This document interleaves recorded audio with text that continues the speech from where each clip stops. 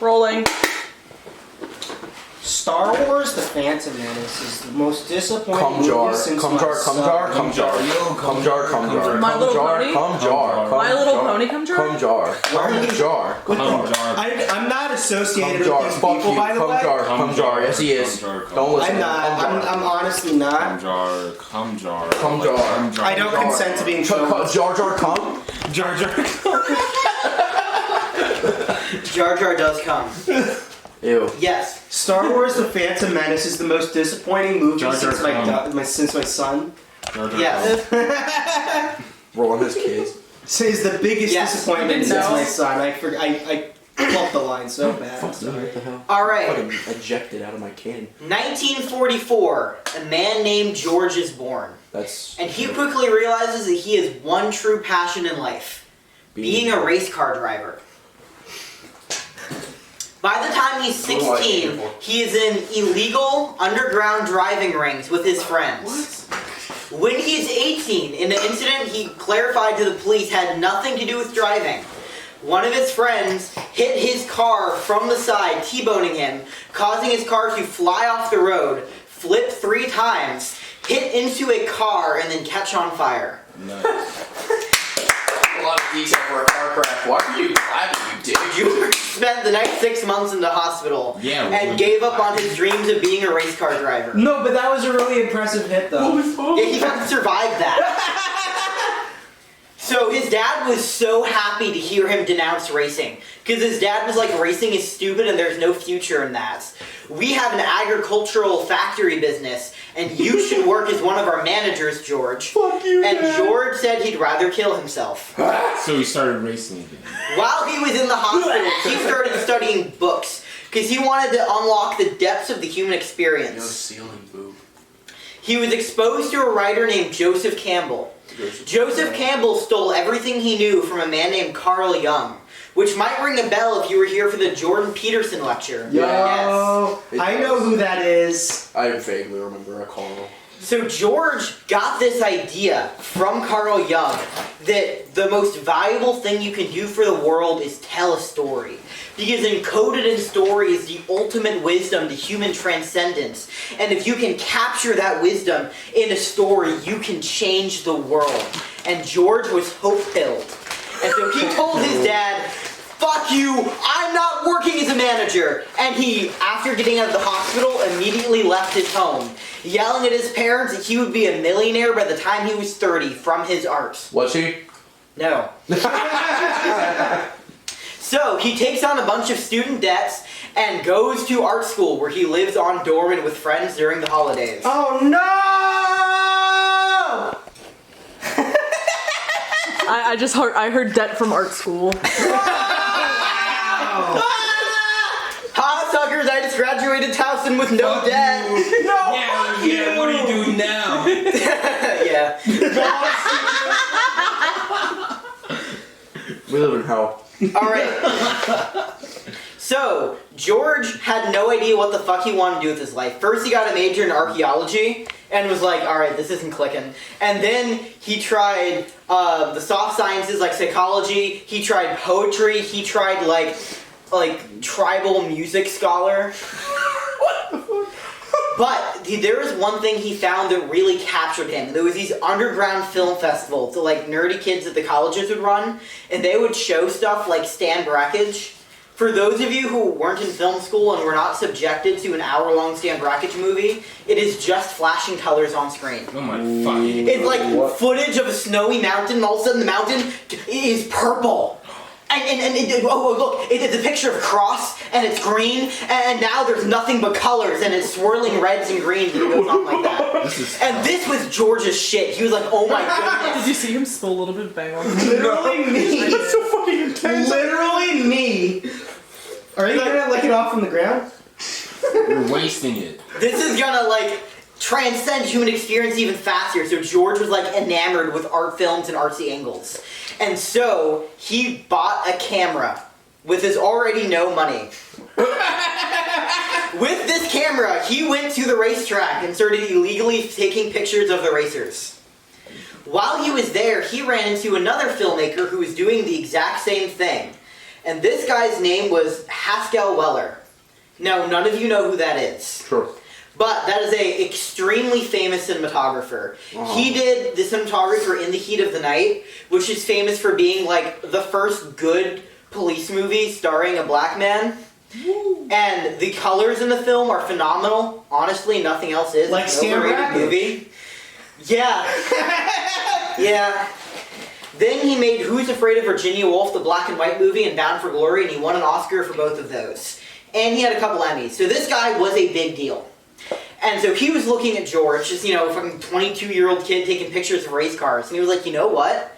You should go to film school. You've got a real eye for taking these weird sideways angles. It's really cool, man.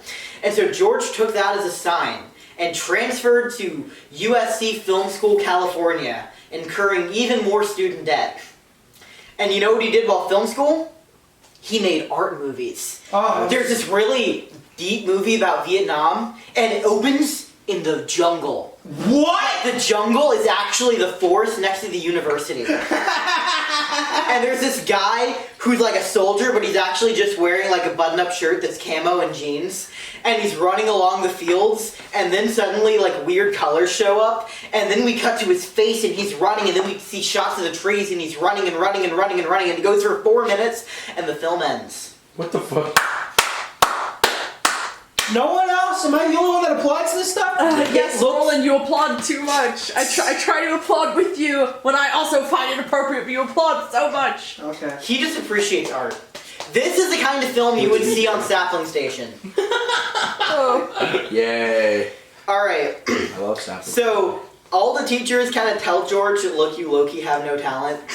Damn. And he's not getting anywhere, he's not getting into any festivals, so he's like, oh shoot, I made a terrible mistake.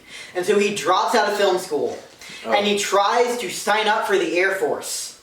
But the Air Force won't accept him because he has too many traffic citations from race car driving. Oh no. So then he like bumbles around in depression in his apartment for 2 weeks, and he gets drafted into Vietnam. So he goes over, they send him over, and right before he goes into active combat, they find out he has diabetes and send him back. Oh, Damn. thank fuck. So George is fucking Diabetes. traumatized by being this like, oh yeah, fuck the Vietnam vets, bro, kind of like stoner dude, to like suddenly being in Vietnam and like realizing that, oh shit, I'm gonna die in 5 hours. And so he also has access to the GI Bill. So he uses that to get the money to go back to film school. And this time he's determined. He's gonna make the movie that's gonna make it. Could you not? So he writes a treatment with 2 other filmmakers. One nobody cares about, goes nowhere, probably a failure. The other is named... Boop, boop, boop, boop. Yo, boo, boo, boo, boo, boo. He has a name. It's very important. Random Who? guy number Wait, 1. Tyler, who? I wrote an essay on this man. What was it about? Guy I wrote an essay about number Like 1. the most famous editor in the world. Were you talking about him earlier today? Yes. Fuck. Walter Murch. Walter Murch. I'm gonna pretend Yeah. I know who that is. Yo, Walter Marshall. So they worked together in a Stan treatment Marsh? for Yeah, a Stan science Marsh. fiction film. And this was about this dystopian government in the future that censored and was changing language and was always spying on you, and it was 1984. And so these 3 people wrote a treatment. And then afterwards, both the 2 people just dropped the project and wanted nothing to do with it. But George Lucas really, really believed in it. George Lucas. Oh. Wait. So, God damn it, Tyler. what this actually means, from my experience in film school, when people are making like passion films, nobody ever writes a treatment. Because a treatment is like this weird, unnecessary step before you start writing your outline. And, What's like, a rough treatment? draft. Yeah, what's a treatment? What's the treatment? A treatment is like a 2 to 3 page document where you basically just outline the synopsis of your story, and it's something you use to like sell to producers. Oh.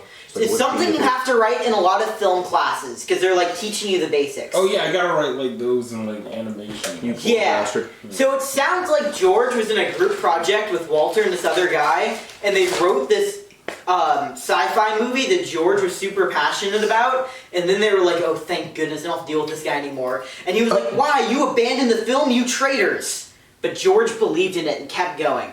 And here's how he got the money to make it. So USC had a program with the Navy, where the Navy would give them a bunch of money to fund their film program, and in exchange they would teach naval students film courses for free. Except the professors hated the Navy students, because they said the naval students had quote-unquote limited conceptions of what cinema was. And this is because this is a liberal film college in California in the 60s. And so they wanted to make a bunch of like artsy anti-Vietnam films, and Navy soldiers kind of weren't into that. Yeah. And so the professors just hated being around them. But George was a military vet at this point, and by now he was like 26, 27, so he was old enough to be an assistant professor. So he agreed to teach the Navy classes. And you know what his class was? What? Practical film experience. He's going to show you what it's really like to be on set by making his new science fiction film! What? Yeah. And he poured all of the rest of his personal finance into it. Yes. What was a science fiction film? We'll get to that. Oh, yeah. And because he was associated with members of the Navy, he was able to get access to actual, like, naval grounds and was able to film on military bases. Damn, what the fuck? And this movie was called Electronic Labyrinth, THX11384EB. I knew it wasn't Star Wars. I know how these things go. Fuck the cars. No more race car driving. He didn't make cars? Fuck you, DR. He didn't make cars? Could you imagine? We're gonna shorten this to Electronic Labyrinth, because that's a lot to write. Electric Boogaloo. What's Electronic Labyrinth? Call it Alec Lab. So, You spelled labyrinth wrong. fuck it. Hey, did George Lucas spell it wrong? No, It's he didn't. He spelled it labyrinth. right. Yeah, it's Okay. labyrinth. I So, like that you said it like that. That was Yeah, it's because I really like the movie Labyrinth, so I have to text a lot. And it's we'll get back to the movie Labyrinth. I do the same thing when I'm like, I don't know how to spell things. So anyways, George makes this movie, and he comes up with like 40, 50 pages of lore That's for crazy. this dystopian world. That's crazy. He knows like exactly what they're banning. They're banning like certain birth regulations and speech regulations. He's written out how the plan is to slowly take over and create this entire government. Hey, And he Tyler. writes down, yes, The battery is flashing. that's bad. Okay. It's rolling. Your thing fell off the side. Yep. Alright. So, you might be wondering, what the hell is Electronic Labyrinth THX11384EB about? Well, there are pages and pages of lore George Lucas came up for with this world. So, there's like the whole explaining how the dystopian government functions, and why they're banning natural birth, and how they're changing language, and how this is taking over, and what the purpose of each building is, and none of this shows up in the film. The film is a 15-minute movie where suddenly you see pictures of screens and pixelated faces, and you hear a voice over an intercom. Subject blank has escaped. They are going to location. You keep hearing voices and voices crossfading over it. And then you cut to this man and he's running in the hallway. And he's running and the colors change. And then they cut back to the screens. And guess how long this movie is? 4 minutes. 15! Oh. 15 minutes. It's not as bad. I thought it was just. I was really ready for it to be like 5 hours. It just goes on like this. However, that's just looking at it as a normal person would watch this movie. Let's analyze it from an art film angle. It's actually pretty cool. So, the big thing is it's showing these like dehumanized bureaucratic voices and how like this high-tech society slowly dehumanizes us. You hear all these voices completely stripped of humanity. It's just raw information. And through this information, you can peer cracks into their world and start scratching the surface of the lore. But at a certain point, you just see how cold and empty it is. And this is contrasted with a prisoner who's escaping, who never gets any voice. However, he's running and you see expressions. He's like the true epitome of humanity in film. It's like he's free to actually have a face and express emotions as opposed to everybody else, and it's cool contrast. And also the set design is amazing. It looks like kind of aperture science. Are you just bullshitting? No. It looks like this pristine facility because it's filmed in a naval base. It's cleaned up to look futuristic, and it looks like Portal 2, and it's really cool. And this was appreciated by the local film festival, which gave George like about $10,000 for the rights to distribute it at their festival. And they gave George the opportunity to work as an intern on any one major Hollywood studio set that the company was affiliated with. George was really strategic here. He picked a film set called fucking like Mr. Lucky's End of the Rainbow, or Finnegan's Rainbow, or something like that. It's a corny musical about St. Patrick's Day. And it was being directed by a man named Francis Ford Coppola. Oh shit. This guy was one of the only film school graduates to actually make it. Because you gotta understand, back in the 60s, there really wasn't such a thing as film school. It was like an experimental thing that they really thought they could teach people the talents to get in, break into industry. And the big question was like, is film school a scam? Is anyone actually gonna succeed because of these skills? Or are you just giving a bunch of random college students with money hope at a career they'll never have? And Francis Ford Coppola was like proof that it worked, because he was the first big film student to make it big. And you know what his big break was? Finnegan's Rainbow? A few soulless Hollywood musicals he made Finnegan's before that he had no actual impact on. And so he was making another one of those, and George interned because he thought maybe I could get a word in with Francis and we could like make a bond and this could further my career. Because, you know, we had the same professors, he's only like 4 years older than me, this could work. They went to the same school, right? Not at the same time, but they went to the same school. Yeah. So, this fucking works. Francis Ford Coppola is so drained and soul-crushed by the bullshit work he's doing. The fact that like a young artsy kid is coming up and talking to him like reinvigorates his spirit.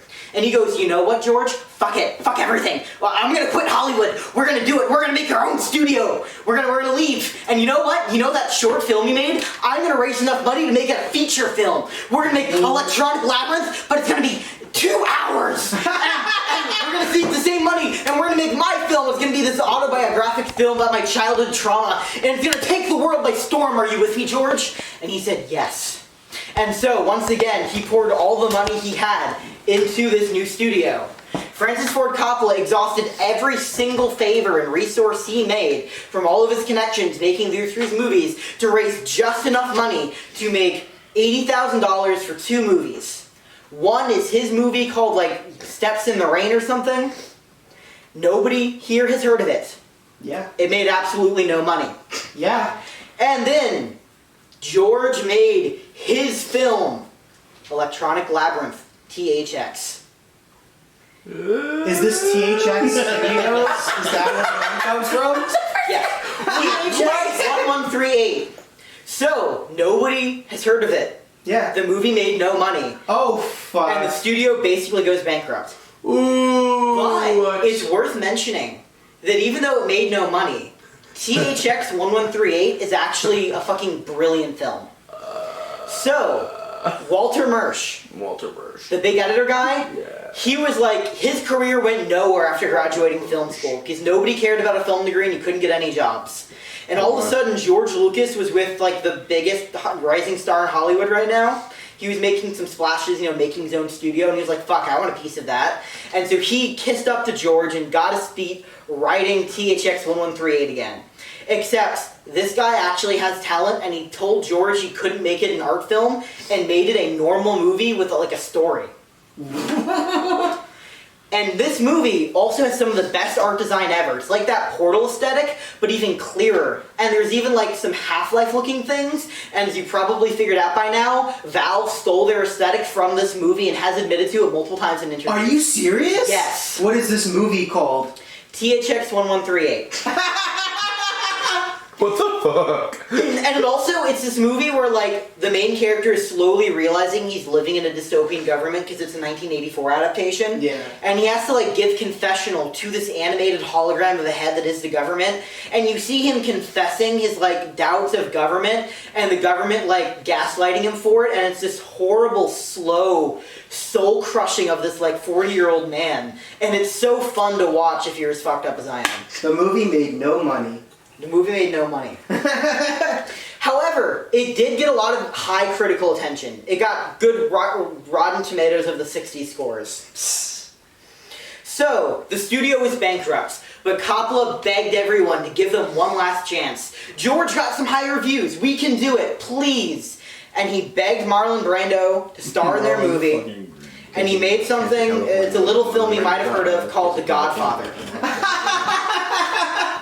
The Godfather ends up being the best movie ever made. It's 3 of AFI's top 100 films. It is a cultural landstone that defined the entire gangster film genre, and it made a shit ton of money.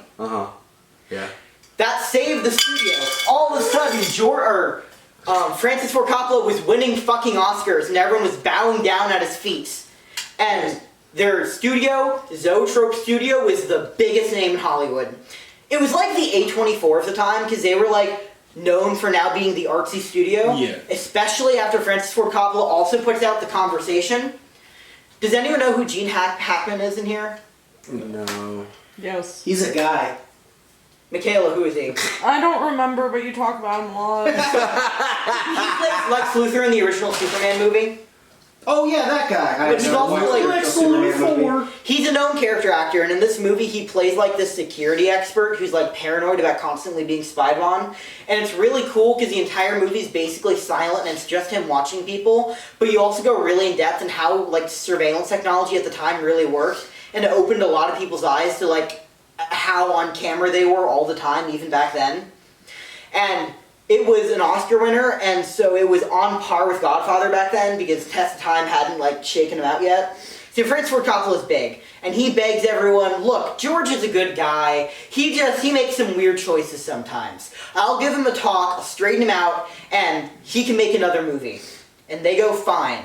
And they give him a tiny budget, and George makes this movie called American Graffiti. What the fuck is American Graffiti?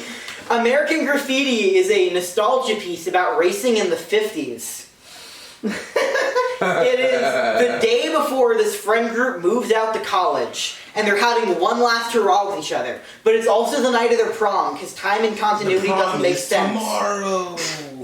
Also, the entire movie is about, like, most of these guys trying to, like, fuck as many women as they can in their hometown as they can. So it gets very date rapey very fast. That's it's like great. trying to I give love women the as much 1900s. alcohol as you can. And also the entire movie is, like, people just, like, hanging out.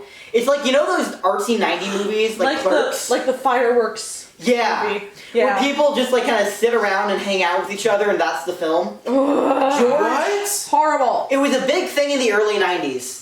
But George pioneered that all the way back in the late 60s with American Graffiti. I haven't watched it. I've heard it's good. But it's kind of hard to watch because it's just like people driving around, and then people will get out of a car and walk into a new car and flirt with a new girl and just slap them, and they'll go, oh, jolly wee, and then they'll leave the car and go to another one. And that's the movie. And this movie fucking made no money. Cinema robbed. Oh man. And then George never made another movie again. However, once again, while George didn't attract any popular attention, the critics love sucking his dick. Because he's a film school guy and he's a white guy. You know, you gotta give him a chance. So he won an Oscar for Best Director. And now, George is a big name because he came from the same artsy studio as The Godfather. And so now Zoetrope is the biggest thing, and everyone's excited to see what Francis and George will do next. George announces his next project, Apocalypse Now.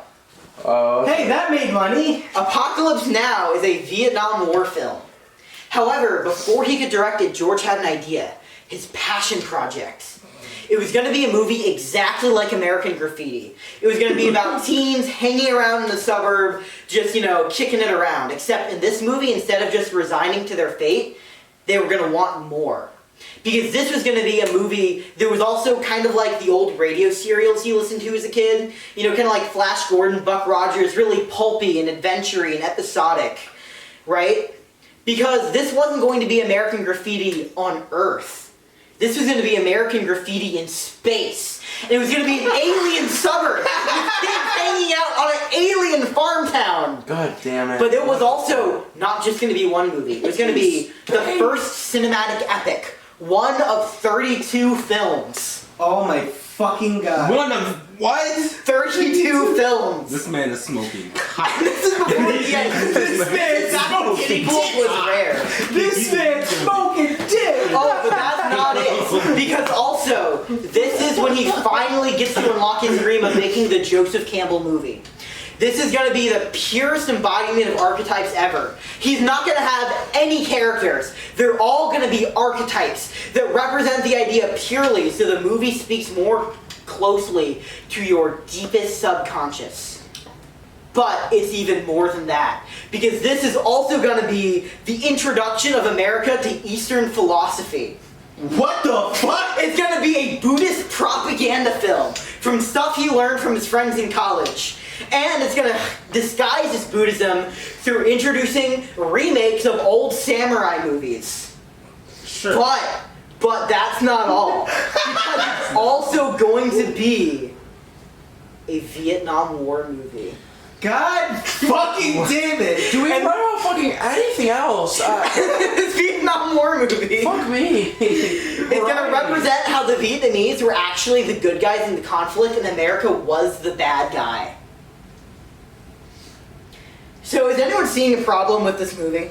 That's 5 movies at once. This man's on the nuts. This dude wants to make like a bunch This of man's fucking- off the This guy has the variety, but like he doesn't. He wants to put it all in one movie. Like Yo, we love smoking dick. We love So then George makes an even weirder decision. because of He doesn't want to get paid in money. George Bucks. He wants to get paid in merchandising fees. Oh, What? Wait, that could. Because this film is going to revolutionize how money is made in filmmaking. He's going to introduce so many cool, wacky scene designs that people are going to want to buy copies of it to have in their home. And everyone was like, what the fuck? Because, okay, this is the late 60s, early 70s, where the biggest movies are like The Graduate and Taxi Driver. And nobody's buying fucking Travis Bickle minis. This man's just like, what if we made comics but like movies? Yeah. And so he stakes everything on it and says, I'm going to get paid in merchandising percentages.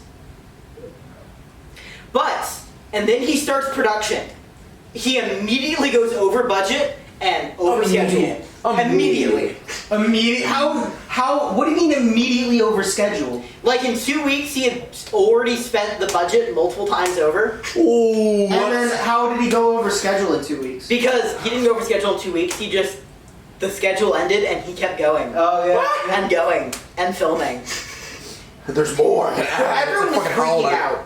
He also kept adding scenes to make the movie longer. Because he had more inspired ideas. Oh my god. Inspired. This dude just keeps like fucking coming into this thing. Overflowing. The producers started realizing that this wasn't going to happen, and like the company was like banging on his door going, what the hell is happening? Where's our money? Get out of the And he said, quote unquote, don't worry about it, they're making the greatest film of all time. Now this sounds like a fucking yes. If this movie's a fucking Star Wars, A lot of people make jokes about this, but it makes a lot of sense given the context. Because this was Zoetrope Studios, and they were like the A24 of their time, right? So they were like the big artsy studio. So if all of a sudden you hear that like A24 suddenly went $3 million over budget on a massive 4-hour film, you were like, whoa, okay, something interesting's happening. So that's who he sold it off. He said, this is going to be the next Godfather. Trust me. And then it wasn't. And then George starts having heart problems. What? And so he brings on his wife to save his ass. Remember when I was talking about Taxi Driver? yeah. Yeah, his wife was the editor for that. Oh. She was the primary assistant of Martin Scorsese, Oh. who is a big name in filmmaking. Yeah. He made, as you can probably guess, Taxi Driver. He also made Goodfellas. Most know, recently, he made The Irishman. He made The Wolf of Wall Street, which is a fucking garbage movie. I'm sorry, it just is. Opinions, man. Hot takes. Talk that talk. If you like Wolf of Wall Street, you need to get off 4chan. If you like Wolf of Wall Street, you need to stop buying crypto, you dumbass. You need to stop being racist. Also, the anyone. movie went so far over schedule that Lucas had to, or George Lucas, had to postpone and not direct Apocalypse Now. And he gave it over to his friend Francis Ford Coppola, who ended up directing it and making yet another one of the contenders for greatest movie of all time. Jesus. Made a shit ton of money, a shit ton of prestige. but George kept working on his passion project. A project that was so stressful, he and his wife both cited it as the reason for their divorce a few years later. So, finally, months over schedule, millions over budget, he has a finished copy. Yes. This is the plot of Synecdoche, New York. Yes. He shows it to his wife and her editor friends, and they stare at him and go, George, this is shit. This is unwatchable, drug-fueled shit. Fuck you, George! And then George begs his wife, please, I need this to be good. Can you fix it? I need this to be good. He doesn't deserve her. She and a bunch of her friends all work together and they make a bunch of edits. First thing they do is they cut 2 hours from the film. Oh. Second thing, they rename it. Its original name, in full, Adventures of Luke Starkiller, as taken from the Journal of the Wills, Saga 1, The Star Wars. Episode 4. What? Why did he start at episode 4? Because he realized his 32 film saga idea was way too big for just one movie. He kept writing it, so he realized he should start at the most interesting part, which was the 4th chapter. How do you fucking... This 32 number keeps changing, by the way. In one interview, it's 32, then it's 26, then it's 8, then it's 7. And then once we start getting to the prequel trilogy, all of a sudden it becomes 6, because that's what's achievable, and he sells it as his lifelong dream. But anyway. So we're owed like 26 more Star Wars. We're gonna get them. We're gonna get them. Dude, we're gonna have Star Wars. Star Wars is going to outlive your great-great-grandchildren. It is. Star Wars is eternal. Alright, so they shortened the name to Star Wars. Episode 4. Now, as you all probably know, the film did really, really well. Like, really well. Like, made more movie than any money of the decade. And this is largely because of the stuff they did in post-production. First of all, they edited it and fixed a bunch of stuff. Then they brought in a man called John Williams to do the score. Huh, who's that? John Williams is like the greatest film composer of the 70s, 80s, 90s. He did the music for Jurassic Park, Harry Potter, all of Star Wars, Indiana Jones. Damn, holy fuck, really? That's a lot of movies. He did the soundtrack Yeah, for that Ready was a lot of Player One. movies. And Goonies. What? Wait, is that a joke? That's fucking crazy because Ready Player One it's like a victory lap for him. Yeah, I did this shit. John Williams wrote the Superman theme. God. Did he write the Jaws theme? Yes. Okay. John. He was everywhere, and he made Star Wars 10 times better. Because the movie opens and that score just rips out your feelings, and you're being played like a drum, and it doesn't even matter what's on screen. Then Ben Burtt gets hired, and Ben Burtt was this young up-and-coming sound designer who wanted to revolutionize sound design by making all the sounds like authentically, and he came up with all the sounds for the blasters and the lightsabers and the ships. Microwave tubes. And like Lucas, he was a big like car nerd, so for every ship they worked together to come up with how like the different engines would sound. That's crazy. It was awesome and sounded like nothing anyone had ever heard before. Wow. Ben Burtt's awesome. He did all the soundtracks for WALL-E. And all the sounds and movements for that WALL-E. You amazing hear that Pixar rolling movie. Wally? Wally. Wow. Alright. So, Star Wars changed movies forever. That's not an exaggeration. Yeah. Let me go into it. We're going to get some Hollywood history here. Star Wars killed the New Wave movement. So what is New Hollywood? Well, in like the 40s, 50s, the way movies worked is that a studio literally like owned its actors. So what they would do is they would set up the production houses, and they owned the theaters, and they owned the distribution, and they would show their movies in theaters and only also showed their movies. And when an actor worked for them, they were not allowed to work for any other company for like 10 years. And were signed on to be in so many leading roles and so many support roles. And they also were not paid and had no safety regulations, and the studio system was horrible. It also pumped out nothing but musicals. So... Wait, is that why so many, like, prominent young actors just died? Yes. Do you know who John Wayne is? Really? Big cowboy actor. Yeah. He almost drowned on a Hollywood studio set in a flood for a Noah's movie. That's yikes. There's a scene in the Beverly Hillbillies where like a cat's biting at the old lady's hand. That was real. She was scared for her life and had to move her hand away from the jaws of the jaguar she was holding. That's not a cat. That's a jaguar. It was messed up. So the United States government went in and was like, okay, Hollywood, stop.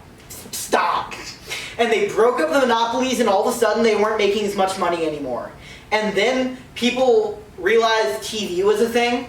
And they were like, why the hell am I going to go to the movie theater when I could just watch sitcoms on my couch? Yeah. And so movies came up with widescreen. And nobody cared. Nobody cared. They were like, we're going to increase the resolution of the film strips. That's cool. What the but it fuck's ain't resolution? Yeah, nobody cared. They were like, we're going to make the Oscars a big deal. The fucking Bit Wars. Like 5 people cared. But Sega does with Nintendo. then they released 2 super expensive musicals, like giant, lavish, artsy things. One of them was Cleopatra the film, Yeah. and nobody went to see it. It Yeah. cost a bunch of money, Oh my God. and the studio system as we knew it just collapsed. This is when the film school generation came in. A bunch of young up-and-coming kids like Steven Spielberg and Martin Scorsese Oh fuck. all wanted to and Francis Ford Coppola, all wanted just to get in there and make movies, right? And instead of stuff like Finnegan's Rainbow, they made raw, gritty tales that were like micro-budget, made for smaller, mature audiences, like The Godfather. And like cinema was elevated. They were like using weird cuts and high-minded film school concepts, and they weren't appealing to mainstream, and it was so refreshing. Yes. Is The Graduate an example of this? Yes. Okay. And so this was like the new Hollywood age, and a bunch of people were excited because like, even though like, you know, candy movies are fun at a certain point, you're like, oh, is Hollywood making another Marvel movie? Really? Yeah. Do we need to sit through Doctor Strange 8? And so it was refreshing to have this, yes. But yeah, so the way you're describing it sounds like movies at the time were just like really like the new big thing, like really interesting, like fresh takes. And then you mentioned like Steven Spielberg, and then I know where it goes from there. I'm also telling you the version of the story that they teach you in film school. Let me tell you how it happened to everybody else. Movies were cool, the fun thing to bring your family to, and then you got a TV and you're like, fuck movies. And then cool, like a bunch of like really weird people who loved women's feet were like, movies. And they over it. And then normal people just did something else, and that was the 70s. Yeah. What? And then the blockbuster happens. The movie usually credited for doing this is Jaws, but this is bullshit. Oh.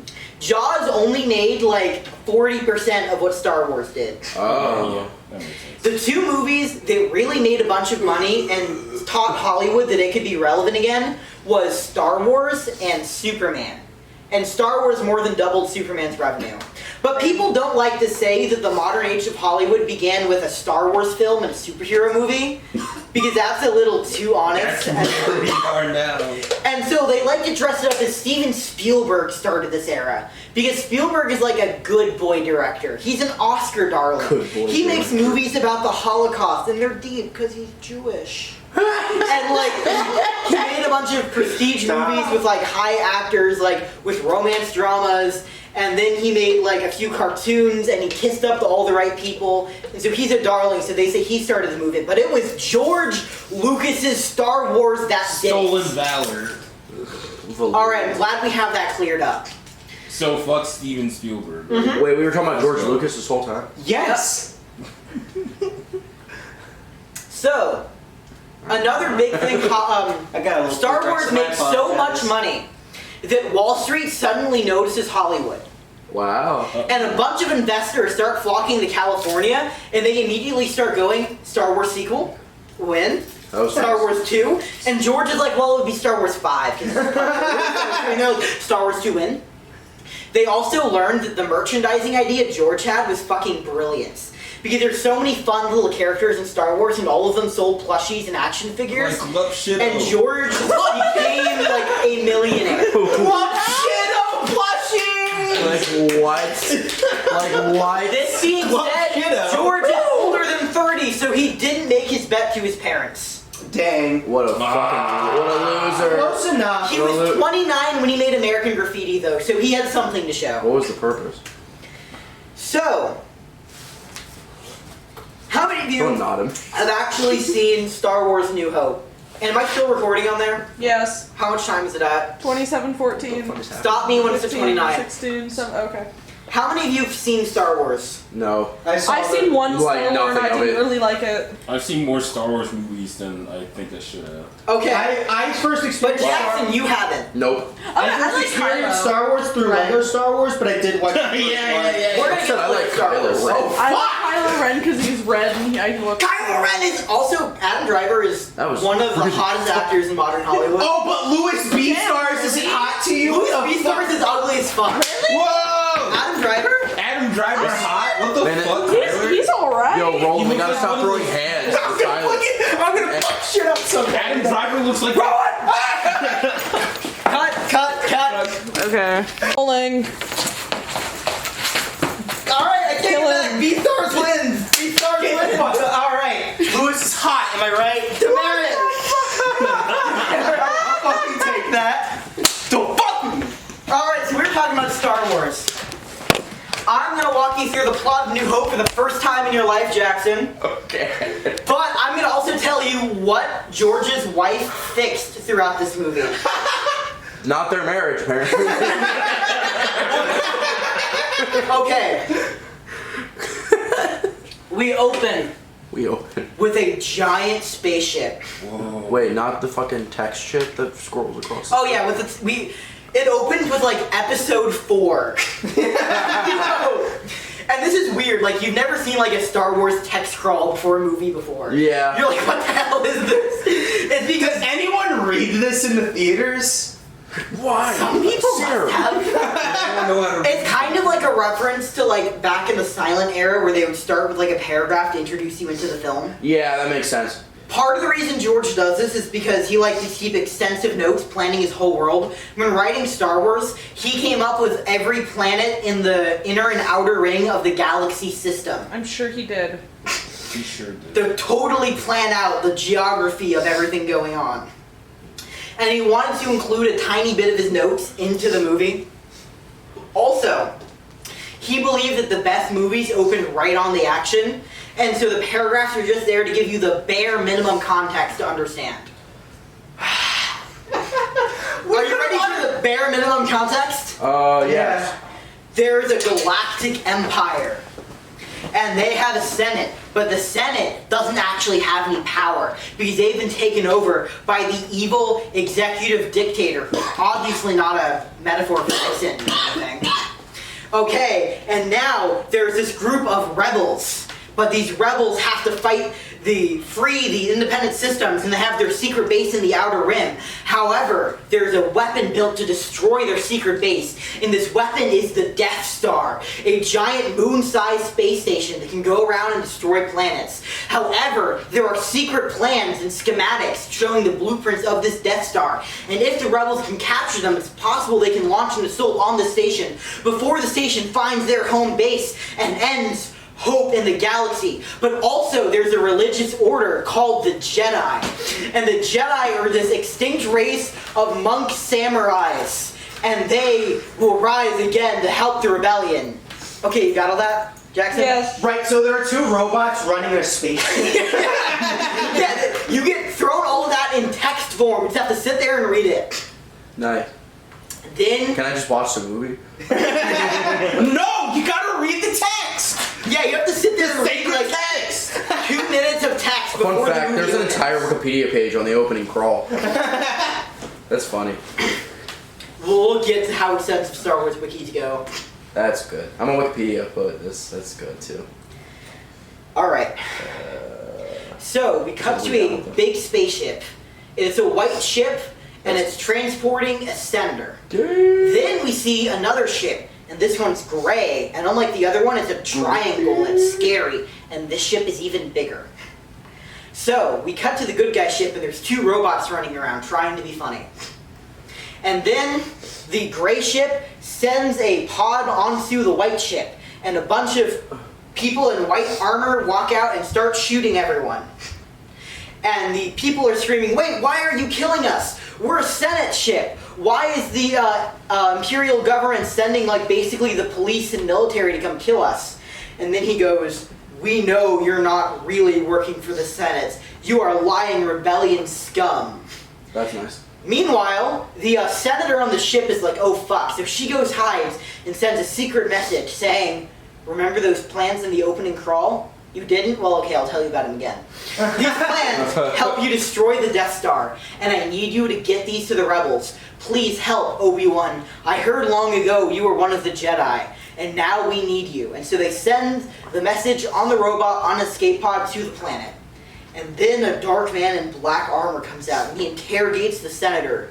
And he speaks in an Irish accent. That's... Wait, what? What the fuck? Wait, what "Oh, is you this? mates?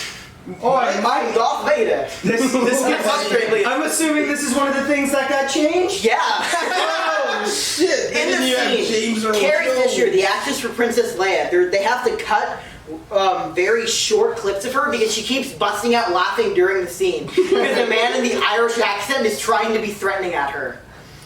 I say you got the Oh mate, you better let the fuck out from a Death Star. Oh my god. I want you to get out of here, you moron! Who have the plan for the Death Star? It's fucking one of you. Get out of the Oi, mate, it's fucking one of yous, Fucking one of you. Alright, so Darth Vader's actor gets replaced with James Earl Jones, who is a black man with like the best voice in cinema after Morgan Freeman. And then he plays Scar. Yes. Oh my god. He played Mufasa. No, he plays. What? Oh, he Fake fan. Shut up, And he also plays Big fan. a couple other things. He plays the narrator from Click. He does. Really? Really? Okay, we have a whole ass movie to get through. Fucking clip. So that's the big thing. Meanwhile, we have these droids who land on the desert planet, right? Oh, no, before we get to that, we get a weird political speech, and we learn the intricacies of the Imperial Senate. Princess Leia is like, "I am a senator, you can't override me," and Darth Vader's like, Fuck "You you. have no power in the Senate if you are a traitor," and she's like, "Fuck you." Because the big thing with Princess Leia, and the reason everyone loves her, is she's like the damsel in distress, but she also has attitude. Whoa. She's not like the other girls. Yeah. And so, because there were absolutely no female role models in sci-fi at the time, that was sadly a really big deal. Yeah. And also, it gave a lot of nerds boners. Yeah. That's nice. Of course. God, I hate men. And so, yeah. Hating men lecture win. Why men You know what? What do you hate Fucking Louis Misandry Stars? lecture. Why men I deserve really don't know less. who that Let's do is. it. Misandry lecture. Oh my god. Miss Andrew lecture. Anyways, so we cut to the planet, and C-3PO and R2 are on there. Who's and that? they're supposed to be an adaptation robots. of the They're comedy two robots. servants from a samurai movie by Akira Kurosawa. Fuck! I know who you're talking When you can tell that Tyler isn't a weeb. No, he directed Seven Samurai. Yeah, I know who you're talking about. And Here and is Samagabu. Akira Otoishi. and Hero Toishino.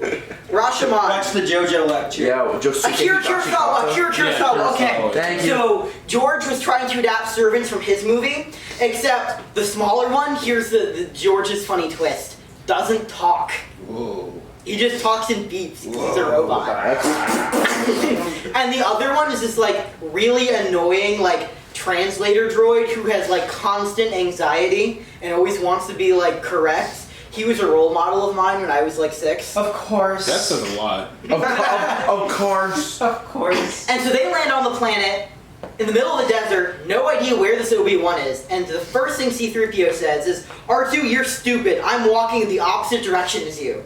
And then we just watch him walk in the desert until a fucking like weird mountain machine comes out and a bunch of people in brown cloaks that are tiny and glowing yellow eyes come out, and they shoot C-3PO with lightning, and they start ripping parts of his body off. Holy fuck, what? We cut to him partially dismembered inside this like weird rusty vehicle, and he sees other robots like wires torn out screaming. And he's like, I wish you really didn't do this. This is what I'd like to point out, a recurring theme of the Star Wars movies, and this isn't going to tie into anything in George's life. I just think it's interesting. Droids are like slaves. Yeah. Oh my. They're like constantly abused and tortured and shown to have sentience multiple times, and it's just never addressed. So C-3PO is screaming for his life, begging for help, when R2-D2 comes by. With the Glock. And so they hang out. Meanwhile, we cut to Luke, an angsty farmer boy. So he's with his parents, and they go, you know, Luke, I know you wanted to go to pilot school next he's year. with his parents? Or not his... He's with his aunt and parents. uncle. Or aunt and uncle. Parent figures. Parental figures, yeah. And he goes, you know, they go, I know you really wanted to go to flight school, but we need you to work on the family farm next summer. Yeah, I wonder where the fuck this came from. And Luke goes, I can't just stay here forever. I can't keep going to the Toshi station. I don't want my milk. And he storms out. I don't want my milk. And the It's blue milk, right? Yeah, it's blue milk. And the uncle is like, while you're out, can you get us a translator droid? And so Luke goes out to the Jawa sale of droids. You're just And they have a bunch of like words. sentient robot anamorphic people in chains. And Luke goes by and looks for, okay, which one's the translator droid? He finds C-3PO, and C-3PO is like, hey, you should take my art friend R2 too. And C-3PO manages to guilt Luke into buying R2 out of like Jawa captivity. And they take him home. So Luke is, you know, fucking around his room, and he accidentally throws something at R2, and R2 spits out a hologram of Princess Leia talking about the Death Star plans. And Crazy. Luke goes, holy shit, she's hot. Oh my fucking god. This is very much implied to be like why he's going on this adventure. He's like, she's so beautiful, I need to help her. Well, I don't know any Obi-Wan, but I know a Ben, and I bet that's similar. So I'm going to go talk to Ben. And it turns out to work in the end! Oh my god. Spoiler alert, Roland. Wow, the merit. Why you gotta be like this? So he goes out in search for Ben, who's a hermit who lives on the edge of the village, when he's attacked by bad allegory for Native Americans in the Wild West. Called the Tuscan Raiders. God damn it, indeed. There are these tribal people with weird rituals who live in teepees and have weird scars on their face and have nothing but guns and violence. And they're just like, Yeah, because they're too barbaric to speak, They don't Surrounding. are like. Roland, that was so scary. I'm gonna fucking leave. If anyone Are these if you do that again, I'm Sand gonna leave. Raiders? they're the same. Yo, Beach Okay, they're the Sand Raiders. Raiders. Tuscan Yep. pasta? So, and by the way, this is not. We're gonna see a lot more of these Tuscan Raiders. Oh boy. Boba Fett spin-off show. Boba Bett? Boba Fett spin-off. Bro, Boba Tea? Boba Boba Fett. tea, Why? Boba tea, Oh no. Boba. We're not there yet. Okay. Me when we're not So, Luke gets knocked out by the Tuscan Raiders. But then Ben comes to rescue him. Woo, Ben! Woo. And then Ben goes, Luke, I know I never told you this, but my real name is Obi-Wan Kenobi. That's crazy. Luke's like, wow, that's so convenient. That's crazy. And then Obi-Wan Kenobi's Ben. like, and I knew your father. Luke's like, what? And he's like, Wow. yeah. I wonder who his father is. Your Darth father Vader. actually You bitch! You bitch! He's out of here! The For like- merit! the four people What who if it, don't like- know. Roland. Look what you did. You did this! What if I really didn't know though? Like, Which, by the way, I forgot to write the biggest thing that ever happens in George's life.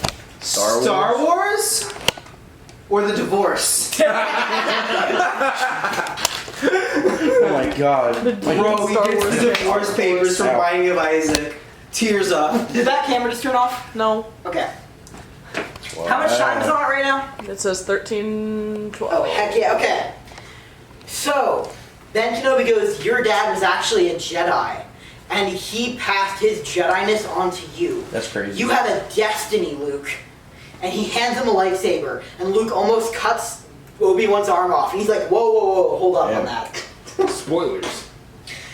Okay, so then, they're like, wow, and Obi-Wan's like, I know exactly who this princess is, and we can go deliver her plans. Do you want to save the galaxy, Luke? And Luke's like, fuck yeah! even though 2 scenes earlier he wanted to join the Stormtrooper Flight Academy. Holy shit! Yeah. And then he's like, I can't wait to go tell my mom and dad I'm going to see a hot girl in Alderaan. And Obi-Wan's like, oh. Hey, bud. So this is like actually top secret military information. And he's talking about them while they're like driving away, and they pass the like Jawa vehicle, and you see all of them massacred. And like Ben's like, yeah, see that? Yeah, that's your parents. And Luke's like, what the fuck? So he drives over to his parents' house and sees that they're disintegrated. Like just skeletons. There's and shit. I remember that they were selling figurines of the parents as skeletons. You could get like 2 burnt corpses as plastic figures. Alright, so Luke is traumatized for a scene and then gets better and he's back to Obi-Wan. Now something you might have noticed is this doesn't sound like American Graffiti at all. This is because about an hour and a half of the movie was set on Tatooine in Luke's small town, with him just bumming around, hanging out with his friends, doing racing. So you really got a sense of what this place was like. And George's wife was like, no, honey, don't do that. So, Oh wait, Luke. Tyler. Yes. Since he spent a whole bunch of time developing like his friends and stuff, it was supposed to be more meaningful later because they grew up to be like pilots and shit, and then they died. So we're supposed to like know the people in the fucking spaceships later who died. Like, oh damn, that was Luke's best friend. Oh man, Red 5, not him. Oh shit. Yeah, like Porky at the end, for those of you who know, it's supposed to be really emotional because Porky was Luke's best friend on Tatooine. Isn't he just Porky's like at the end of the show, at the end of the movie. Who He's like there for Porky? one scene, and that's Yeah, his name is Porky, and the actor is Fat, and that's... Yo, Porky that's Mitch! Yeah, I'm not- Watch the Earthbound last year. Alright, so they, Obi-Wan and Luke go to the, center of Tatooine to get a ride off the planet, and they go to a cantina, the center of, like, scum and villainy. And this is the best Hey, what kind of music do they play at No. the What kind of music do they play? This is the best scene possibly in all Star Wars. Because it is where Lucas's talents are in full display. As you've probably noticed, George Lucas has some like autist genius-esque tendencies in his writing style, where he comes up with these crazy ideas of like conglomerations of weird alien-looking things, and he wants to throw it all at you and overwhelm you with the artsiness, right? And he comes up with these big elaborate worlds. And so in the cantina, every single person in the room is a different species of alien who has a whole backstory and is carefully drawn out and uniquely costumed. And it looks so cool. And John Williams plays his cantina theme that is like so alien and unlike anything you've ever heard, but it also sounds like an orchestra music and it's so cool. What's this genre of music called? Dun dun dun dun dun dun dun dun dun. I know, but what's it called in the Star Wars? It's called Jizz. Is it really? No, I'm not just saying that to shitpost. That really is what it's called. It's called Jizz. It is called Jizz. Damn. And also the droids aren't allowed in the cantina because droid racism. And so they walk in and the droids just stand Serve your outside. kind. Not the LaCroix. It's okay, it's just the iced tea. It was the jizz. Oh, it's empty. Just where it should be. Alright, so talking more about Star Wars. In the cantina, we see a man named Han Solo. Yo, What? Olo, the dubstep artist. No. Actually, he doesn't make dubstep, never mind. But no, the leafy chill vibes guy. I know the art. Alright. You're doing great. Thank you. We're holding it now. Han Solo is talking to this other bounty hunter. Ready for an unnecessary amount of backstory? Yeah. Okay, Han Solo is a smuggler. And he ships things under the government's eye. But one time the government caught him, so he dropped the property, which is later revealed to be the carbonite body of Jar Jar Binks, canon. And because he dropped the cargo, Jabba the Hutt put a bounty on his head, so now everyone's after him. And the person talking to you about this is a bounty hunter. And he's like, I'm gonna kill you, Han Solo. So Han Solo pulls out his gun and shoots him. Ooh, what? In the middle of the bar. It's very important to rude. remember this. Han shot first. Why is... Han shot first. Does he get Remember that. canceled? Remember this. This is really important to fans of Star Wars. It is and very to no one important to else. fans of Star Wars. Alright, moving on. So, Obi-Wan talks to Han Solo and is like, look, will you take me to Alderaan? And Han Solo's like, depends, will you pay me? And Obi-Wan's like, alright, hear me out. I'll pay you 1.5 times the price of a ship to Alderaan.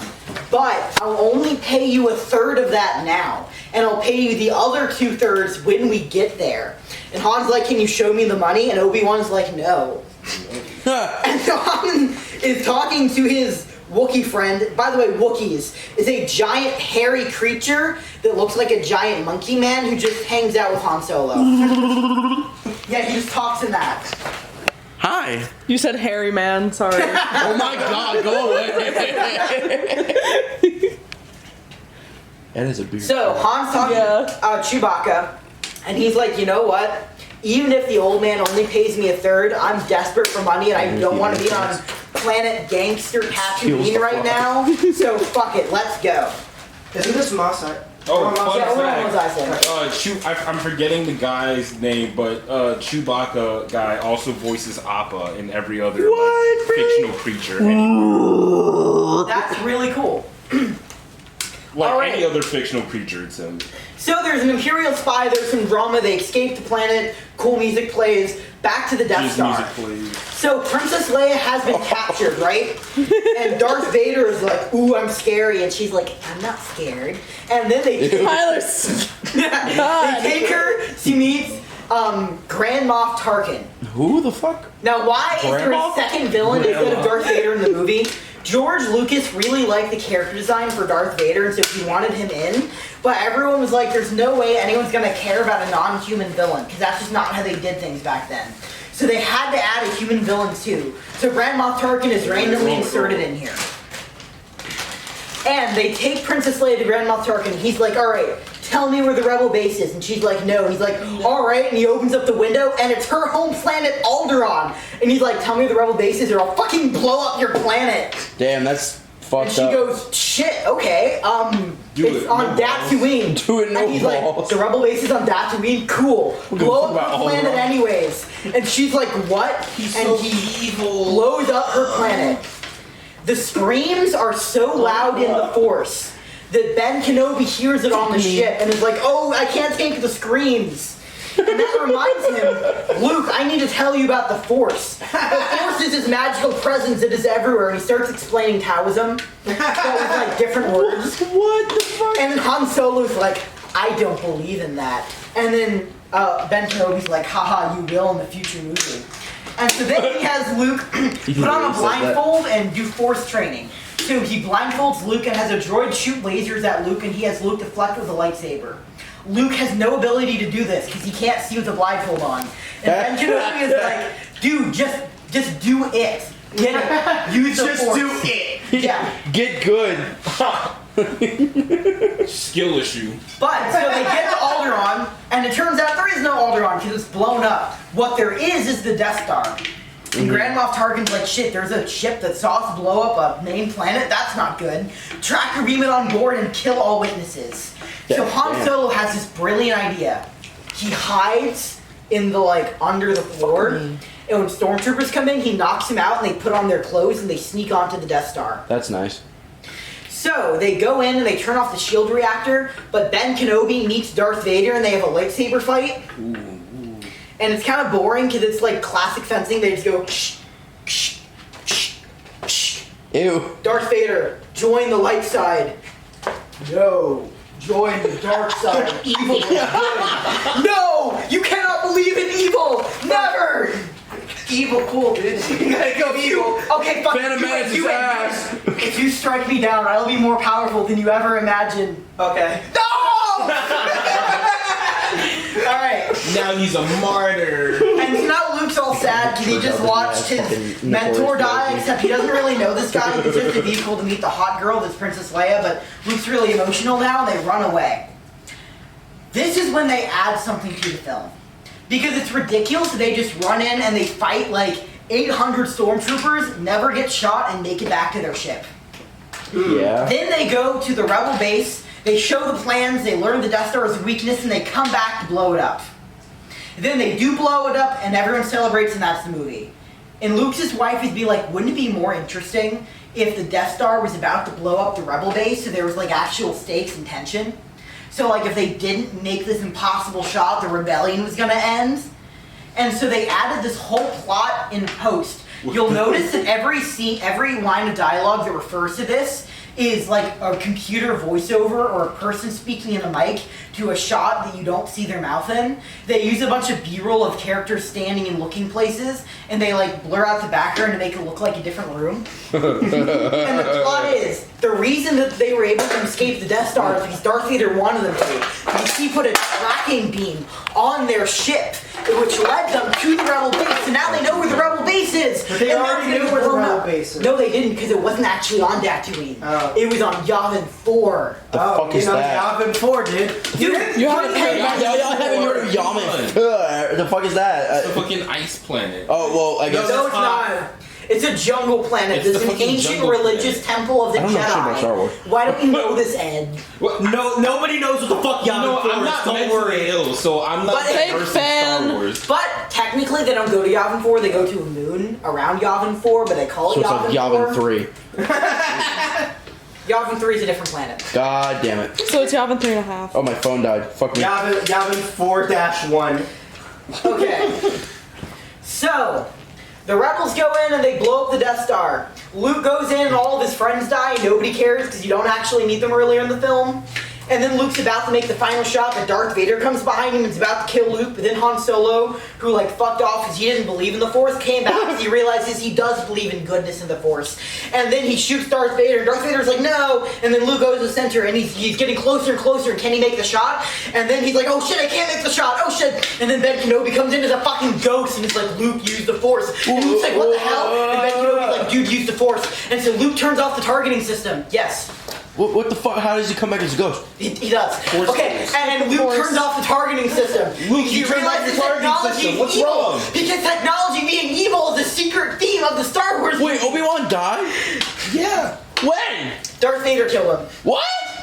Did I miss that? Yeah, apparently. Remember when I was up on stage and I Oh, snapped Tyler was Obi-Wan? Yes. I thought you were fucking... I was like Obi-Wan. evil. Oh. Oops. Anyway, so Obi-Wan got killed, and Luke was sad. I didn't even know that. But now Wait, Obi-Wan so is a what the ghost, fuck? and he's back, and he tells Luke to use the Force. So Luke turns off the automatic targeting system and shoots manually, and because he shoots with the faith of the Force, he makes the shots. Is he not in the other movies?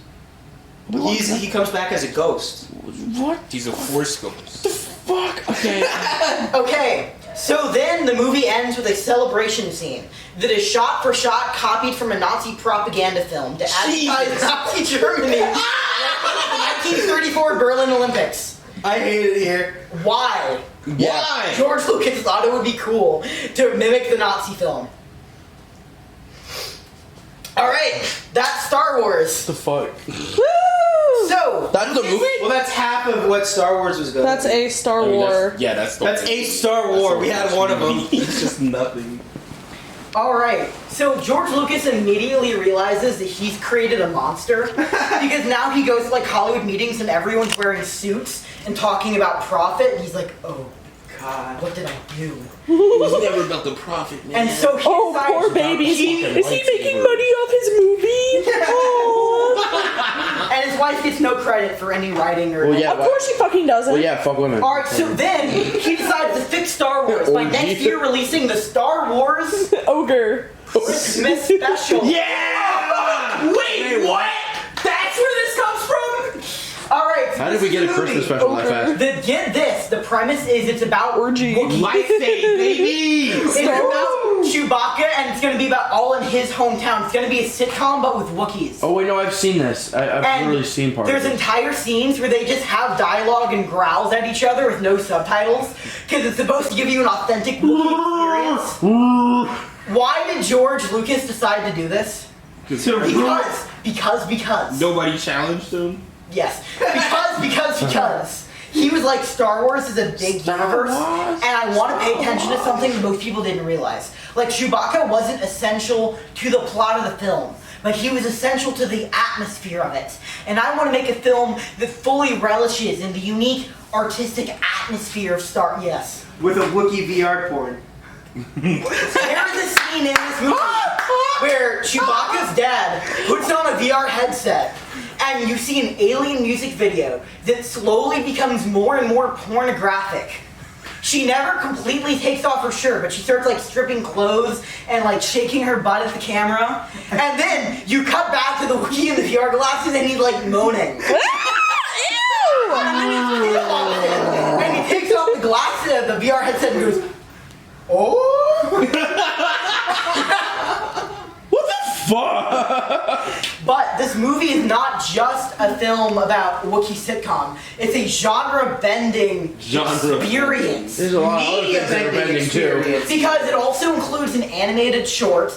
It also includes a musical number set in the cantina about how the Empire's creating a curfew and the bartender's singing to everyone that you need to go home, but it's okay because I'll be here for you in the future. And it's a whole ass musical number inspired by the fucking Casablanca. bartender. And it's directed by one of George Lucas's friends. They also wanted to make it appeal to kids, so they had all the popular actors from the first movie like do 30-second cameos and like wave to the camera, go, "Happy Life Day!" Start it. Okay. "Happy Life Day, everyone!" And then they have like,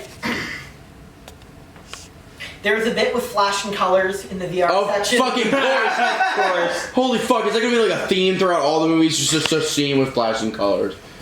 What do you think Star Wars. hyperspace was? Huh? What do you think hyperspace was? It was just one. It was one color. Just Oh my god. It makes so much sense. The holiday special Uh-huh. is hated by everyone. It is? yeah. Yeah, it had like horrible ratings. They never showed it again, and it did so poorly. Lucas tried to erase it from existence. When was it made? Right after Star Wars, so like Okay. 1977. Gotcha. In fact, it was almost impossible to watch until the internet, when you can't hide anything anymore. Oh my god. Now, can't watching it hide from an anything. art film angle, it's kind of cool, because it's this weird, like, mix of art film, kids film, kissing up the corporations, and it's almost this weird parody of what a Christmas movie is. Yes. Didn't George Lucas like dedicate himself to destroying every recording of this movie? Yes.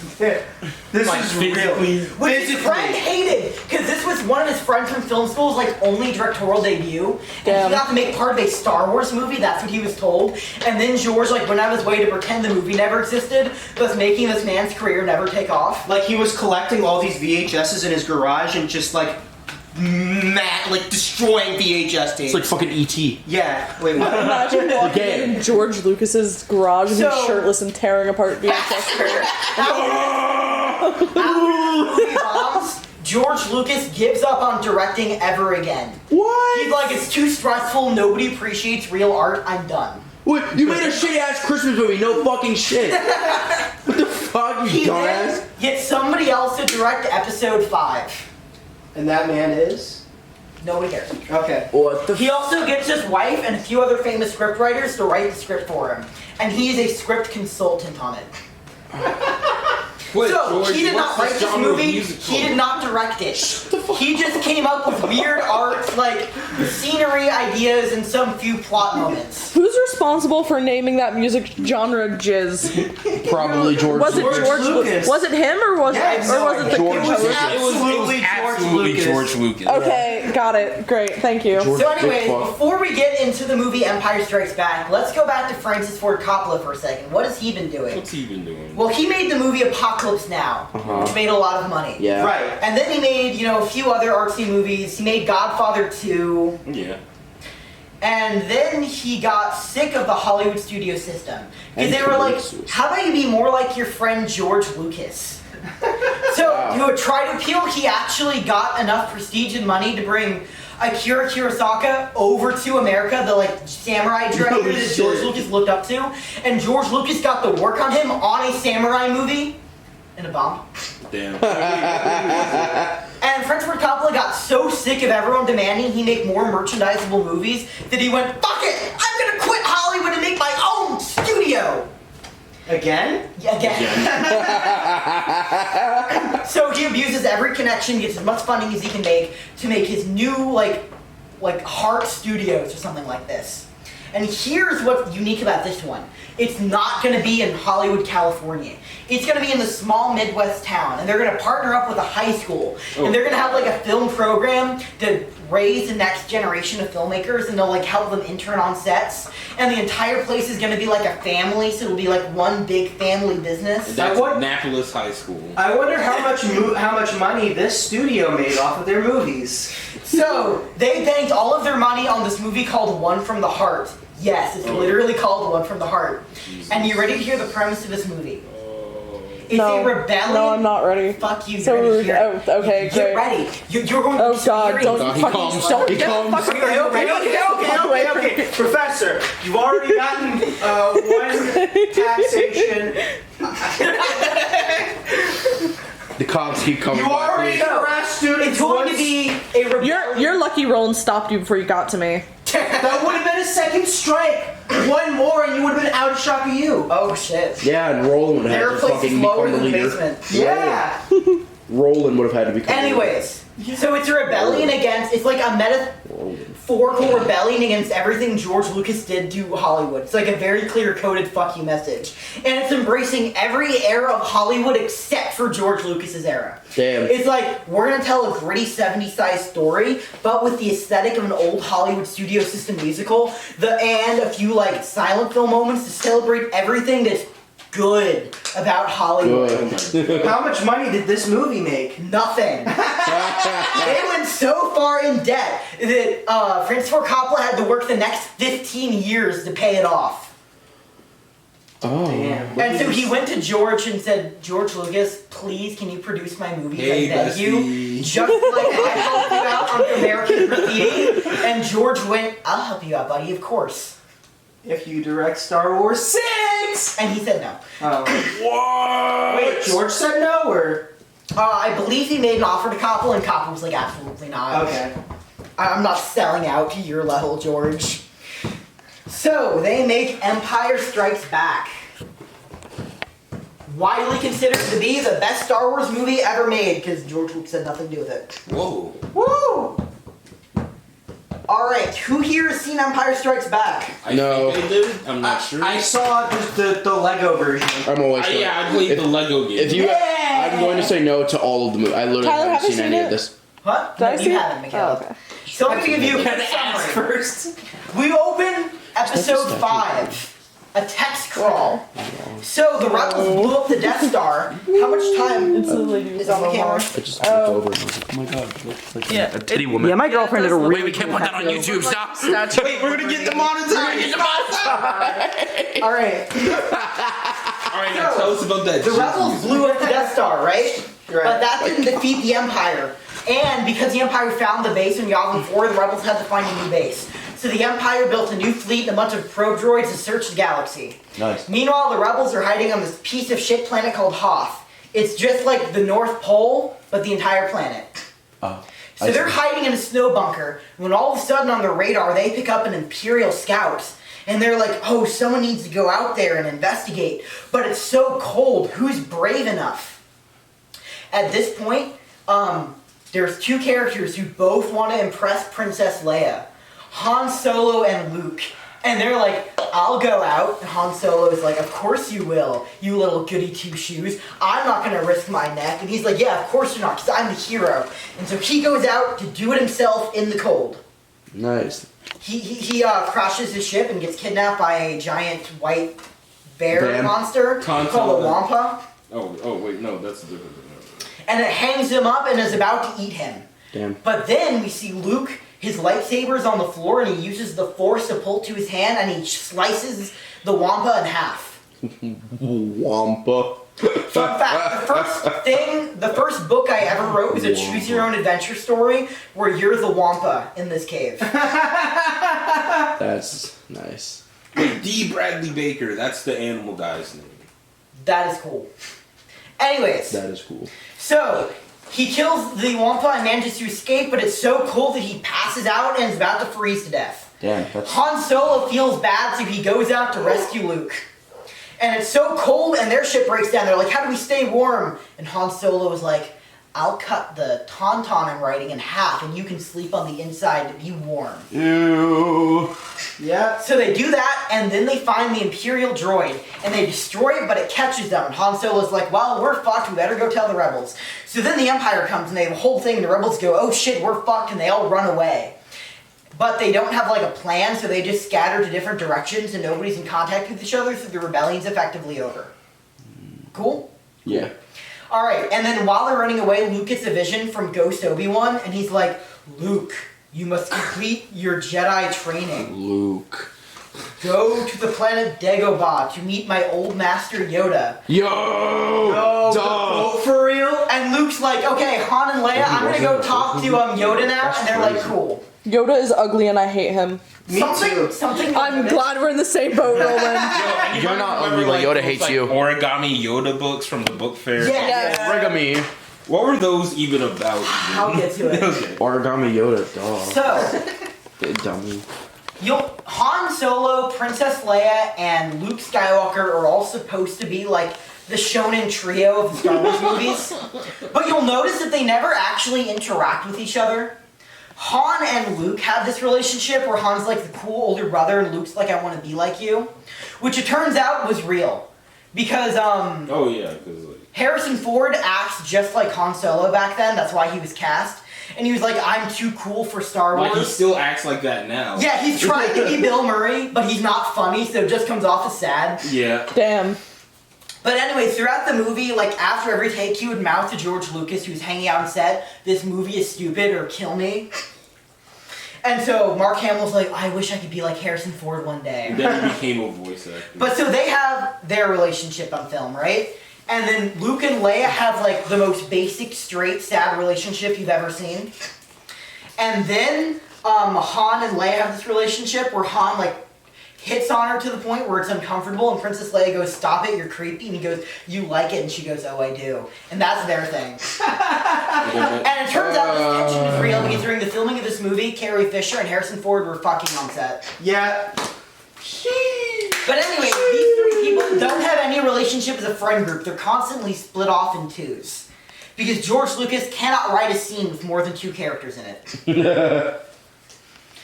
Alright. Wait, So- wasn't this movie not written by George Lucas? He was one of the three writers who added contributions based on his outline, even though they improved But he everything in didn't it. direct this movie. Nope. Who directed it? Some nobody who's never done anything else relevant in his life.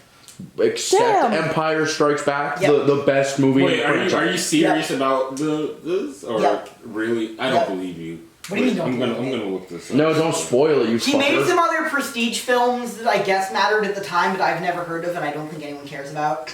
Are you genuine? Are you Yeah. badass? Okay, Oh, wait. wow, that's... Look up Empire Strikes Back, look up the director, and tell me if you recognize any of those movies. Okay. Meanwhile, Darth Vader is hunting everybody, and Darth Vader's like scary because he's no longer having to be the side villain. So generals, when they fail to capture the rebels, he just kills them on screen. And he looks at the next one and goes, do a better job this time. Or he'll throw fits and like hit things with his lightsaber, and it's like scary. Just like Hitler. Yeah. Was he clawing at the carpet and foaming at the mouth? No, not the Kylo Ren. Okay, so Han and Leia. Oh, to find Han and Leia, Darth Vader has this cool plan because apparently he needs to track down the leaders of the rebellion to squash it forever. okay. Yes. So I looked it up, and like apparently he did The Last Temptation of Christ by Martin Scorsese. So that's something. Dude didn't do shit. Yeah, you know, he was... And then you're really reaching. I mean, he came to Maryland, so he exists to me now. Yeah. He's in my territory. Crab steak. Oh yeah, he's been in Maryland once, dude. I mean, he cow. got served as like a visiting professor at the Maryland Institute for Technology and the Humanities. That's not even. Oh man, I sure do love myth. Okay, continue. All right. So, anyways, this guy. Darth Vader hires a bunch of bounty hunters. And there's one bounty hunter named Boba Fett, and he's really cool armor, and he also showed up in the Christmas special. Yo. And he's so badass that he puts a tracker on Han Solo's ship and follows him. That's Of course, like why everyone could do that. kinda Yeah. suits. So Han Solo goes Susie. to Bespin, which is a cloud planet, like a gas planet, like Jupiter. Jack shit. And on it, there's this like floating city called Cloud It's the City. Return of a Man Called Horse. And it's like basically it's like Atlantis City or Las Vegas. It's like this gambling hub.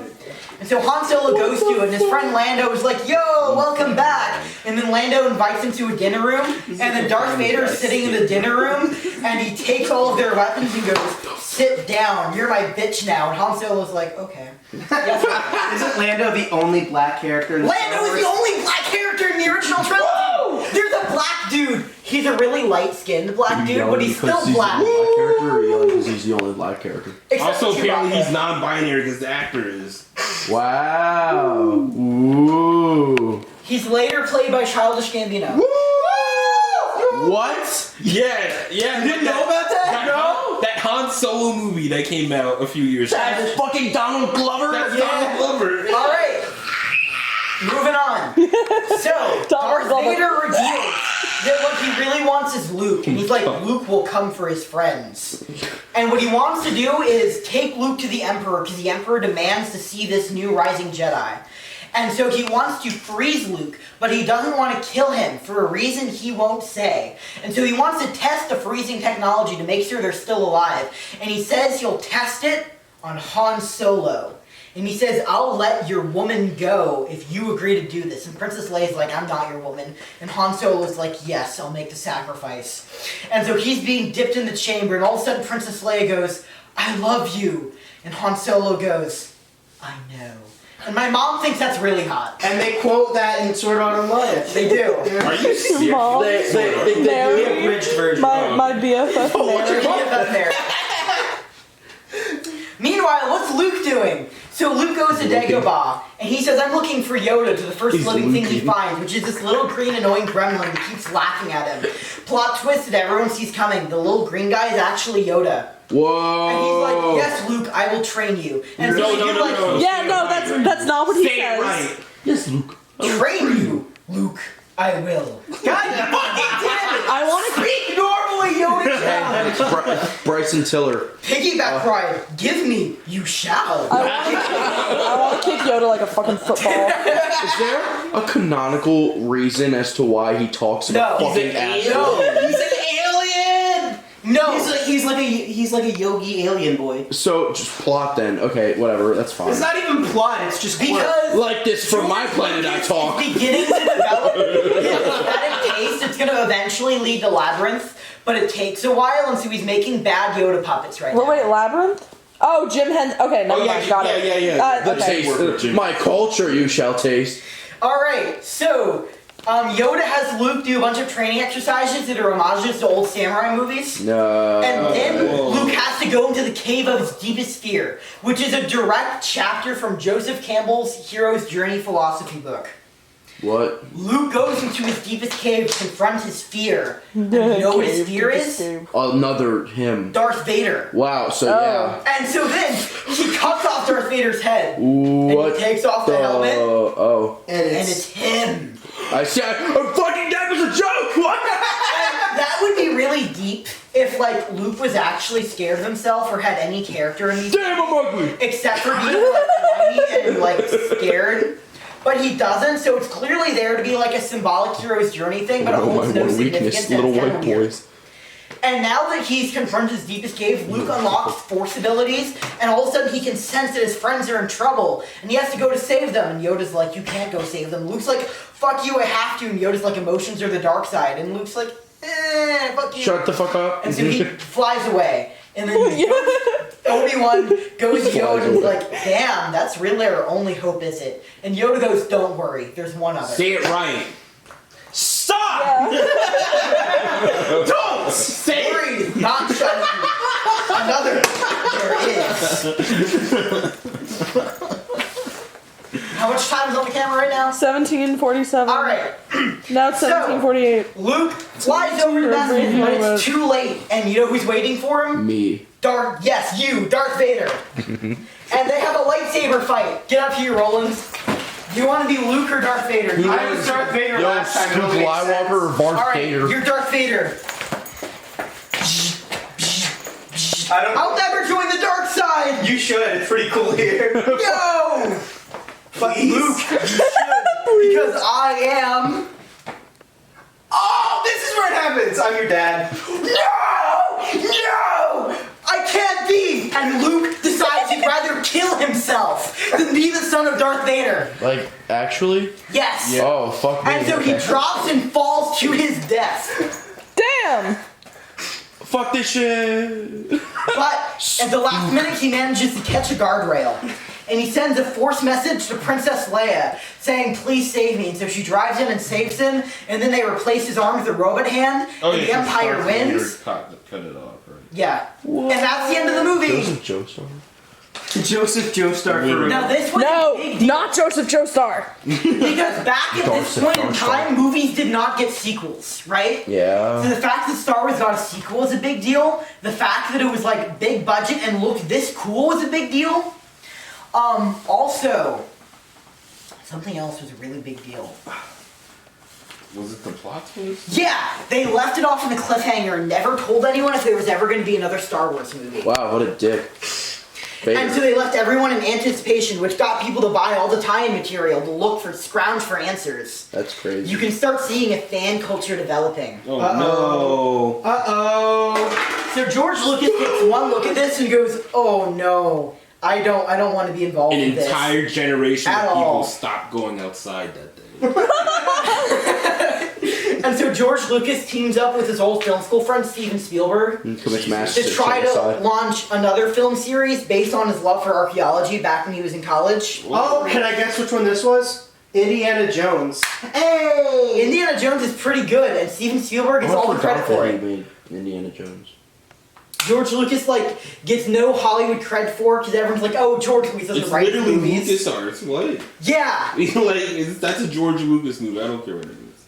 it's great. Actually, I hate Indiana Jones, but it's cool. It's cool. And it also starred Harrison Ford. It does. Because they Yeah, realized that Harrison Harrison Ford was the only one from Star Wars with star potential. That being said, Indiana That's Jones really gets a little funny. weird. Something people like to forget is that Indiana Jones is a 37-year-old man, and a major plot point is him visiting his old girlfriend who was 14 when he was in his young 30s. And she slaps him and says, "You raped me," and he was like, "You knew what you were doing." Oh no! Remember when your teeth were gummy and you could feel it, and it was all special because you were little? No, but ew. And by the end, she realized she was wrong and falls back in love with him because that's how manly he is. I'm taking notes for my Miss Andrew lecture. Yeah, alright. Can I call Indiana it? Jones, everyone. Yeah. Fuck. It's really funny how they said everyone else didn't have star potential, especially Mark Hamill.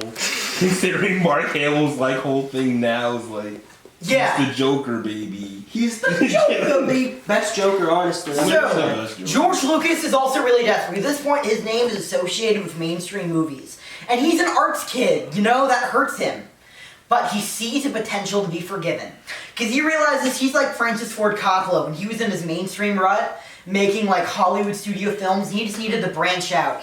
He needed a young guy to give him that artistic flair of inspiration again. Oh my god. So he talks to this rising filmmaker called David Lynch. Sheesh. So David Who's Lynch that? is a famous experimental filmmaker. He made Oh, Twin okay. Peaks. When I he don't know was what that 25, he made this film called Eraserhead, which was this I don't know what that is either. black and white movie The with Eraserhead, baby. random surreal visuals happening for an hour. Okay. And people, this one random rich dude thought he looked at the film and went, "Whoever made this is a fucking madman. I love them." So he paid a bunch of money, flew David Lynch out and said, "Look, hey kid, I've been thinking about breaking into movies. Do you want to direct?" And David Lynch went, okay. And so he made this movie called The Elephant Man. And it was a very basic, normal Hollywood script, a biography about a circus guy, except there was a sinister edge to it. It was basically a Tim Burton movie. Yeah. Well, no, the Elephant Man was a real person. Yeah. Yeah. It was a biography. Oh, okay. And it was basically Tim Burton 7 Thank years you. before Tim Burton was a thing. And so it got a lot of attention, and David Lynch won Best Director. No. Just like George Lucas did for American Graffiti. It was both of them got famous for making an art film, and then cleaned it up and won a Best Director. And all of a sudden, David Lynch was being groomed to direct Dune, which was a big sci-fi movie. Oh wait, there was another Dune movie before? Oh, Yeah, and it was supposed to be the next Star Wars. And George And then it Lucas ended was up like, being Dune. oh my Decades goodness, too early. this happened to me and it ruined my soul. I need to go save David Lynch. So he calls up David Lynch and asks him to direct Return of the Jedi so they can work together to make mainstream films that are also artistically have merit. Now, I heard an interview from David Lynch talking about what this meeting was from his perspective, and it's so sad. So he says, first thing, I get a call from my agent saying George Lucas wants to meet with you. And he's like, that, like, mainstream hack? Please no. And his agent's like, dude, he's like the richest man in film right now. Give him a chance. And so they go out to lunch, and David's like, the first thing he does is he picks me up in his sports car. And he just talks about how cool his car is. And it's like, dude, I get it. You're rich and in Hollywood and have a car. Jeez. And then he takes me to a restaurant where there's no meat on the menu. And it's not like I'm a big meat person, but you know like that vibe when you're at a restaurant and you're like, ew, there's like no meat. It's like that kind of place. And so in the middle of the conversation, he says, Lucas is talking about these things called Wookiees. And he's saying like how cool they are, and he's talking about their fur and their biography and chemistry. And then he's like, so I walked away, said I had to go to the bathroom, and called my agent and said, I can't spend another minute with that man. You need to get me out of here. And his agent said, dude, this is a multi-million-dollar film. Direct it. And Lynch went, no. And he stormed out and ghosted Lucas. Then he was so touched by this moment, he decided to make Dune into an art film. It made zero money. Yes. I'm noticing a pattern here. Lynch went on to have his own like arts career that he got very famous for. He made Twin Peaks and Lost Highway and Blue Mulholland Velvet. Drive and Blue Velvet and did fine. Because he realized that mainstream He was studios also like weren't the his Tenet thing. dude, right? The what? The Tenet No, dude. that was Christopher Nolan. Yeah, that was just David Nolan. Tennant. Anyway, No, so it's Tenet. really funny to watch George Lucas like desperately look for like an arts kid's validation, and for him to ghost him at the restaurant. Why did he pick him up in a sports car? What the fuck? Because Lucas That dude wanted to racing. fuck. Oh, right. He wanted to get a little Lukey. Right A little now. Lukey. Jordan. 25:30. Cut. Rolling. Alright, so next we're going to talk about Return of the Jedi. Largely considered the worst movie of the original trilogy. Damn, really? Yep. Sheesh. Return of the Jew. Oh wait, is this the one with like Jabba? If I'm Yep. Yeah. Okay. Oh, no. Yo, how about the judge? Oh wait. This has the little like forest people too, right? The what? The forest people, There's bro. fucking elves. Okay, so the movie opens, and they are going to rescue Han Solo. Yes. So, they go in, and Princess Leia's on a covert mission, but she gets captured and put into a slave outfit. Ah, what the fuck? George Lucas has a bunch of anal retentive rules. And one of them is in That's- space, no one's allowed to wear underwear. A lot of the actors didn't follow this rule, I'm but sorry, he what? insisted that He they said- not wear underwear he said no under their underwear in costumes. space. He's at space. What? What do you mean it's space? Yes. Who fucking cares if And you can't so see it? said that Carrie Fisher, in the scene where she's like mostly naked on a chain dancing for Jabba, is not allowed to wear underwear.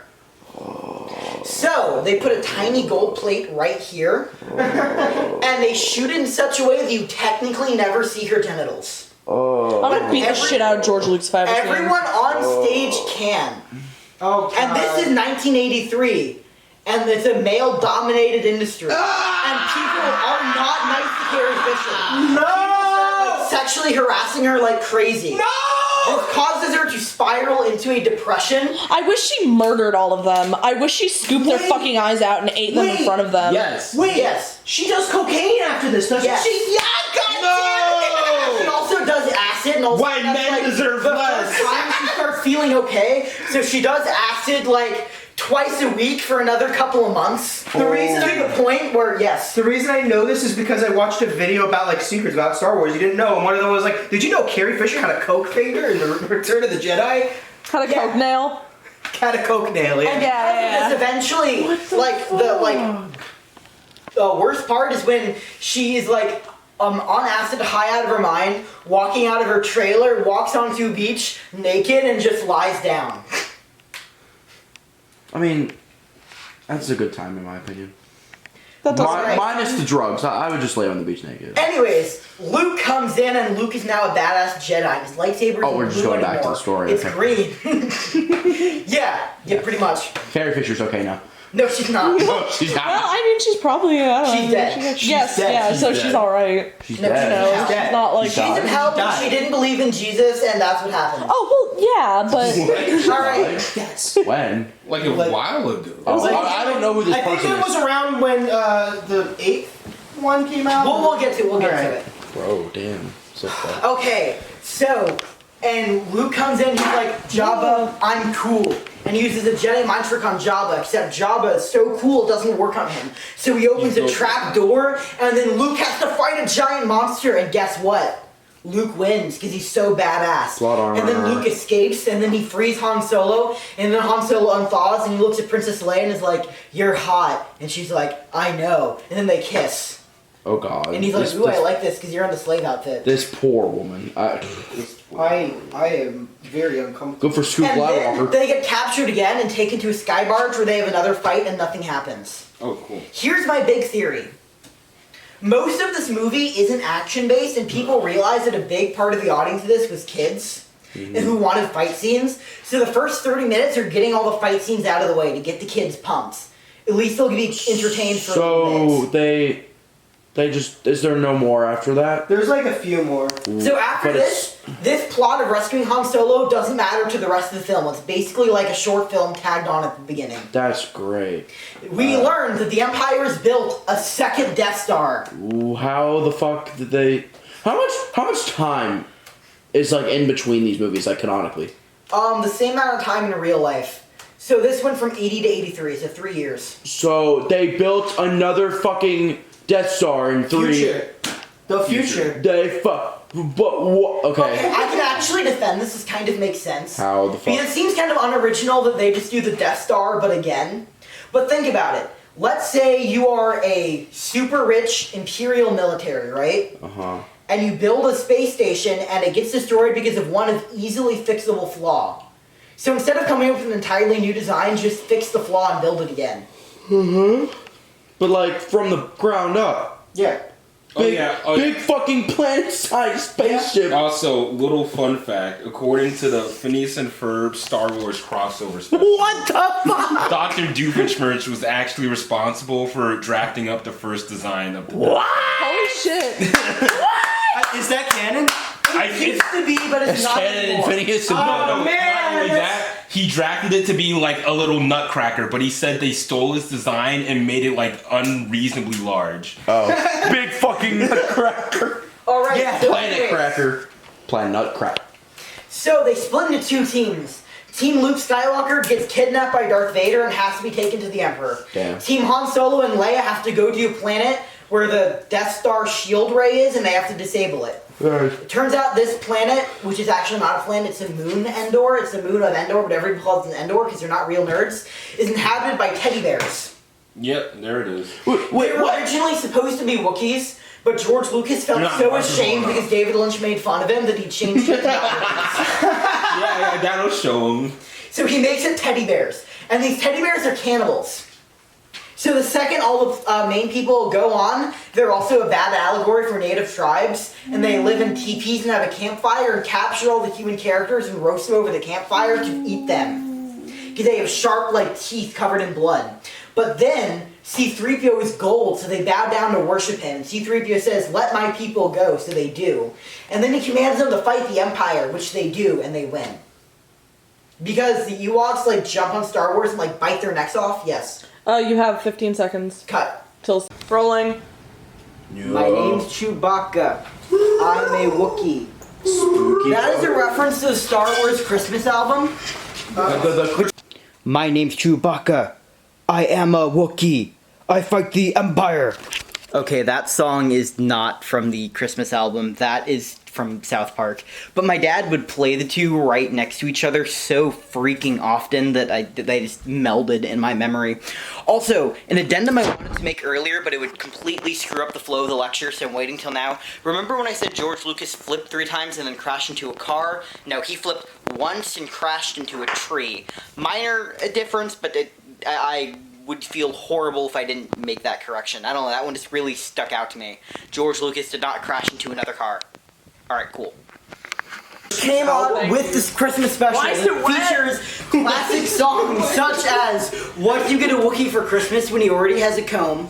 And Merry Christmas R2-D2 We Love You, where they make contact with planet Earth and talk to two British children. Capitalist hell. What the fuck? Greatest album of all time. I used to listen to it every December, and then I got a girlfriend.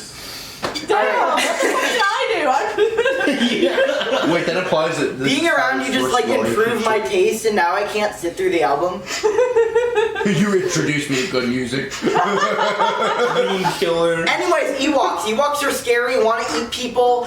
C-3PO becomes their god, gets them on their side. So Ewoks like jump on the stormtroopers and like bite into their armor and rig things and kill all of them, and it's horrifying. Yes, Roland. I'm not raising my hand. I'm just putting up my hair. Indeed. Alright. Meanwhile, Luke Skywalker meets the Emperor. And the Emperor goes, "Hello, Luke." And Luke's like, "I'm only here to save my friends." Is this Palpatine? Yes. Gross. Which, by the way, Palpatine made a cameo in episode 5 and he was played by a woman. She was 80 at the time and she was a famous photographer. What? They replaced her for this movie because the idea of the woman running the Empire was kind of stupid. You know, it's 83. Women can't run empires. I hate this. I hate And so they everything. replaced her. And later, they edit out the woman of episode 5 and replace it with the male actor. So people forget that she was ever in it. Oh, This is damn. damn. You know, Robert, imagine if we got like crazy, funky zombie female Palpatine. Anyways, Later movie. so male Palpatine. No, because the people would have been making like the most like vile hair.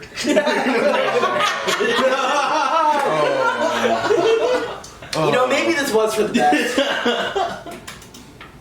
So, Luke says, "I'm gonna destroy you." And then Emperor Palpatine goes, "That's my plan.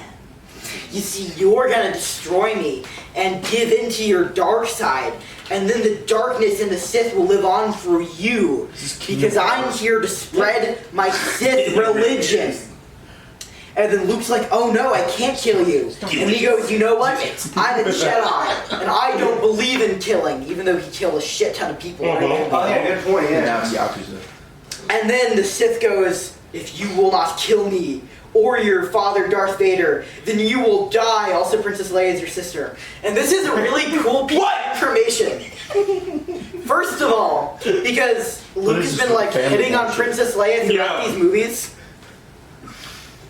By the way, this guy's your grandpa. And, Yeah. This guy's, yeah. Remember when Yoda says there is one other? So they took this artistic liberty with a line they threw in episode 5 to go, that other was Leia, because Luke and Leia are siblings, and so she also has the Force. And then they forgot all about the whole A1 So thing. why did they do this? Because episode 5 had a big family twist, and they knew people like that tested well in audiences, so they knew, okay, we need to have another twist. Leia and Luke are siblings. Whoa, Yes. that'll spice up their dynamic. Well, it gets worse. In episode 5, there's a deleted scene where Princess Leia is hitting on Han, but she wants to make him jealous, so she flirts with Luke. And then they close the door and it's implied they sleep together. And George Lucas on multiple occasions has said that deleted scenes are canon. So in the Star Wars So is that why trilogy, Kylo's so messed up? Luke and Leia are siblings and had sex on Hoth. So yeah, so the Emperor is killing Luke, the incest bastard, and then Darth Vader's like, you know what, maybe this whole being evil thing's got a little too far. And so he picks up the Emperor and throws him off the railing. He did it. But he got too much lightning on him, so then Darth Vader's dying. Lightning on it. So he takes off his mask, and all of a sudden he doesn't have the black voice anymore. Oh. He's British. Darth Vader has a British accent. He was ashamed like, of his Luke. British accent. So he I'm sorry. And then Luke's like, no! But then Luke escapes the Death Star before it blows up. Because the rebels now have the secret information to blow up the Death Star. You know how you blow up the Death Star? There's a secret part in its middle. Guys, it's hard. I thought they fix that?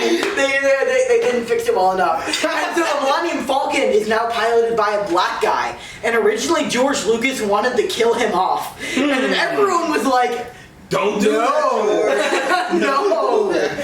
But there's so many scenes in the movie that foreshadow his death. Like Han's like, I bet that's the last time I'm gonna see that ship. Damn. And Lando goes, I have a feeling that I'm gonna die. And then like a bullet almost hits him, and then they cut before it hits the ship, and they just don't address it. Also, something worth noting is that Han and Leia have no romantic tension together, and this is partially because they're not on good terms anymore. In real life? Yeah. And so they just didn't feel comfortable playing these romance scenes, partially because Harrison Ford is kind of misogynist, and also she was pretty not happy with male attention on film sets at the time. Yeah. And so they have no chemistry or lines together, so whenever we cut to them, it's just boring as hell. Anyways, so the movie ends, they all meet together and they have a dance celebration, and Ghost Obi-Wan and Ghost Darth Vader and Ghost Yoda. By the way, Yoda dies at some point in this movie. Oh, damn. Luke Finally. gets a sense that Yoda's in trouble, so he flies to Dagobah, and then Yoda's like, I'm dying of old age. And Luke's like, no! And Yoda's like, yo! So now Yoda's back, and Obi-Wan's back, and Darth Vader and Ghost forms his helmet off his back, and they're partying with the Ewoks. That's the end of the trilogy. This movie doesn't do that well. I wonder why. So, it made profit, but it didn't make gangbusters like 4 and 5. And so this is where they ended the trilogy. Notice how trilogies weren't really a big thing before Star Wars? Yeah. It's because Star Wars started that model. They were probably ready to make Star Wars movies into infinity, but 3 just got such a... or 6, my apologies, got such a lackluster reception, they were like, let's just stop. So, Lucas is in flames because not only does 6 do poorly, his wife, after this movie comes out, is like, alright, I'm done with you, Lucas, no more. No. And she divorces him. Again? No. This is the first time. Oh, okay. The roots were settled in Star Wars, but this is when she finally does it and divorces George. Epic Good. divorce, man. So George Lucas pours all of his darkness and anxiety into his script called Indiana Jones Temple of Doom. Oh. Which bombs and is largely considered the worst Indiana Jones movie ever made because it's so randomly dark. Because it's like a kid's adventure movie, and all of a sudden a cult shows up and they start ripping people's hearts out. Yeah. Oh, that was exactly. kinda- By the way, rips heart out. Oh, this bitch. Also, Yeah. George Lucas's wife has no career after she divorces him. No. Martin Scorsese decides to distance himself from her and gets a new editor, Thelma Schumacher, who now gets all the credit for being the female editor behind the Hollywood New Wave, even though she came on to Scorsese after he made his most famous films, and she's often given credit for editing Taxi Driver. So what was George Lucas's wife's name so we stopped referring to her as George Yes. Lucas's wife? That's a really good point. Oh my god, we don't know? I don't know off the top of my head. Okay, great. Wow. That's... okay. Miss Lucas. Excuse me, Miss Lucas. He's Googling it right I have I'll look it up. her name in my notes. Three Marcia? Marcia? Marcia Lewis. Yo, Marcia. Shout outs to Marcia Lewis. Shout out to Marcia Lewis. Poor Shout out to fucking Marcia Lewis. Can we get And- like a splash card? Why is her name so similar to his? So, Yeah. George Yeah. Lucas I think Tyler might be misreading it somewhere, but he might. Anyways, continue. decides that he's going to keep going. He's going to try to make a career for himself outside of Star Wars. So he Outside of directs his a wife's home. political satire film called Howard the Duck. Oh. Oh my god. The special effects are terrible, the jokes aren't funny, it's largely considered one of the worst films ever made. Wait. This is like the same Howard the Duck that's like a Yes. Marvel character now, right? Yeah. What Yeah. the fuck? What? Howard the Duck was a political satire comic about leftist politics Oh, wait, he adapted it from. Okay. and did a horrible job. By the way, George Lucas didn't direct it because he hasn't directed a movie since New Hope at this point. He gave up on directing, but he heavily helped in the script and was like a co-producer. He's a consultant. Yeah, but he was very involved in this. Went nowhere. And then he's like, okay, I'm gonna make Willow. What's Oh, you don't even remember Willow. Wait, I only know was that- about this was that- because of my was that parents. the- what? Disney Lord of the Rings. It was a fantasy world that Lucas created an entire extensive lore for. What time am I on the camera? 10 Wait, or I 7. need. Okay. This sounds familiar. What does it look like? I need visuals. Just Google Willow. I don't have my phone with me. I got it. Anyway, so he wrote like pieces of lore, and he hired a bunch of different writers to write tie-in novels. So when the movie came out, it'd be part of this giant Willow universe. And he gets Ron Howard to direct it, and nobody sees it, and nobody buys the books, and nobody cares. Alright, and let's see how Star Wars is doing in the meantime. After Return of the Jedi, it becomes pretty obvious that nobody cares. They released 2 movies called the Ewoks Saga. The plot of this movie is 2 white kids on a rebel ship crash land on the Ewok planet because the Imperials shoot them, and they have to grow up with the Ewok bears and learn a new society. And it's like an 80s cartoon. The Ewoks now have magic and go on adventures to teach kids lessons in Reagan-era morality. Oh no! They're teaching him about trickle-down economics! Yeah. And the movies I loved as a kid, but they're terrible. They're so bad. By the way, something I'd like to mention is that Star Wars becomes like a conservative mecca of filmmaking. Well, your parents had you watching like Star Wars cartoons as a kid? We'll get to why. So, George Lucas intended this to be a film about rebels fighting an imperial empire that he keeps mentioning has a senate that actually has no power because you're being led by a dictator, Cough Cough Nixon. And the rebels are supposed to be the Vietnamese using guerrilla war tactics. And the religion is supposed to be the religion of Taoism, which he thought is what they believed in Vietnam. However, the idea of a small rebel force believing in a religion, cough cough Christianity, and forming a rebellion, beating an overwhelming empire, and forming a new nation is also the American founding myth.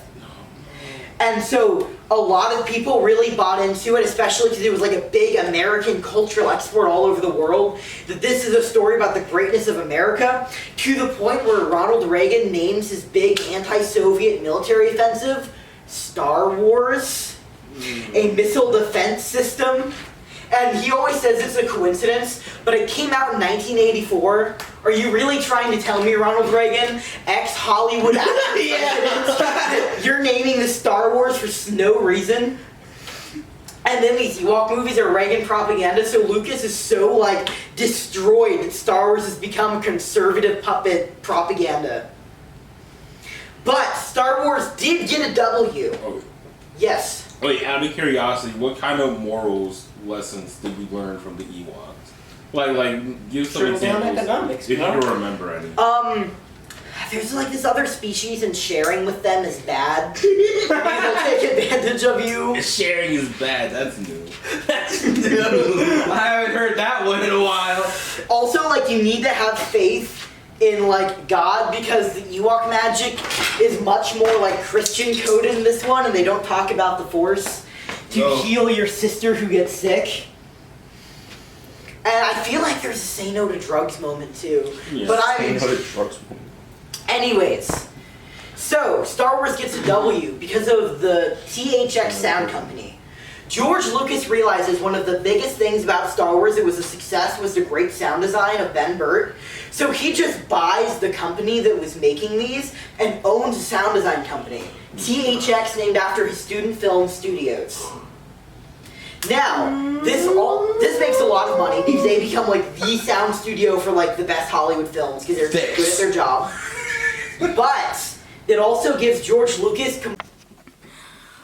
Alright, so I made the pretty understandable mistake of getting THX and Skywalker Sound mixed up, so let's just clear that up. Every time I say THX in this lecture, I mean Skywalker Sound. That is George Lucas's sound effect sound design company. THX is like the technical physical component of sound design.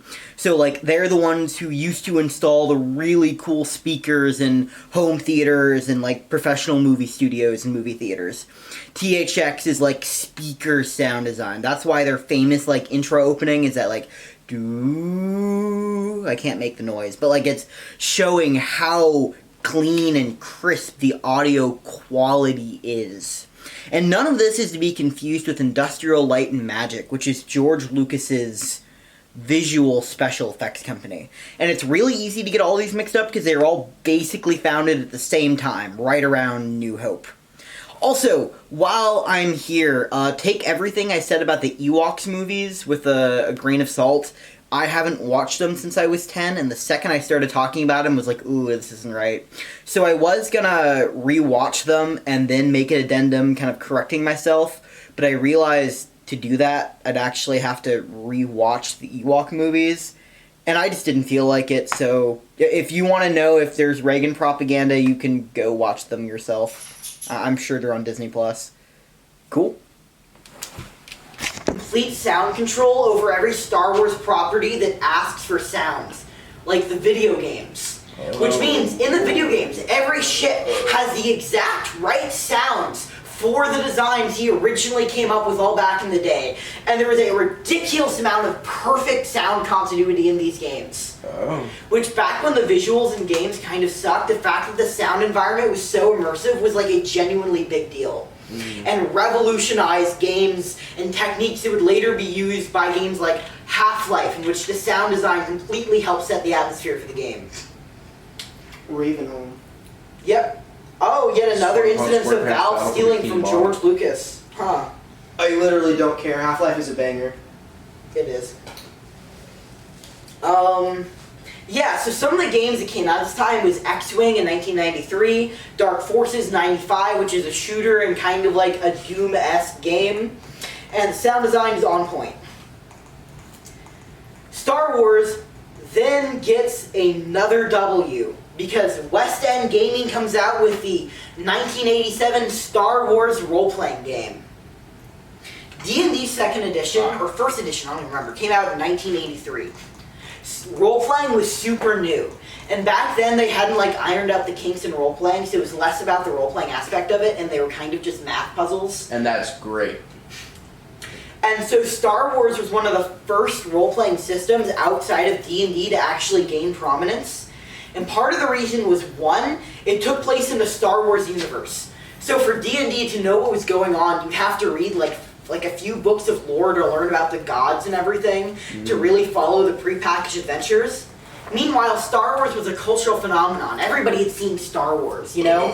It's pretty easy to get, okay, there's the Empire and the Rebellion, and there's magic users, and it's cool. It's like a really great system. Yeah. Also, the role-playing system is all D6, which means you just roll a D6, which most kids had, because you had Monopoly in your house. So it wasn't like complicated. Exactly. It was super easy. I was able to read it and understand it when I was 6.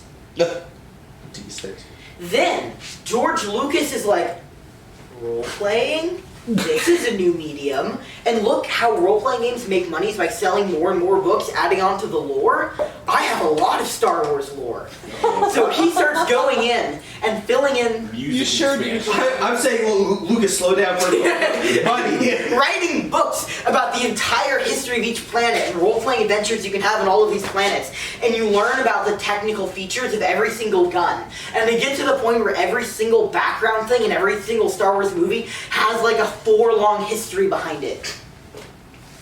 A 4 what? 4-page-long history behind it. 4 long. And this starts developing a culture of people like realizing that the Star Wars universe is so expansive they can just write their own fan adventures. And so some people would take their role-playing games and write them into books and send them to George Lucas, and then George Lucas would reply, canon. George Lucas started accepting fan-published media and then actually publishing it for real, starting a lot of writers' careers. And created a Star Wars fanfic universe that was all canon. And George Lucas and the few people he hired were dedicated enough to look over every book and make sure there were no continuity errors with the films or any other of the books in the fanfic canon universe. Which meant if you got something published and something happened, that was canon for every other writer contributing. That's fucking cool. One guy killed off Chewbacca, and then forever, no one was ever allowed to have Chewbacca alive in any of their stories ever again. So how did Chewbacca die?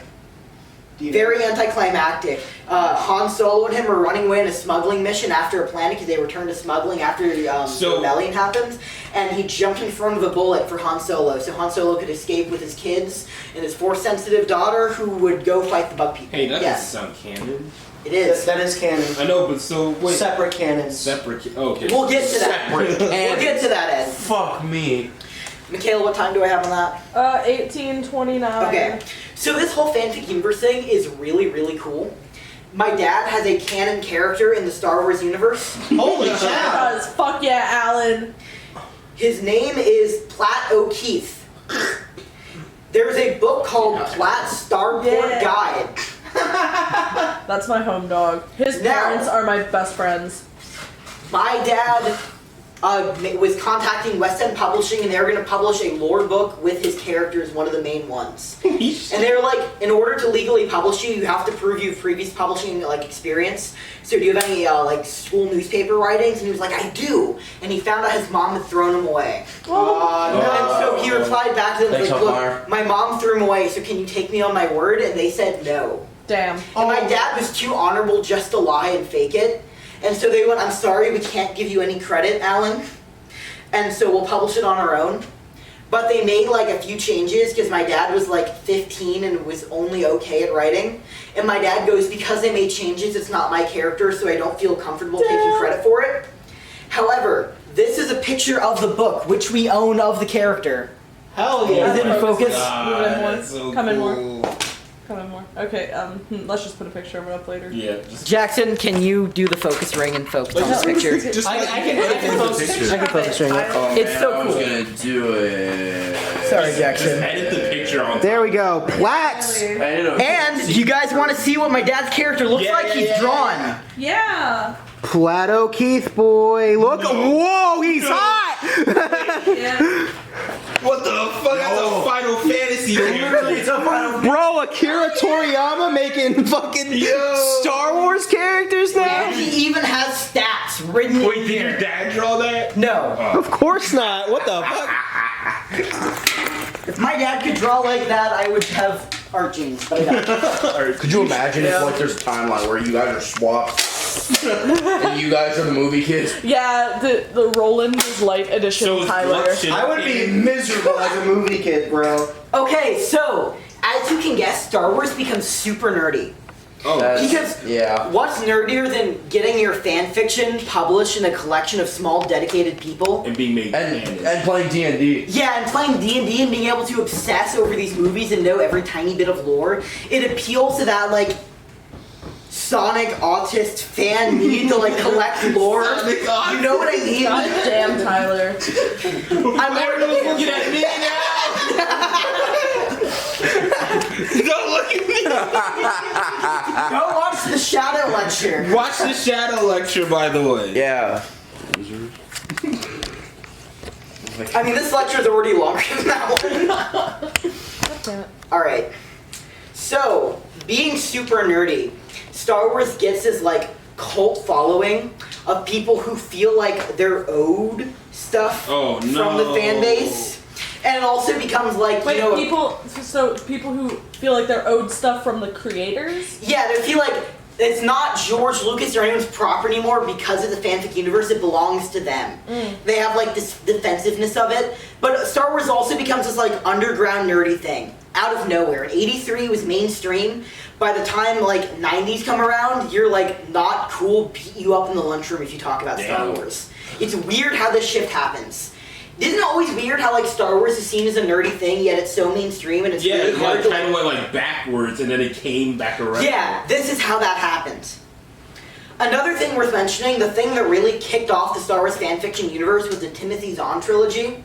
He was just a random B-list author who was like, you know what, I like Star Wars, I'm going to write 3 films concluding it, where Luke starts his own Jedi Order and Princess Leia learns to be Force sensitive, and then she has this really cool arc that saves her character. She starts training to be a Jedi and realizes that this is a power fantasy. She's just chasing the ability to subdue people with the Force, and she's like, this is not how you make meaningful change. And so she gives up on the Force to become a politician and slowly work for small incremental change to bring good to the galaxy. And the entire book, there's this conflict between Luke and Leia, and Luke's like, look, you need to start focusing on your Jedi stuff more seriously. And eventually Luke is shown to be wrong, and the only way to overcome the Sith is to stop chasing power like them. Isn't that just the sequels? No. More or less? No. Anyway, so all that happens. There's also a fan favorite character that emerges in this fan fiction universe. Darth Maul was introduced in Dark Horse Comics. He is this cool Sith warrior with a double-bladed lightsaber, and everyone's like, it would be cool if another Star Wars movie came out and they put him in it. He also had this really like nuanced personality where he was a Sith, but he didn't actually believe in the Sith religion. He was slowly in the inside betraying everybody, and it was really cool. He was blue pill. Damn. Yeah, he was blue pill. Damn. Hope pill. Anyways, another really cool comic that came out of this was like, there was these two rebel soldiers who went undercover, and every scene that's like there's a plot hole or continuity error in the Star Wars universe, two people in the background who are like them and like stormtrooper shoot solve it. Like there's a question of how Obi-Wan was able to reach a certain switch, and it's like, oh well, they accidentally pressed it. Or how did the Death Star get its flaw? Oh, they accidentally spilled coffee on part of the design, and so they remade it. Why was the Emperor so easily picked up by Darth Vader? Oh, they did something wrong in the bath they gave him. Because they were disguising as his guards, and he forced them to give him a bath. And it's really fun to watch the movies having read these comics, because they're written to be canon in the movies. But anyways, so George Lucas, his career basically went nowhere. He's done nothing since Star Wars. He collabed on Labyrinth, and that did really well. Really? Yeah. Well, how did he contribute to Labyrinth? Because I know so much about Labyrinth and I didn't know that. George Lucas basically wrote it, and then Jim Henson helped him with dialogue. And then George Lucas came up with scenic design, and Jim Henson puppeted it up. And Labyrinth fucking slaps. Yeah, it's because George Lucas is really cool at super imaginative settings. I need to give a Labyrinth lecture. Maybe. So I know a lot about Labyrinth. You should. Yeah. It's cool when you're on camera. You're David Bowie. Ooh. The Labyrinth. So anyways, apart from that, George Lucas has done nothing, and he sees, oh my goodness. Wait, what about Strange Magic, or is that later? Later. So George Lucas is like, but a bunch of people are sending me like fan Star Wars scripts, and it's getting popular again. And then he watches, years after it came out, Jurassic Park. Oh, jeez. And George Lucas has introduced something that's gonna change his life. CGI. Uh-oh! George Lucas always wanted his scenes to be filled with like bizarre characters. Did you have your hand up, Jackson? No, I was just... Okay, bizarre characters. And he was limited by practical effects. But if he could go in and digitally design everything he wanted, it could be like complete idea overdrive land. And so he used his CGI powers to go back and edit A New Hope. And it comes out in 1997, and it's fucking garbage. Because it's late 90s CGI, and it's just not there yet. Inserted in shots with like some of the best practical effects of the 70s. And so you'll see this gorgeous shot, and then like a weird pixelated dinosaur running around the background. No. It also changes a very pivotal scene. Han Solo's in the cantina. Remember when Greedo said, I'm gonna kill you, and then Han Solo suddenly pulled out his gun and shoots him? Mm-hmm. He changes it so Greedo shoots Han Solo first and misses, and then Han Solo shoots back. Damn. Why did George Lucas do this? Because Han Solo became like the cowboy conservative hero, and George Lucas wanted to deconstruct that. And so he was like, Han Solo is not like a militaristic, conservative soldier cowboy who's always going to shoot first and not think about anything. He's only going to attack when his life is in danger, because he's a good soldier. So he had Greedo shoot first, and the fan base got pissed, because they were like, Han Solo's a badass. He doesn't wait for other people to shoot, he shoots first. That's how he gets results. And the fan base erupted over Han shot first. And knowing the political context of that, it's just kind of a little cringy. So, that movie comes out, and nobody likes it, but it gets people talking about Star Wars again. Because all of a sudden, people heard Star Wars is in theaters, and they're like, a new Star Wars movie? And they're like, oh, no, okay. So then George Lucas and his producers have a brilliant idea. What if we made a new Star Wars movie? And George Lucas now is managing to build up enough clout to get full creative control. Oh no. George Lucas is stepping back and directing for the first time since the Christmas special. Oh no. George Lucas is writing the scripts completely on his own. George Lucas is designing all of like the creature ideas for every scene that are all going to be done with CGI. And so nobody really cared about Star Wars, but all of a sudden there was a big advertising campaign really playing on Star Wars nostalgia. And this was the 90s when suddenly like America was a superpower in the world, and we kind of wanted to think back to our strong conservative ideals and our roots. And so that's like pandering to your 80s childhood really worked, and people got super excited about Phantom Menace. Now when I say super excited, I don't quite know how to explain this. Like people were lined up around the block, around the cinema 3 times over to see the trailer of this movie. Because originally they were showing the trailer in front of other movies, and they realized people would watch the episode 1 trailer and then walk out of the theater. And so they're like, wait, can we make more money by just putting on the episode 1 trailer and keeping it on loop and just letting people sit there and watch for Easter eggs? And the answer was yes. And so entire theaters, like half of the rooms would be reserved for the episode 1 trailer. And they would just watch it on repeat. Yes. Oh, why? This is where it starts. And you know what the biggest thing is? They announced that Darth Maul is in the film, which is the ultimate validation of the fan universe. They also revealed one rule George Lucas always had about his fan fiction. Jackson, can you man the camera? What time am I at? 29:55. Yeah. Stop it. Recording. Tyler's finally fucking. Tyler, are you okay? Wait, Tyler, which loser. character are you this We gotta time? talk about Star Wars. Oh, he's Darth Maul! Maybe he'll finally stop talking. Yo, Shoot, he's Glump Shido! Yo! We could just Maul avoid Vader? silence where Tyler isn't talking. Glump Shido is the most funny word in the world. Tyler, we've recorded already. We're starting the recording. I'm becoming one with the Force. Fun facts. In the Legends canon, which is like the big fanfic universe, Luke ends up choosing the path of the Jedi farther and farther, and he becomes one with the Force. And then he realized, like, while he's getting closer on this path, he gets, like, godlike powers. Damn, that's crazy. There's a scene where Leia's like, the Empire's back and we really need your help, and Luke's like, I got it, and he walks out, and he reaches out his hand and crumples up an AT-AT into a little ball and slams it into all the other Imperials. A what? An AT-AT is a giant armored tank the size of like this house stacked on top of each other 5 times. And it has like little legs that walk around. And it just walks around and like crushes villages and shoots everything. That's So Luke holds out his hand, crushes one into a ball, slams into everything, floats into the air, like shoots melting lightning into everything, and then just walks like nothing happened. So this dude just randomly became fucking God? But as he gets more and more power, it turns out that he realizes that there's no point in acting because all things are balanced in the Force, and he just becomes a Zen master who does nothing but meditate for the rest of his life. Okay, so episode 1, George Lucas is about to release it. He releases it. Remember when Star Wars was episode 4, 5, and 6? Yeah. He's gonna make 1, 2, and 3. Because the one thing he never let anyone in the fanfic universe write about was stuff before episode 4.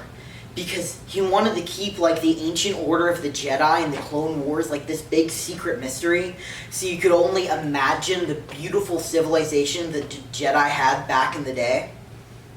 And then he's gonna make a movie set in the Jedi civilization during their golden age. Uh-oh. So, episode 1 comes out. Uh-oh. Can everyone make a guess on how this movie does? It was terrible. So People hated it. There great. was blood in the streets. The Shido apologist rose up. Glump Shido. There were actually riots in LA. Not the LA Star Wars riot. Bro, Glump Shido really took off after this. The movie was deemed like the most disappointing movie of the century. It came out in century. 98, the only century in which films had ever been made. The century. I mean, what more could have been First century disappointing? of film, no less. Alright. So let's also... Darth Maul only has 3 lines of dialogue in the film. What? His character is completely stripped and is nothing what he's like in the comics. Why? Well, in the original story of the movie, he was a very involved and detailed character, but the actor got injured before filming, and George Lucas was inspired by martial art films in Hong Kong, the same one Matrix were, so he decided that he would have all of his actors train for fight scenes 4 months in advance. And so he was like, well, shooting's about to happen, we don't have 4 months to train another person. So he hired the training instructor to play Darth Maul, and the instructor was like, sure, but like, I can't act. I don't feel comfortable acting on camera. And George was like, I got it. And so he just gave him no lines of dialogue. Jesus. Fans were not happy. Another big controversy this movie had, there's a character named Jar Jar Binks, and he's a racist Jamaican parody. Oh. He runs around, has this really bad Jamaican accent, and is always acting high, and makes fart jokes, and he's there to make kids laugh. And everyone hates him. Even the kids.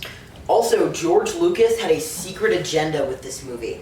Oh. There was one regret he deeply always had with Star Wars.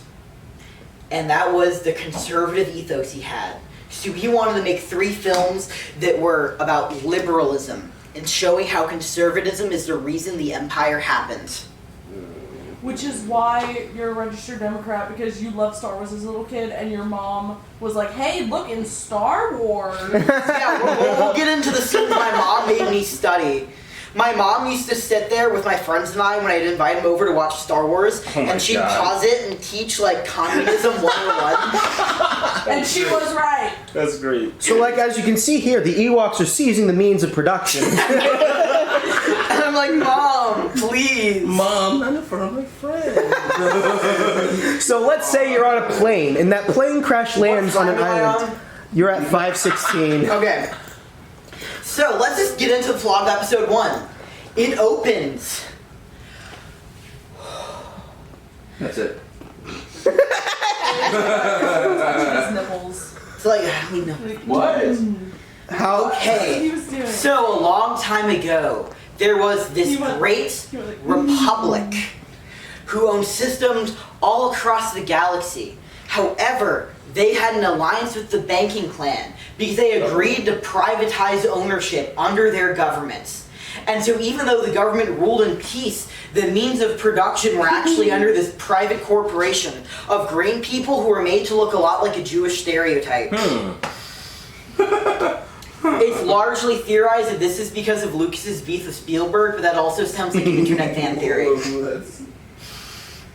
Anyway, so the banking clan has built a blockade around a small peaceful planet called Naboo, and nobody knows why. Naboo can't get the trade routes they need to properly reinforce and feed their people. And so 2 Jedi Knights are sent to go to the Trade Federation to negotiate. And we open, and the first scene of the movie is Qui-Gon Jinn, played by Liam Neeson, and a young Obi-Wan Kenobi, played by an actor nobody's ever heard of, who deadpans all of his lines, and it's terrible. And they sit down, and they talk trade politics. Oh. How long is this scene, Tyler? 4 minutes. And then the bankers go, we will leave to discuss this, and they walk out, and then gas fills the room. The Jedi are being poisoned. And then music swells, and everyone's like, oh my goodness, an action scene. And then robots come out of the walls, and they like try to kill the Jedi, and the Jedi turn on their lightsabers, and you're like, oh, a fight. But guess what? Remember in last movie when the fights were like really stilted? Yeah. Now they're cool. They're like, Jedi are jumping around and like using the Force in combat and like taking the heads off droids and like swinging them around and throwing their lightsabers and shit. And it's all CGI and it looks kind of bad, but if you're a kid and have like imagination, it's fun. So they discover that the banking clan has created an army that they're using to invade Naboo, and they're like, why are you invading the planet? So they sneak on a ship and go down, and they see the invasion, they're like, we need to go warn the queen. And they save the life of Jar Jar Binks, and he's like, I'm a racist parody, fart joke. And Qui-Gon Jinn goes, okay. To the Jar Jar Binks home world, which is a world under the sea. And everyone talks like Jar Jar. It's under the fucking sea. Under the sea! All the Jamaican So people they're are just living all under the fucking sea. Sebastian from The Little Mermaid. except worse, and they all make fart jokes. And they have these big cheeks, and they go boom. What does Jar Jar 10 Binks? minutes of this. Does Jar Jar Binks contribute anything to the fucking movie? No.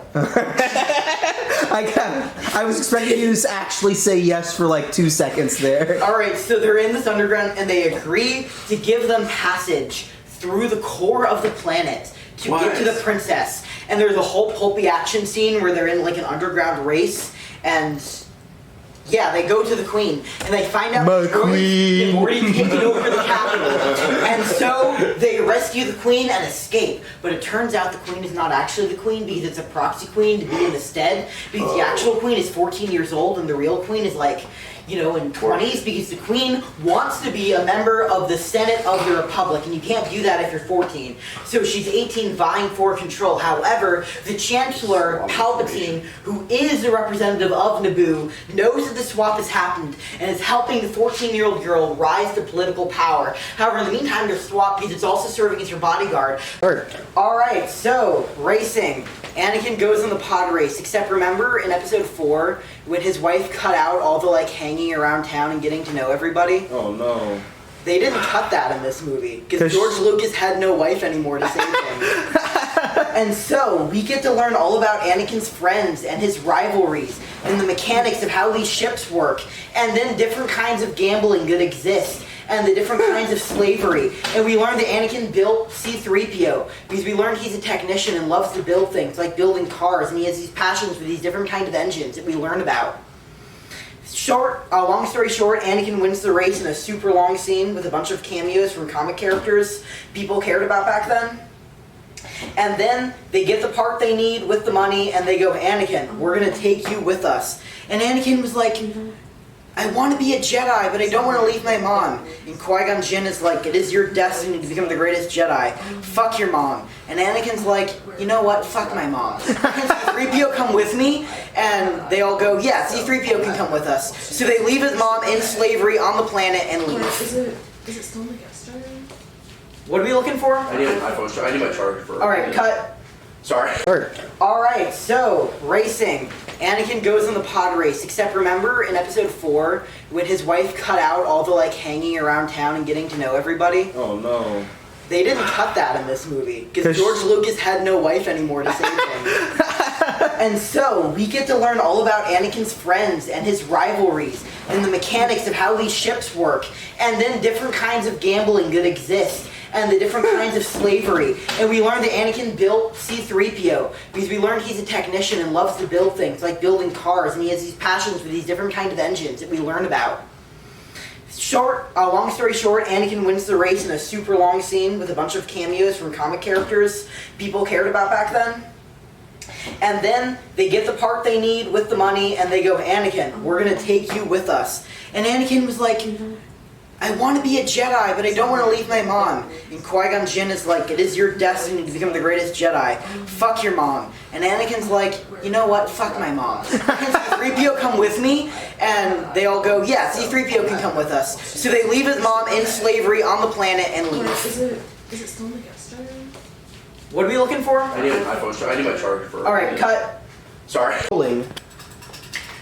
Alright, so, with Anakin's help, they take him to the Jedi homeworld. They have the part to repair their ship, and they're walking to their ship. But then, Darth Maul appears for the first time in the movie, and he has a lightsaber that's red, and Obi-Wan has a lightsaber that's blue, and they fight. And then nobody wins, and then they go away. So, they fly off Tatooine, and we finally make it to the Jedi homeworld, the center of the Republic, the giant secret Lucas has been keeping for 30 years. He wanted to name it something ridiculously foreign sounding, but in the fan media they already named it Coruscant, and his producers told him you have to keep it Coruscant because the fans will get angry, and that's like your core demographic here. And so George Lucas threw a temper tantrum and then accepted that they'll call it Coruscant. What the fuck did he want to call it instead of I Coruscant? don't remember, something like Rylea. Fuck that, Coruscant's fine. Which later a book adds that that's the real Jedi homeworld, and the Jedi just moved to Coruscant. Oh my god. But alright, are you ready to find out what the Jedi Empire looked like, what it was like? What do they look like, Tyler? Come on out, Jackson. Jackson. Tell me. No, come up here, Jackson. Come on. Tell me, what do you think think the Jedi golden age of the Empire looked like? What was going on? What cool powers did they have? Well, so you brought me up here, so I'm gonna take a wild guess and say they all just look like me. Yeah, and a surprise twist. George Lucas has every person look exactly like Jackson. You was oddly prophetic. Yeah, right? No. So what happens is they go to Coruscant and none of the Jedi use any of their powers. Because they don't use fighting. They are peacekeepers who do nothing but meditate and run the Republic Senate. And so they bring up the Trade Federation's blockade to the Senate. And we sit through a Senate hearing. Okay, so the Senate creates a committee to investigate a proposal into the Trade Federation's blockade and to investigate the reasons behind it. And they start putting out the contracts to form the subcommittee. And then they're like, wait, that means nothing's happening. They're like, yep, welcome to politics. And so Padme throws a fit. And she helps Chancellor Palpatine become the president. She runs a campaign for him to become president so he can bring change faster. But in the election works and becomes president, but it turns out even the president has trouble getting things to happen in the Senate. And so nothing happens with the blockade. How long does that go The for? entire second act of the film. Oh, fuck. So then they decide they have to take matters into their own hand and they go back to Naboo. Jar Jar and Padme go in a tank and they fight off the battle droids. Qui-Gon Jinn and Obi-Wan go to fight Darth Maul in an epic fight sequence. Qui-Gon dies, Obi-Wan kills Darth Maul, and it's sad, I guess. Nobody cares because they're not real characters, but there's this music called Duel the Fates that plays, and it's so cool. Is it that like... Yeah, that one. I thought it was so cool that my dad bought me an $80 double-bladed lightsaber, and then he bought a blue lightsaber to be Obi-Wan, and we would play Obi-Wan versus Darth Vader every morning, so I would like wake up and be motivated for school if he was able to stay home that day. Anyways, the fight sucks. Anakin gets into a ship and single-handedly destroys the entire Trade Federation building because in the center there's like this like port that explodes if you shoot it, and Anakin shot it. There's a lot of these in this universe. And by shooting it, he shuts down all the battle droids, so he wins that conflict, and he also helps them beat Darth Maul somehow. So yay. Then they hold a giant funeral for Liam Neeson, Qui-Gon Jinn, and they're sad, and then Obi-Wan agrees to train Anakin. Now, here's my big hot take on this movie. This movie sounds bad, but I feel like it's equally bad to every other major blockbuster that came out during that time. Have you ever, like, rewatched Matrix or rewatched Gladiator? Like, the bestsellers of the late 90s, early 2000s? They're really cheesy, male fantasy, really strict formulaic, badly written movies. And I feel like that was just the best-selling style at the time, but because Star Wars had such, like, fun, rough-around-the-edges dialogue in the earlier films, the contrast was super obvious. And so everyone noticed immediately and was like, Star Wars trash. And also, what is this leftist politics doing in my Star Wars? Oh, jeez. So, that movie bombs. However, George Lucas is able to get enough confidence in people to make the second movie because he promised us he won't make the same mistakes again. He made the same mistakes again. He made the same mistakes again. Let's add Phantom Menace. Oh, it's like Phantom Blood. Yeah, the But Phantom worse. Menace because it turns out Anakin is a young Darth Vader. The movie poster is Anakin standing in the shadow of Darth Vader behind him, and you're like, what the fuck is gonna happen to this cute little kid? What's gonna corrupt him? Phantom Menace, and then Attack Of the of clones? Clones. And people, especially fans, get excited because they realize they're gonna finally learn about the Clone Wars they talk about in episode 4. Alright. So, the movie opens, and George Lucas realized his big mistake in episode 1. Jar Jar wasn't evolved enough in the actual plot of the film. No. Jar Jar is going to become one of the most important characters in the prequel trilogy. That's what happens when you talk about Jar Jar. Yep. Is it still recording? We are, yeah, continue. How much time do I have on it? You have 5 minutes. Great. What happened to Jackson? You just went upstairs, bro. Cool. Alright. So, episode 2 opens. The plane comes down with Senator Padme on it. Remember when she was a queen in Naboo in 14? Well, she grew up to become a senator with the help of now President Palpatine. So, she lands on the planet Coruscant and suddenly a bomb goes off and kills her!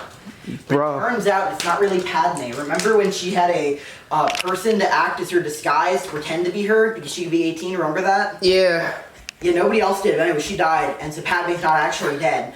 But that launches the Jedi to go, who's trying to assassinate a galactic senator? We must protect her. So Anakin and Obi-Wan are sent to protect her.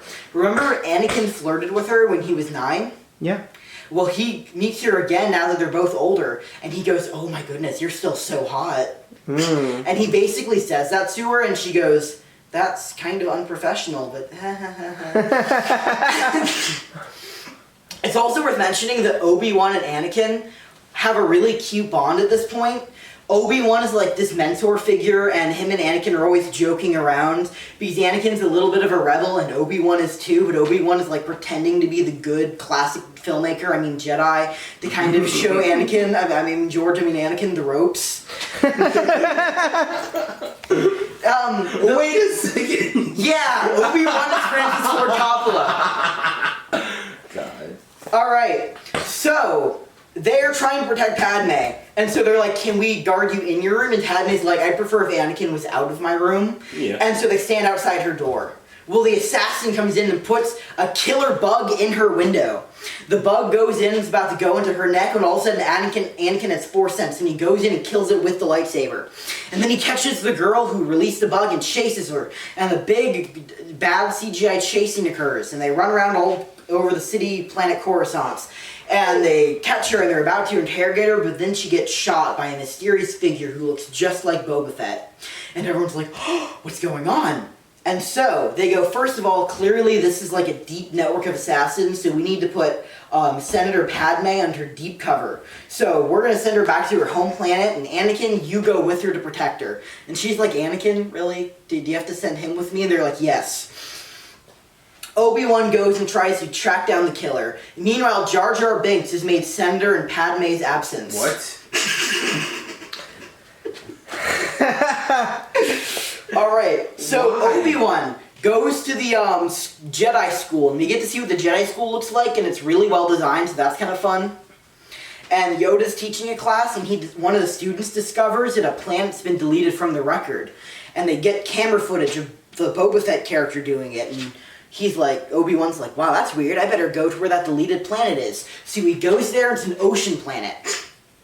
When I was a kid, I loved rain, and I used to dream of living here.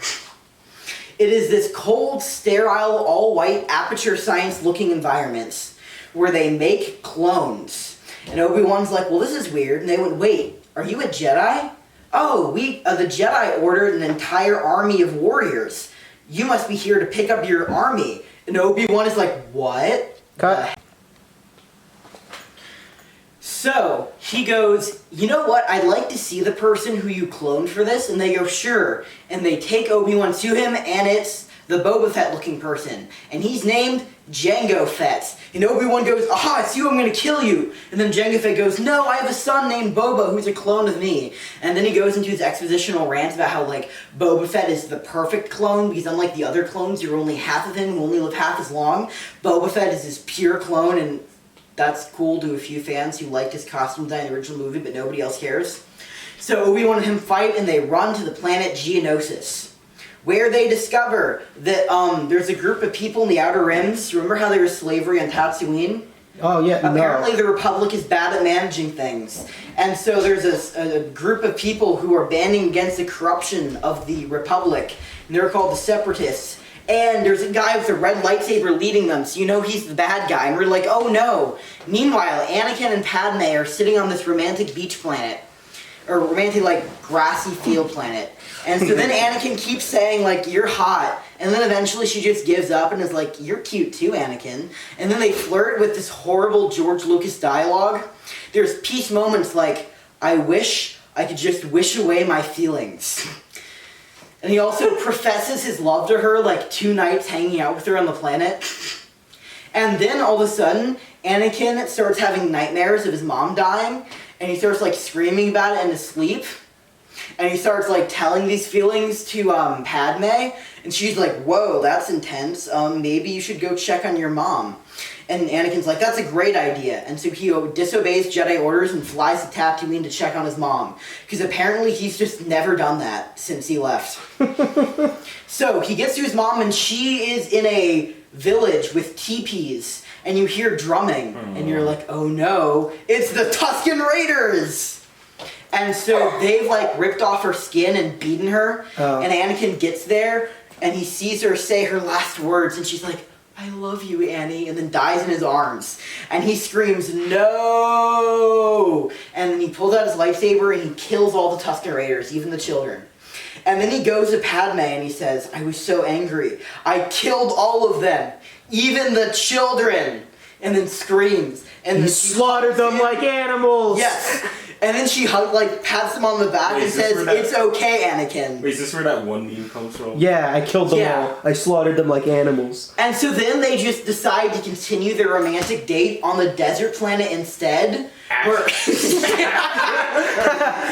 where Anakin like talks about how much he hates sand. And like playfully takes a fruit out of her hand with the Force. Padme is not seeing any of these red flags. Then all of a sudden they find out that there's trouble on Geonosis and that Obi-Wan's been... Go. So Anakin and Padme run to save Obi-Wan, but nobody cares about that, because what is Jar Jar Binks doing? Why the fuck? Why do we care about that? So, remember the Palpatine who became president last movie? Yeah. Yeah, I guess that happened. So Palpatine is like, "Wow, there might be a new war with the outer systems. It looks like I need more power. I need the power to stay president for unlimited terms and to be able to have full authority over the military. If only there was a senator brave enough to suggest that you give all the power in the Senate to me." And then Jar Jar raises his hand and goes, "Misa thinks that's a good idea." And Jar Jar agrees and signs the documents to give the Chancellor infinite power to become the dictator and emperor. Wait. Emperor Palpatine, you say? No, this is a completely different character. Oh, are you fucking serious? What's up? No, what? No. Okay. Did I miss Jar? What the fuck? Why is Jar Jar Binks important now? George Lucas realized the problem with the first movie that Jar Jar Binks wasn't involved in the main plot enough. Ooh. So, when this scene happened, my mom paused the movie, took me and my friends aside and said, "What is the one thing Jar Jar Binks did that ruined the Republic?" And I said, "I don't know, stole What's the Republic?" And my mom was like, "No," and so we all kept guessing things. And she kept trying to get us to say the Senate, so then she sat down and explained the politics of the movie. And we were like, "Mom, nobody likes those parts. We like the lightsaber fights." And so we would try to skip forward in the movie to the lightsaber fights, and my mom would go, "No, you have to watch the whole context to understand why they're fighting." So she would drag the play bar back and unpause it. Alright, so, Senate stuff, Jar Jar Binks gives the Chancellor infinite power.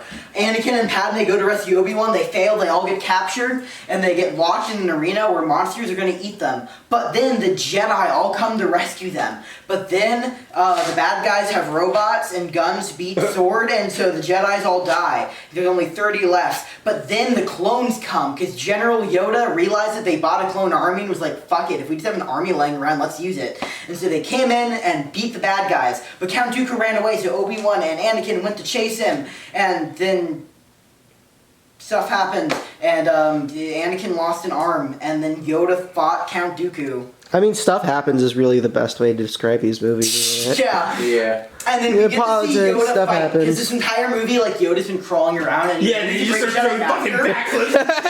It's like CGI madness. Wait, Yoda wait. starts running on the walls and lifting giant objects with force and throwing it and doing backflips, and it's so cool! No, I remember in like one of like the Lego Star Wars specials on TV, they like clowned the shit out of the scene because they just had like Yoda whip out a lightsaber and he starts like doing flips and shit, and the guy's just watching him. He's like, "Oh wait, not done showing off, I am," and then he like keeps flipping all over the place. But you'll notice that there's a lot of continuity errors because the scene is clearly like completely done in CGI, and so there's shots where like they'll cut and the physical bodies will just disappear. And there's all sorts of continuity errors in the scene. It's a mess if you've ever been in a film class. Oh god. Yes. So wait, I was gone for a while. Are we in the prequels now? Yeah, we're in episode 2. So Yoda's alive again. Yep. Yeah.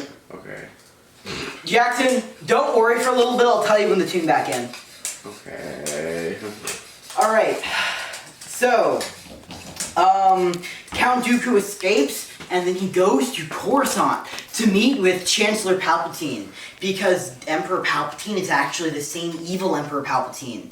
And it learns out he's playing both sides to create a war to give himself more power, and nobody A cares. Star Wars. And then the Clone Wars happens, and we see the shot of the Jedi and the Republic standing up and this army marching beneath them, and then the Imperial March, Darth Vader's theme plays. And you're like, what? And then you look at the clone helmets and you realize, wait a second, these look like stormtroopers! Oh no! The Jedi are actually the bad guys? What? Not the bad guy, just grossly incompetent. Alright, so movie ends. Everyone hates it. Again. Lucas gets bombed. But he promises next time he's gonna do it and he's gonna make a good movie. And so they give him the budget he asks for and they let him make it. Before that happens, the Attack on Clones anime comes out. So originally, it's like a bunch of like cartoon shorts that are 2 minutes long that go between other movies or like other shows in like Cartoon Network or something. Oh, wait, you mean the Clone Wars cartoon by Gendy Tartakovsky? Yeah. Yeah! So, Shaggy makes a cameo as a Jedi named Shaggy. and so they start out as like 3-minute episodes that really just show off the Jedi being like cool anime samurai. And this is the first time Jedis are actually cool. Because all throughout these movies, you're always wondering like, why do they use laser swords when guns are just so much better? And these animated shorts answer it. Because they show when Jedi are in like Clone Wars, they'll like throw their lightsaber out and like kill hundreds and hundreds of robots and like hit the ground and super smash and like blow craters and moons. And it's really cool. Yes, Jackson? No, there's man. And then they introduce this character called General Grievous, who kidnaps Chancellor Palpatine, and the episodes start becoming like 20 minutes long, and it's really cool, and then the Clone Wars series ends, because George Lucas isn't happy with these other people writing things that he then has to include in his movies. So, George Lucas finally understands for episode 3 that the problem is too much politics in the movies. Cool. Kind of true, though. So he comes up with a solution. Uh-oh. Revenge of Sith. Alright, here we go. Alright. So it opens immediately in a battle sequence. It picks up right where the animated series left off. The Chancellor's been captured by General Grievous. And it's really cool, because in the animated show, General Grievous is a cyborg, and you're like, oh, that's kind of cool. But in the live-action film, you, like, see the rust on his face, and it's, like, deeply disturbing. Okay, so there's this big fight scene, and R2 lights somebody on fire, and they kill a bunch of droids, and then go into another room and kill more droids. And it's just non-stop action for, like, 25 minutes. It almost gives you a headache. Only one thing of importance happens. So, they confront Count Dooku, who is the bad guy from the other movie nobody cares about. And then he's the one who orchestrated the capture of the president of the good guy team. And so Anakin beats Count Dooku in conflict and has 2 lightsabers across his neck and is about to cut his head off. And is like, killing people is not the way of the Jedi. And then the president suddenly drops his whole nice old man act and goes, do it. But you want to kill him, don't you? You feel the darkness inside of you. Do it. And Anakin's like, you know what, it would feel good. So he does it. So then, they save the day and they return to Coruscant. There is no more action until like an hour into the movie. What? The rest is just politics. Oh my god. What? Lucas got all the action out of the way first to make people happy, so then he had a platform to make his political thriller drama. No! Why are you making a political drama? That's not what you were hired to do. George Lucas. Alright, so Anakin finds out that Padme is pregnant. And they're like, it's the boy, we're gonna call it Luke. Oh my god. No, wait! And then Anakin starts having visions of Padme dying, like his mom was dying. And he's like, uh-oh, I wish I had the power to save her from dying. And Palpatine's like, did you say power? Hey! So, the Jedi low-key suck. And Anakin's like, really? Palpatine's like, yeah, you know what, I bet they're about to betray me soon. I want you to join the Jedi Council as like a spy. In fact, I'm gonna add you to the Jedi Council. So cut to Anakin and the Jedi Council. And everybody else is like, it's kind of weird that you're here because you're really bad at being a spy and we all know you're a spy for the Emperor. And Anakin's like, no, I'm not. And they're like, so we're not going to give you the rank of Master. And Anakin throws a fucking fit. He's like, you won't give me the rank of Master even though I'm part of the Jedi Council? But every member of the Jedi Council has been a Master. It's not fair! And he throws a temper tantrum in the middle of, like, the meeting room and storms off. And then Obi-Wan pulls him aside and is like, look, nobody's going to make you Master because we want to keep you under the radar. Because we want you to spy on Palpatine for us. And Anakin's like, well, if you wanted me to do that, you should have made me Master. And Obi-Wan's like, well, if we made you Master, it would be pretty obvious you were working for us. And he was like, yeah, but I should be Master. So then he goes to Palpatine, to spy on Palpatine. And Palpatine goes, they made you spy for them, didn't they? I don't know how to reply to that. And the Emperor goes, I see. Have you ever heard the story of Darth Plagueis? Oh no! Darth, and they just show him telling Anakin the story in the middle of the Senate with like weird birth symbolism happening in the background, and it looks like a drawn-out Francis Ford Coppola shot dialogue scene. Anyways, he tells him the story of this Sith Lord who is so powerful that he could stop people like your wife. By the way, Padme got married to Anakin at the end of last film, not seeing any of the red flags. He's like, That's good. you could save your wife from dying if you learn dark side power. And then Anakin's like, wait a second, you're a Sith Lord, aren't you? And Palpatine goes, no, I'm not. And Anakin's like, but you used the dark, you talked about the dark side. How would you know about the dark side unless you used it? And he's like, alright, you got me. I used a little dark side magic. What the fuck? George Lucas wrote this, right? Yes. Oh, genius. And he's like, but, you're thinking too narrowly. The Jedi have got you brainwashed. They didn't even give you Master. In fact, they're sending someone to go fight General Grievous, and it's not you, even though you're the most talented Jedi. And Anakin's like, what? They send Obi-Wan. Alright, this is a bunch of action scenes randomly thrown in to break up the politics drama. So Obi-Wan fights General Grievous and wins, and then Yoda goes to the Wookiee planet and meets a young Chewbacca, because George Lucas liked Chewbacca, but he died in the canons, and George Lucas was trying to act as if all of that was still canon, so he wanted to show Chewbacca, so he did it in a prequel. That's nice. And then Yoda fights things, and nothing happens. Alright, cut back to the politics drama. Anakin goes to the Jedi and goes, hey guys, I feel like the Emperor is actually a Sith. And they go, oh shoot, really? Well, if that's true, we gotta be careful because you've been talking to him and he might be brainwashing you. So Anakin, stay here, we will arrest him and then come back. Anakin does not stay there. He follows them. So they go to arrest the Emperor and he goes, it's treason then, pulls out his red lightsaber and reveals he's a Sith and kills all the Jedi except for Mace Windu. Because Mace Windu is played by Samuel L. Jackson and thus is automatically a badass. So Samuel L. Jackson beats the Emperor and is about to kill him. And then Anakin's like, no, you can't kill an innocent man. And the Emperor shoots lightning at Mace Windu. Mace Windu blocks it. The lightning reflects on the Emperor's face, making his skin all wrinkled, like it was in the other movies. And he's like, please, Anakin, he's hurting me. And Mace Windu's like, just stop shooting the lightning. And the Emperor goes, please, Anakin, I'm so weak, stop him. So he stops shooting lightning, and Mace Windu goes to kill him. Anakin cuts off Mace Windu's hands, and then the Emperor shoots Mace Windu with lightning, killing him. I thought you said Mace Windu couldn't die. Well, he did now. And then the Emperor screams, ah, yes, unlimited power! Unlimited power! And he gives this, like, evil laugh. And Anakin goes, oh no, what have I done? And the Emperor goes, you're too far gone. You will be my apprentice now, and I will teach you how to save your wife. And Anakin goes, you know what, fuck it, alright, I'm cool with this. And then the Emperor goes, okay, to prove you're loyal to me, you must commit genocide against the Jedi. And Anakin's like, cool, where do I start? And he goes, by going to the school and killing all of the children. All the younglings. And so Anakin goes to the school and kills all of the children.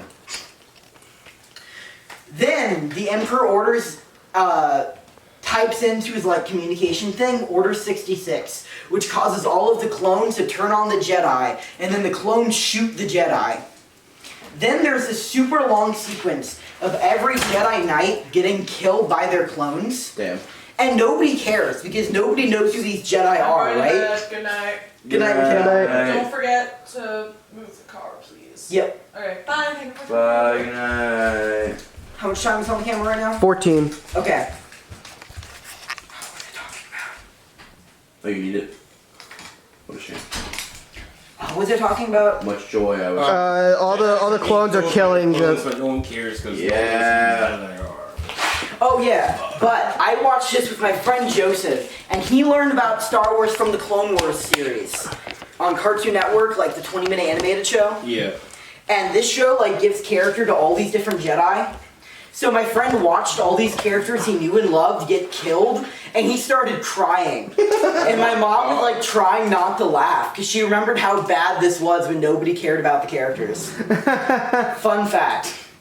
So anyways, all of them die, and the only Jedi left are Obi-Wan and Yoda. And so they split up. They're like, one of us has to fight the Emperor, and the other has to fight Anakin, because he killed the younglings and has turned to the dark side. And Obi-Wan's like, I can't fight my old apprentice. I must go fight the Emperor. And Yoda's like, no, you're too weak. So Yoda fights the Emperor, and nothing happens. The Yoda surrenders and runs away. And then Obi-Wan fights Anakin. So Obi-Wan goes with Padme. They land on the planet that Anakin's hiding on. It's a lava planet. Ooh. Padme walks out, and she's like, Anakin, I heard you turned to the dark side. Is that true? And Anakin's like, where did you hear that from? She said, Obi-Wan. And he's like, you've been listening to Obi-Wan. You betrayed me. And she's like, no. And he's like, yes. And he starts choking her. And then he accidentally chokes her too much and kills her. Oh, man. Remember he was having visions of her dying? Yeah. So then Obi-Wan comes out and he's like, dude, you fucking killed your wife. And he's like, no! And so they fight. Killed your wife. And so then Obi-Wan Fucked your wife. is standing on a hill, and Anakin's on lower ground, and he's about to jump out and try to kill Obi-Wan with a swing. But he has the high ground. And Obi-Wan's like, this isn't gonna work. I have the high ground. Don't do it. And Anakin says, I'm gonna do it. And Obi-Wan says, don't. And then Anakin jumps. And Obi-Wan just casually waves his hand and cuts Anakin in half. Oh. And then Anakin screams, no! And then Obi-Wan just looks at him and goes, ooh, this is... Ooh. And just walks away and leaves his corpse to burn. Yes. I believe Mythbusters tested it out and found that having the high ground does actually give you an advantage in Yeah, fencing. like, that's genuine logic. But anyways, it turns out Padme isn't dead. She survives enough to give birth to her kids, who are actually twins, Luke and Leia. But then she dies in childbirth. But the medical droid tells us that there's nothing physically wrong with her. The reason she's dying is spiritual. Maybe she's lost the will to live. Oh my god. And then Her stand last is words attacking are, her. Oh my god, who's her stand? Leia! And then she dies. So, they try to figure out what they're going to do with these kids. And the senator from Alderaan says, you know what, I've always wanted a daughter. I'll adopt Leia. So he makes her a royal princess. And they go, what do we do with the boy? And they're like, farm. you know what? You know, Anakin grew up on Tatooine, so technically he's related and have family there. Let's give him to the slave family. And so they just destined him to a life of poverty and farming. Alright, and then Darth Vader is pulled out of the wreckage of being burned and is put into a cyborg Darth Vader suit. And then he becomes James Earl Jones. Yeah. And he asks the Emperor, what happened to Padme? And the Emperor goes, you killed her in your anger. And he goes, no! And the Emperor's like, now that you've killed her in your anger, you're a full Sith and have to follow my orders for life. And Darth Vader's like, shit, I guess you're right, bro. And that's episode 3! Woo! What do y'all think of the prequel trilogy? Star Wars. They just be making anything. Yeah. So So it's The prequel trilogy kind of bombs and destroys Luke's reputation, No way. but Star Wars survives, mostly through video games. Mostly through Lego video games. So, Knights of the Old Republic comes Oh, out shit, in yeah. 2003. Banger. This was like Banger. a big, like, kind of like a big RPG game. By BioWare, right? Yeah, BioWare, Yeah. first person, and it was just this No, really it's- expansive, like, universe game. And it was really fun. It was just a good game. And it had perfect sound design. Because of THX. Because of THX. And so many Star Wars video games that were so iconic came out over the next 10 years, I can't list them all. There was Republic Commandos, which was like a Halo knockoff that Halo ended up stealing the group mechanics from. But I'm just going to list a few of my most nostalgic Star Wars games from this era, and I'll see if anyone else feels with me. Lego Star Wars! Woo! Hey, what was the release date of that game? I don't remember. Do you remember? It was right after Episode 6, so after 2006. I think it was 2007. In 2006, Empire at War comes out, which is a Star Wars real-time strategy game. There's this game called Star Wars Battlefront 2, which is this first-person shooter.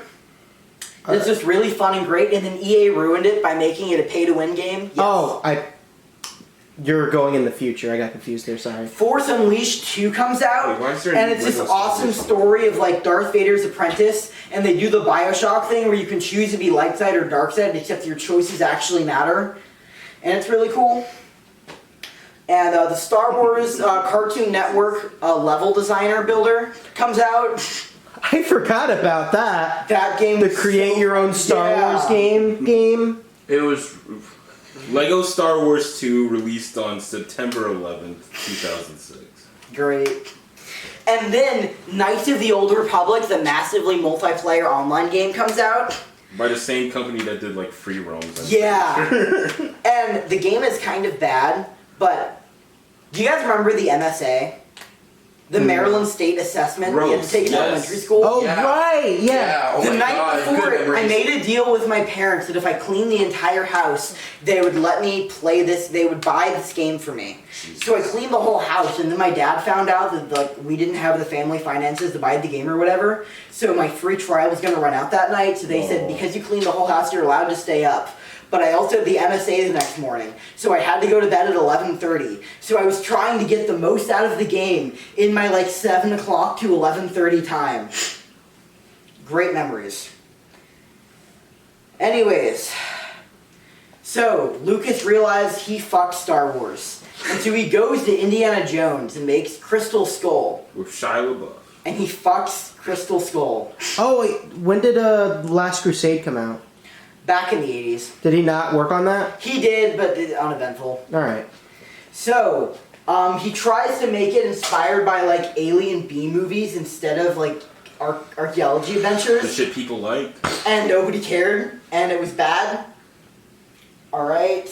And then Lucas goes on to make a piloting movie called Red Tails. Oh, about God, the he did Red Tuscan- Tails? About the Tuscan That was Airmen.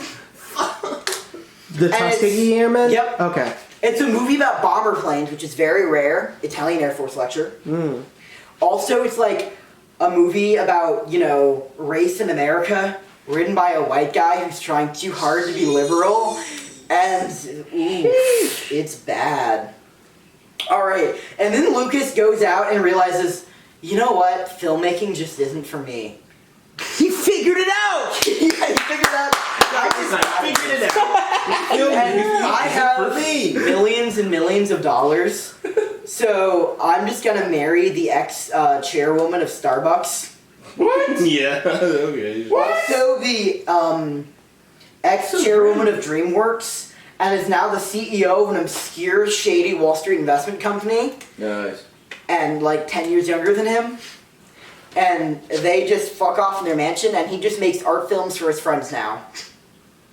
Imagine being George Lucas's friend and he like invites you over to his manor for like a big party and then he shows you his new art film and it's Electronic Labyrinth THX 2012 or whatever. Hey, And then, the most important thing since New Hope happens to Star Wars. Oh. Are we getting to the sequels now? Oh wait, yeah, the TV show, the CG. The Clone Wars Cartoon Network TV show. Okay, so it's Star Wars TV show announced. It's animated and for kids. And everyone collectively goes, ugh. Do you see me? Alright, tell me when it's at 10 minutes and we'll cut it. Okay.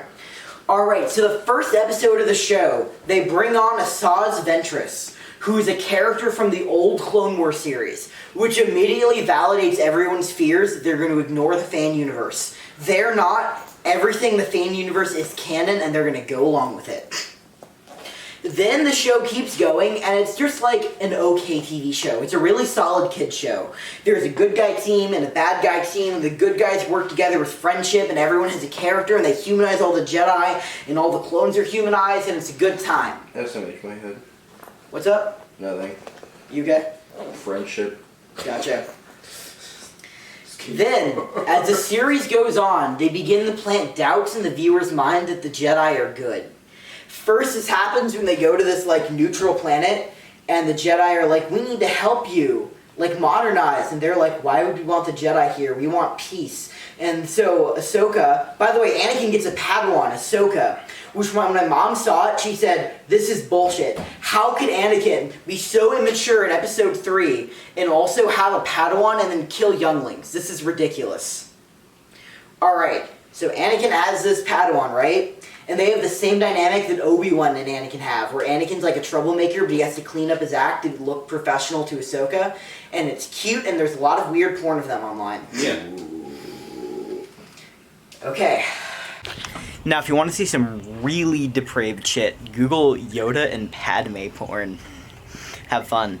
Also, unrelated note, but I have this great story about this website called the Red Lightsaber District. So, I was 13, right, and I was failing French, so I needed to do some extra credit, and they wanted me to draw a couple of wanted posters in French. And this was, you know, unbearable, because French is what Satan uses to torture people in the Seventh Circle of Hell, and so I was trying to do anything, you know, make it bearable. So I figured I'll make him Star Wars themed, you know? So I was making a wanted poster for Obi-Wan, and I couldn't draw, so I Googled an image and traced him, and the image just happened to come from this completely innocent, non-porn related site called Red Lightsaber District. And I was doing this in the living room. My dad walked by and saw the URL Red Lightsaber District, and he thought it was so funny. So he ran over and told my mom, this like somber voice, you know, I caught our son looking at the Red Lightsaber District in the kitchen this afternoon. And so then, you know, pretty upset, she comes over and lectures me for, I don't know, 15 minutes, and she's getting emotional. I'm getting her rant about feminism, and, you know, I'm 15, so I'm not going to speak over my mom, and I'm scared as shit, and I'm not going to correct her, so at the end of it, I just run to my room and fucking cry. And my dad thought it was too funny to tell her, so I don't think she found out that I was not jacking off to Yoda Padme porn in the kitchen till like 2 days later. You know, it's only now that I'm wondering why this was the addendum I chose to do outside in public. But anyways, back to Clone Wars. Clone Wars is cool. So anyway, so she's trying to convince these tribes people that, like, you know, the Jedi are good, and they're like, are you? And then she goes, wait, are we? Then there's an episode on Ryloth where it shows that they've been colonized by the Separatists, and so the Jedi come to help the Freedom Fighters. And then there's a scene late at night where the Freedom Fighters are talking to Mace Windu, and they're like, so what's going to happen to this planet after we get the Separatists out? And he goes, well, we'll send troops to help protect you. And they go, wait, so you're going to end our occupation by having another occupation? And he goes, well, only be for a little while. And he goes, how long till I'm fighting you? Jedi bad? Huh? And slowly throughout the series, you see Coruscants, like, building statues of the clone troopers all around. And there's a bunch of terrorist attacks on the Capitol, and so they have the clones replace the police force, so they become a military state. And all of this is almost happening in the background of the show. And you also have the clone troopers help, like, reinforce Kamino, and they all talk about how happy it is that they're home. And then all of a sudden, in season 5, near the end, Ahsoka is accused of murder, and the entire police state turns against her. And she realizes, holy shit, we've built an empire in which I'm being arrested for asking questions. So there's a whole court drama in which they reveal that she's innocent, and they give her the rank of Jedi back, but she goes, oh no, I'm like, Empire pilled now. This whole Republic thing is already the Empire. This is bad, and then she quits. And Anakin goes, please don't. Because throughout this entire series, like, Anakin is slowly losing everyone he loves. Yeah. He thinks that Obi-Wan dies, but Obi-Wan's actually going undercover for a mission. And when he finds that Obi-Wan dies, he goes up and he says, look, you can't just pretend you die on me. I can't keep losing people. War is destroying me. I wish I could express my emotions, but the Jedi Code won't let me, and it's making me go crazy. What if my wife died? And it's like setting up what actually happens in episode 3 much more realistically, and the writing is not George Lucas, so it's actually mature and has like emotional themes. So it's great. Then season 6 comes out, and they basically write the story of Revenge of the Sith, but they technically want to still be canon, so they don't overwrite it. But the characters have just matured so much that the writing of Revenge of the Sith doesn't even make sense for these people. So they like soft rewrite it, and it's a weird canon thing.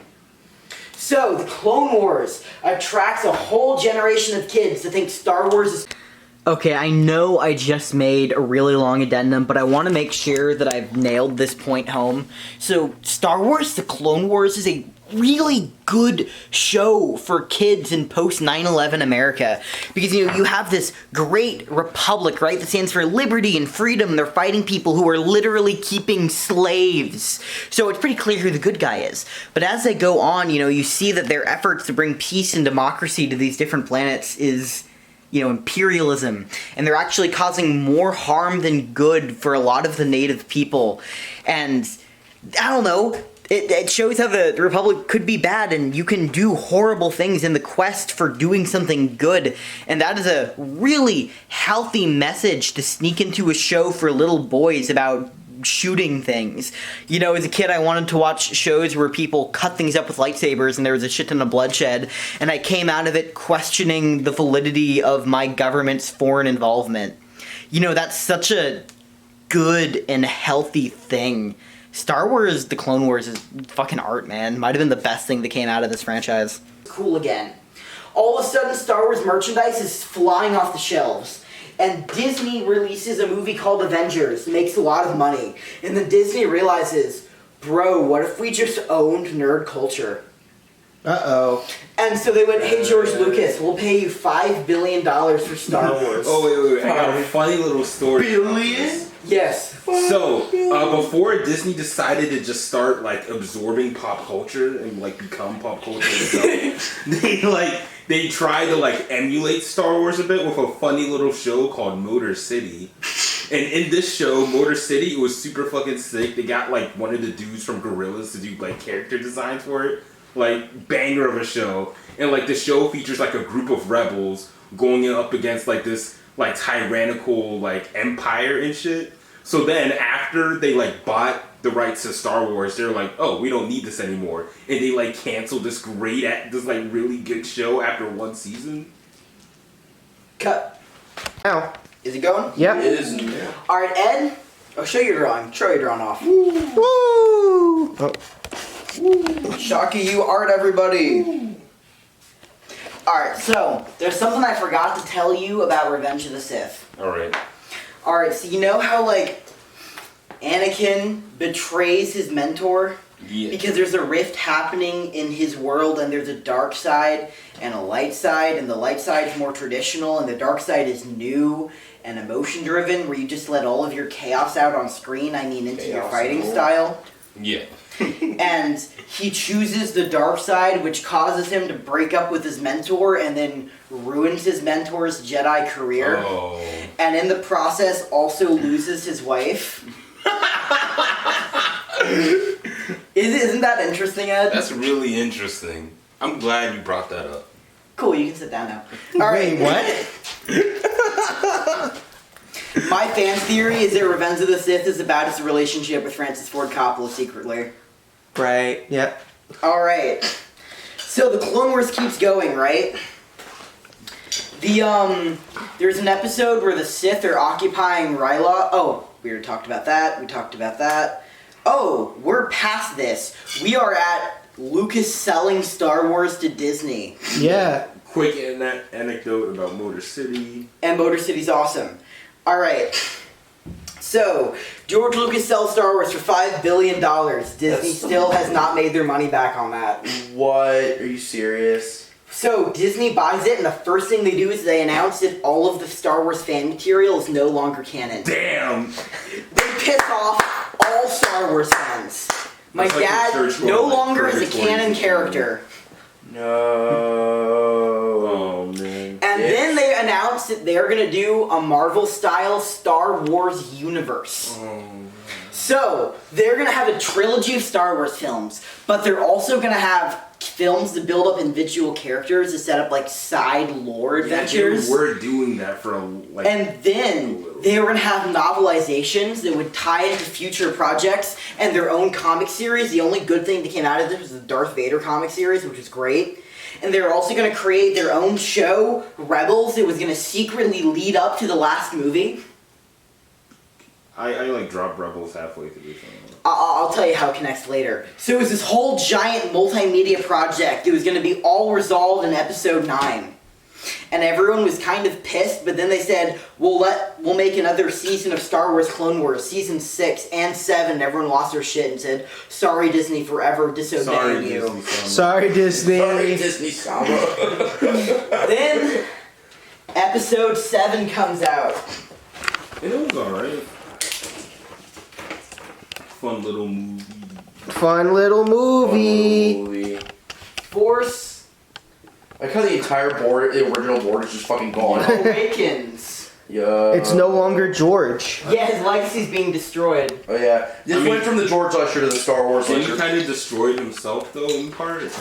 Alright, Force Awakens comes out. It's directed by J.J. Abrams, Yeah. who is the most mainstream director ever.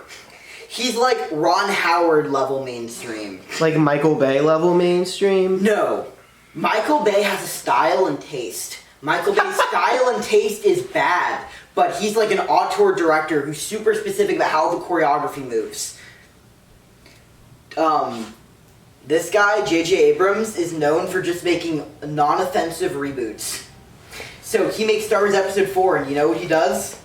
He makes, or Episode 7, he just remakes Episode 4. Yeah. Yeah. Oh. Yeah. Oh. So, instead of the Death Star plans, they need to get the map to Luke Skywalker.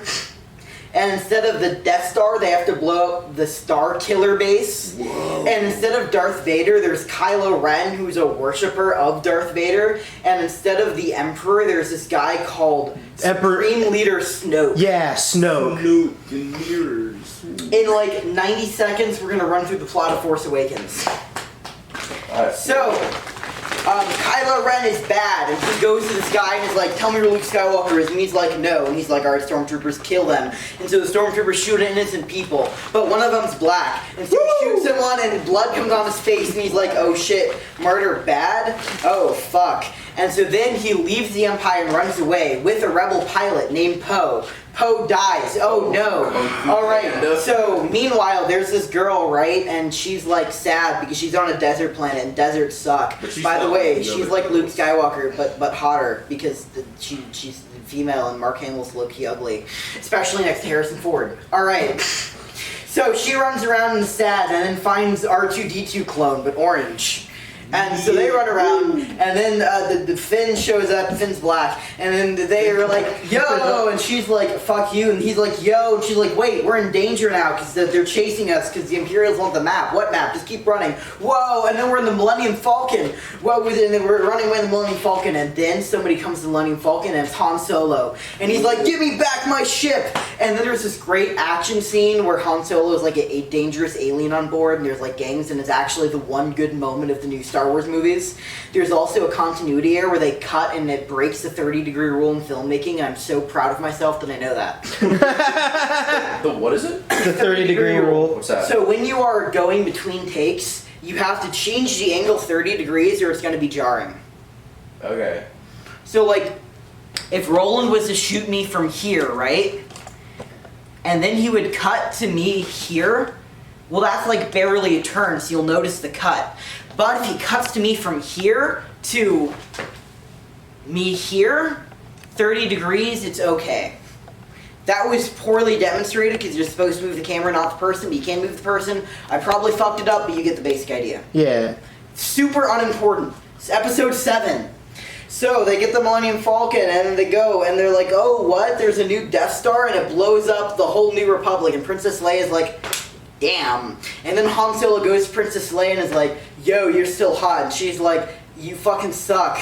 Which is cool, because Harrison Ford probably said some really lewd things to her in episode 6 set, and so it's satisfying to see Princess Leia go fuck men.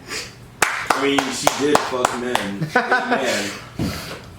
And then they also revealed that they were a couple, and they had the kid Kylo Ren, and him turning to the dark side caused their divorce. Kylo Ren is a Skywalker, and he's related to Darth Vader. What? Kylo Ren throws fits on the ship because he's not good enough to be Darth Vader. And it's kind of a weird meta moment where the sequel trilogy is admitting that it can't be the original trilogy and how hard it is to mimic it.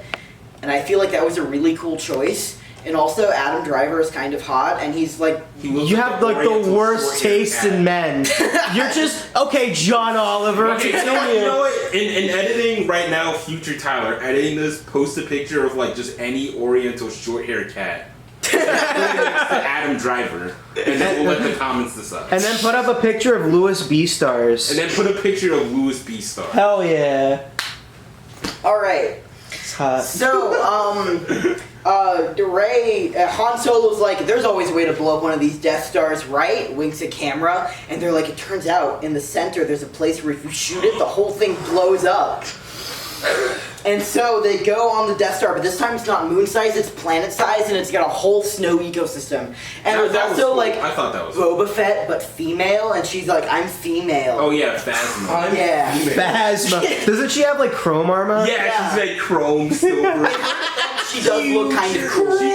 What time am I at? She 8 minutes. Cool, and you can literally Okay. nothing with her, like every other character in Yep. the sequel. So then, Finn picks up a light. Oh, by the way, they go to like a cantina Mos Eisley ripoff scene. They trick you into thinking Finn's gonna be cool, and then Yeah. Nothing happens to you. There's an old woman that gives a prophecy that means nothing, and No, wait. There's a cool shot. Can I talk about? Yeah. There's a cool scene. Ship camera on Ed.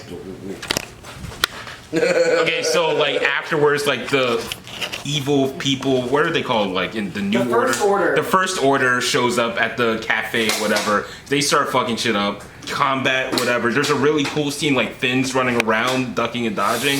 And then like another stormtrooper like sees him, recognizes him. He's like, traitor! And like there's a cool scene where like Finn drops his gun and picks up a little blade thing, and they go at it for a bit. I thought that was cool. That's me. I thought that was cool. But it's completely unimportant to the plot. It's They go to the unimportant. Death Star. They beat Kylo Ren. They blow it up. But Kylo Ren survives, and the First Order lives to fight another day. Who else? And Rey gets a vision where she sees a bunch of clips from old movies and like anything, and it's like, oh, potential future lore. Hey, someone died though, right? Who was it? We'll get to that. Okay. Also, a few production fun facts. Harrison Ford broke his leg on the set of this movie. Oh shit! He Fuck me. straight broke his leg. Yeah. And he they wants to play Indiana Jones still. Yep. This whole movie was also shot on film, which was a really big deal at the time because they wanted the old Star Wars look and tried way too hard to get it. And then they made a bunch of film bros at my school go, wait, shooting things on film is cool, and they wasted a bunch of money. Fuck John Keble. Alright. What was I talking about? Fuck John Keble. Star Wars. Star Planet Wars! sized. Alright, so, also the fans loved this movie. It was super well received because it was like, you know what? We wanted Star Wars and we didn't want it to be the prequels, and this didn't feel like the prequels. It was a good movie. Yeah, it was alright. kind of basic and it was beat Kind for of beat, basic, like, but it was kissing like ass to the fans. at the time it was like setting up. People thought it was like setting Yeah. up, like big payoff. It was like the movie set up a bunch of things, but it was also comforting and it felt like what you already saw. Yeah, like ease us in. And it was like, yeah, it's a good ease in. It was like, okay, good things are coming with this series. Now, right before this movie came out, J.J. Abrams gave a very disturbing interview that should have been a red flag. Uh-oh. It was like a TED Talk or TED Talk knockoff. And what he said was the secret to storytelling is called the mystery box. So what you do is you promise the audience something. And then that promise gets them interested throughout the whole time. And as long as you reveal it and it's not super disappointing, that'll be great. And if you can just keep them chasing endlessly, that's the best. And so J.J. Abrams set up a bunch of things with no plan of how they were going to get paid off, and had faith that future writers would do it. Star Wars. They hire a Star Wars marketing team to last of my writing, JoJo. Come out with the rest of the plan for the trilogy that was going to be connected to the whole Artful universe, and then they hire this arts kid to direct Episode 8. His name is Ryan Johnson. His biggest thing he's made before this is a film called Brick, which he made right out of film school, which is an artsy, genre-bending neo-noir filmed on a home video camera. Nice. Wow. It's also a pretty good movie. Wow. But before we talk about Episode 8 and the shit that comes with that, let's talk about the internet culture of Episode 7. You're really weird. Episode 7 really appealed to the fanboys who wanted to obsess over details in Star Wars, because they were trying to build this new expanded universe, right? And so they introduced characters in the movies that were also in the books. Oh, Glub Shitto. What? Glub Shitto! Yeah. And Poe has a cousin who's related to someone in Rogue One, which is a movie coming out. What? And in Rogue One, they introduce a character in the books, but it's not the fan books, it's the new Disney books, who they're introducing characters purely to cameo in movies to reward fanboys for obsessing over their media. And the internet culture, really played into this, and there were tons of theories about who are Rey's parents. And you could find, an 11-minute YouTube rant video with every theory imaginable, going from Jar Jar Binks to she's Qui-Gon's cousin, to secretly Mace Windu's love child with Padme, to Obi-Wan's daughter, to Luke's daughter, to the Emperor's daughter. Oh, and what was the answer to that? We'll get to it. So then, Rogue One comes out. Rogue One. What was the reception of Rogue One? Amazing. Loved. Okay, cool. Sick. Because I liked it. They made a questionable choice of including a CGI character. Not one, but two. A CGI Tarkin, which just looked really bad and felt weird because the actor had died. And a CGI young Leia. Which was okay, because it wasn't like Carrie Fisher was dead or anything. It'd be kind of weird if you made a CGI character of a recently dead person. Yeah, that'd be really weird, kind of scummy too. Yeah, but we're not doing that. It's just a long dead person and a still alive Carrie Fisher. So no big controversy. They also have a big moment where Darth Vader comes out and he's a badass. He uses his lightsaber and it's as cool as it was in the Star Wars anime. Darth Vader is scary, he makes dad jokes, he's funny, he's choking bitches, he's slaughtering rebels, it's cool. The plot of this movie, it shows the rebels as a terrorist organization, and essentially it's this message of hope where it's we have to win as the rebellion, because if we don't, all the war crimes we've committed will have been for nothing, which was a weird and really dark and cool moral. The film ends with all the main characters dying, but they get the message out to the rebellion with the secret Death Star plans just in time to deliver to Princess Leia. Yeah, I remember when I put two and two together, I was like, whoa! The movie ends 15 minutes before Episode 4 ends. Also, they explain why the Death Star has a giant design flaw. It turns out one of the engineers was a rebel spy and put it in on purpose to give to his daughter in this movie to tell the rebellion. So that's cool, I guess. Nah, that was Doofenshmirtz's idea. Doofenshmirtz. Nope, it is this guy. Doofenshmirtz. He was actually Heinz. So this movie was shot like a really gritty war film, but it was also really fun and had new environments and really showed new life to the Star Wars movies, because we had 7, which was the return to nostalgia, and this one paid attention to prequel lore and eased us in from Episode 3 to Episode 4 and bridged the gap really well, and people were like, oh shit, this Star Wars Wars thing is gonna be like good. Yeah, like I remember seeing it like literally a year after like Force Awakens. I thought I was like, oh man, I get to see a new Star Wars movie every year. Yeah. This is so cool. Oh man. Then they hire that guy Ryan Johnson to make Episode 8. How did Now, that I know what this website is. We're on fucking YouTube. And there are some of you who have been waiting this whole lecture to find out where I stand on the Episode 8 controversy. Yeah. You're waiting to figure out whether it's time to cancel Tyler or not. It was time to cancel Tyler a long time ago, alright? So, what is Tyler's take on Episode 8? You're gonna have to keep watching this fucking lecture.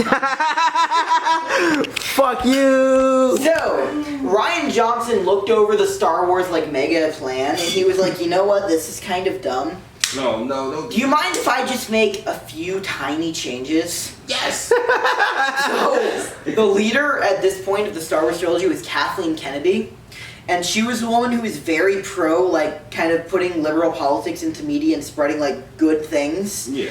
And so she was like, an art student wants to put in some themes about feminism into a movie. No. Yeah, I'm down for this. Uh-oh. And also, Rogue One was beloved, and everyone on the online was saying this is such a good movie because of the Star Wars film that took risks. And everyone, like, it was already popular to hate on 7 by this point, because it was like, haha, it's so cliche. South Park did a whole thing on this. Oh my God. And so people were like, all we want from 8 is it to not to be another Empire Strikes Back. It was another Empire Strikes Back. Oh, it was so much more than that. It was? I don't even know about Of course you movies, have bro. purple hair and pronouns. So, Episode 8 opens, and Ryan Johnson has completely rewritten the script in an attempt to force Disney to do something interesting with the third movie. He reveals that Rey's parents are no one, so none of the fan theories are correct, and it's a whole metafictional film on what does it mean to be a Star Wars movie.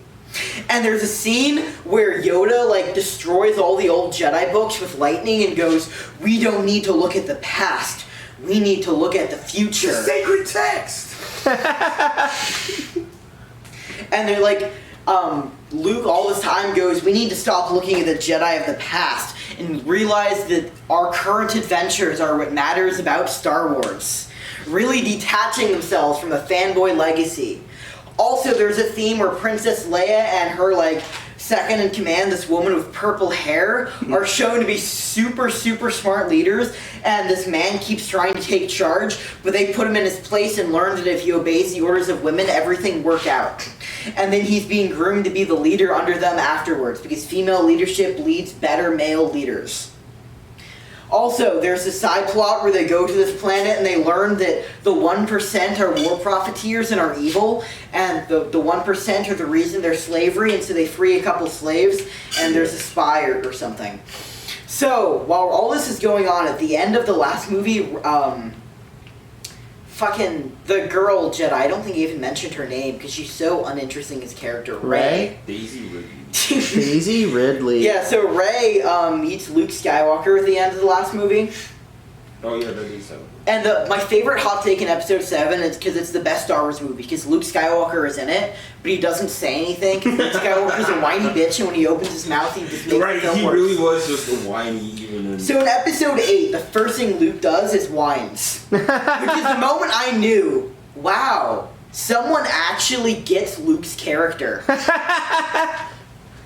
So Luke throws his old lightsaber off the cliff and says, I'm done with the Jedi. And Rey's like, what? And so she does chores with Luke until he eventually agrees to train her. Yada yada yada. Luke's like, Force is stupid. And then she has like a really artsy scene that's trying to look like David Lynch visuals but fails. Look like the mirrors. Yeah, it's like infinite mirror. That was really fucking confusing. I hated that. And it was something about the dark side, and Luke's like, no, dark side bad. And then the Rey leaves to go because she's having psychic sex conversations with Kylo Ren. Psychic I remember the Psychic sex! He's like, I hear you. And then it comes to Kylo Ren. He's like shirtless. Psychic sex. That shit was insane. I remember I saw that. And it's also shot in this really like art school manner, Yeah. where it's like they cut to like Rey on the Mr. Robot edge of the frame, staring into the distance, and then they cut the Kylo Ren at a different angle, sitting on the opposite side of the frame, staring into the distance, and it's implied they're communicating through Force, but they never say how. Yeah, you just do, bro. Yeah, they just do. Fucking midichlorians, man. So anyways, Kylo Ren's like, bro, you should come see the Emperor Snoke. And then it's like, oh, it's not just a copy of Empire Strikes Back. They're doing Revenge of the Sith, which means, or Return of the Jedi, which means what? They can't copy that for the next movie? What are they gonna do? And so, oh boy, she goes to see Snoke. And then Kylo Ren and her realize, this Snoke thing kind of sucks, so they work together and kill him. And then Kylo Ren's like, we've killed Snoke.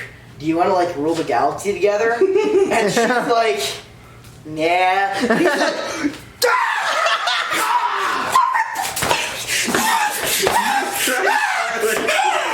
yeah. Yeah. He throws a temper tantrum and becomes evil.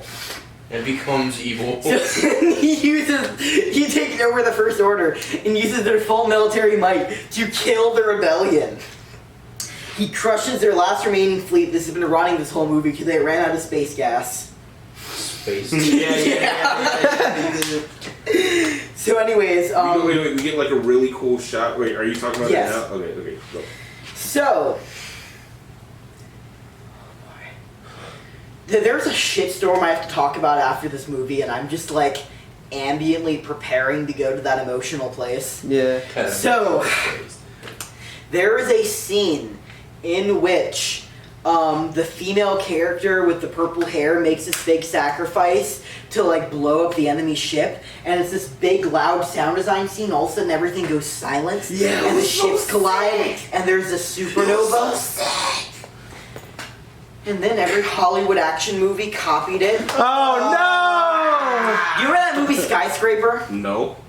It was starring Dwayne Johnson. The premise is there's it's Braveheart. Braveheart, but not Braveheart. A Christmas movie that might not be a Christmas movie. Oh, Die Hard. Die Hard. It's Die Hard except it's Die Hard. Okay. And there's this scene where they're fighting and all of a sudden everything goes silent and there's an explosion. And then every action movie I saw for the next 2 years had that. So fucking lame. Dang. Anyways, The Last Jedi won an Oscar in sound design for that. that was fucking sick, bro. Everyone keep in mind that it technically won an Oscar. First Star Wars movie to do that. That's great. Yeah, because they're just handing out Oscars to fucking everybody. Because what else is being made in Hollywood at that point? Superhero movies. Which they were scared to give an Oscar, but eventually... Wait, is that true? Has Star Wars not won an Oscar until then? Yes. Oh, holy cow. Okay. So, that all happens, but then it turns out her sacrifice was for nothing because the Empire still follows them to a planet, and the planet is like Hoth, but there's a twist. Because under the snow, there's red stuff, and it looks cool. It's salt. That's the explanation is that it's salt. I remember the guy gets this they make a whole point. He gets down, he licks his fingers, touches the salt. Ew. Licks the salt off his fingers, and he's like, salt. My experience before watching this movie. What? Can I tell you just where I was in life when I sat down to theater to watch this Oh yeah, movie? go ahead. Okay, go ahead. So, this was 11th grade, and I was in the middle of making Penny for Your Thoughts. This was probably the best thing that I ever made at the time, because it was probably my most open piece of work where I was just honest about all the angst of being a teenager. But as a result, it was also super cringy, and I was involving a lot of characters to act out romance scenes. It was very embarrassing because I wasn't popular in high school and had to beg people to act for me. And right after I watched this movie, I was gonna have to take a girl who had bullied me the year before to act as the main female character in a diner scene. No. And this scared me so much, I realized that maybe I just never wanted to film again. And so I went to this movie and I was like, you know what, if I watch Star Wars before I go film, I'll be motivated to make movies again. Were you motivated? This entire movie, I was bored to fucking tears. I didn't mind the quote-unquote liberal politics. I didn't mind that they fought the fan base. It was just that it was kind of boring. I just didn't care about any of the characters. But dude, the salt planet, bro, it looked so cool. And then I saw that sound design moment, and I went, I feel something. And then there was a salt design planet, and the TIE fighters went over the white snow and the red stuff came up, and I went, wow, that looked cool. Okay, maybe. And then the film ended, and I was like, oh, never mind. I saw this movie on a date, and we were just laughing at it the whole time. So, Luke comes to this planet to help the rebellion survive. And then Kylo Ren is like, I'll kill you, Luke! And so he orders a bunch of AT-AT knockoffs and a bunch of ships to all shoot at Luke at once. But Luke doesn't die. He Why? can't die. He's a protagonist. Oh, my bad. And then Kylo Ren's like, what the fuck? He's not dead? Come on, and Uncle, Luke's just like, come down and Come. beat me, Kylo Ren. Yeah, pussy. And Kylo Ren's like, okay. So he jumps out of the ship and he starts attacking Luke. And there's this really cool thing where whenever Kylo Ren attacks, he like moves the snow and causes the red to shoot up. But when Luke moves, he's in balance with nature, and so he doesn't disturb the snow. That's crazy. So Kylo Ren can't kill Luke until eventually Luke turns off his lightsaber. Come up here, Roland. Oh, 1 second. Come up here, Roland. Ooh, You're gonna be Kylo Ren. hell yeah! Alright, so I'm ugly. Oriental short. we're fighting, ready? Oh wait, no, I'm the one that's fighting. Yeah. Oh, he's kind of. Alright, pause. Okay. Kylo Ren, if you strike me down, you will regret it, and I will become more powerful than you can even imagine. Because I will not be the last Jedi. Lol. LOL. And then you know what you do? Yeah. But it turns out I'm not dead because I'm not real. I'm a hologram Luke. Sit back down. What? Okay, What? so I'm not a hologram. The I'm a force projection. Luke never left the planet he was hidden on. He's meditating and projecting me onto this planet. However, the force of me getting killed was so hard in the projection realm that it killed him in the real world. What the fuck? Luke died.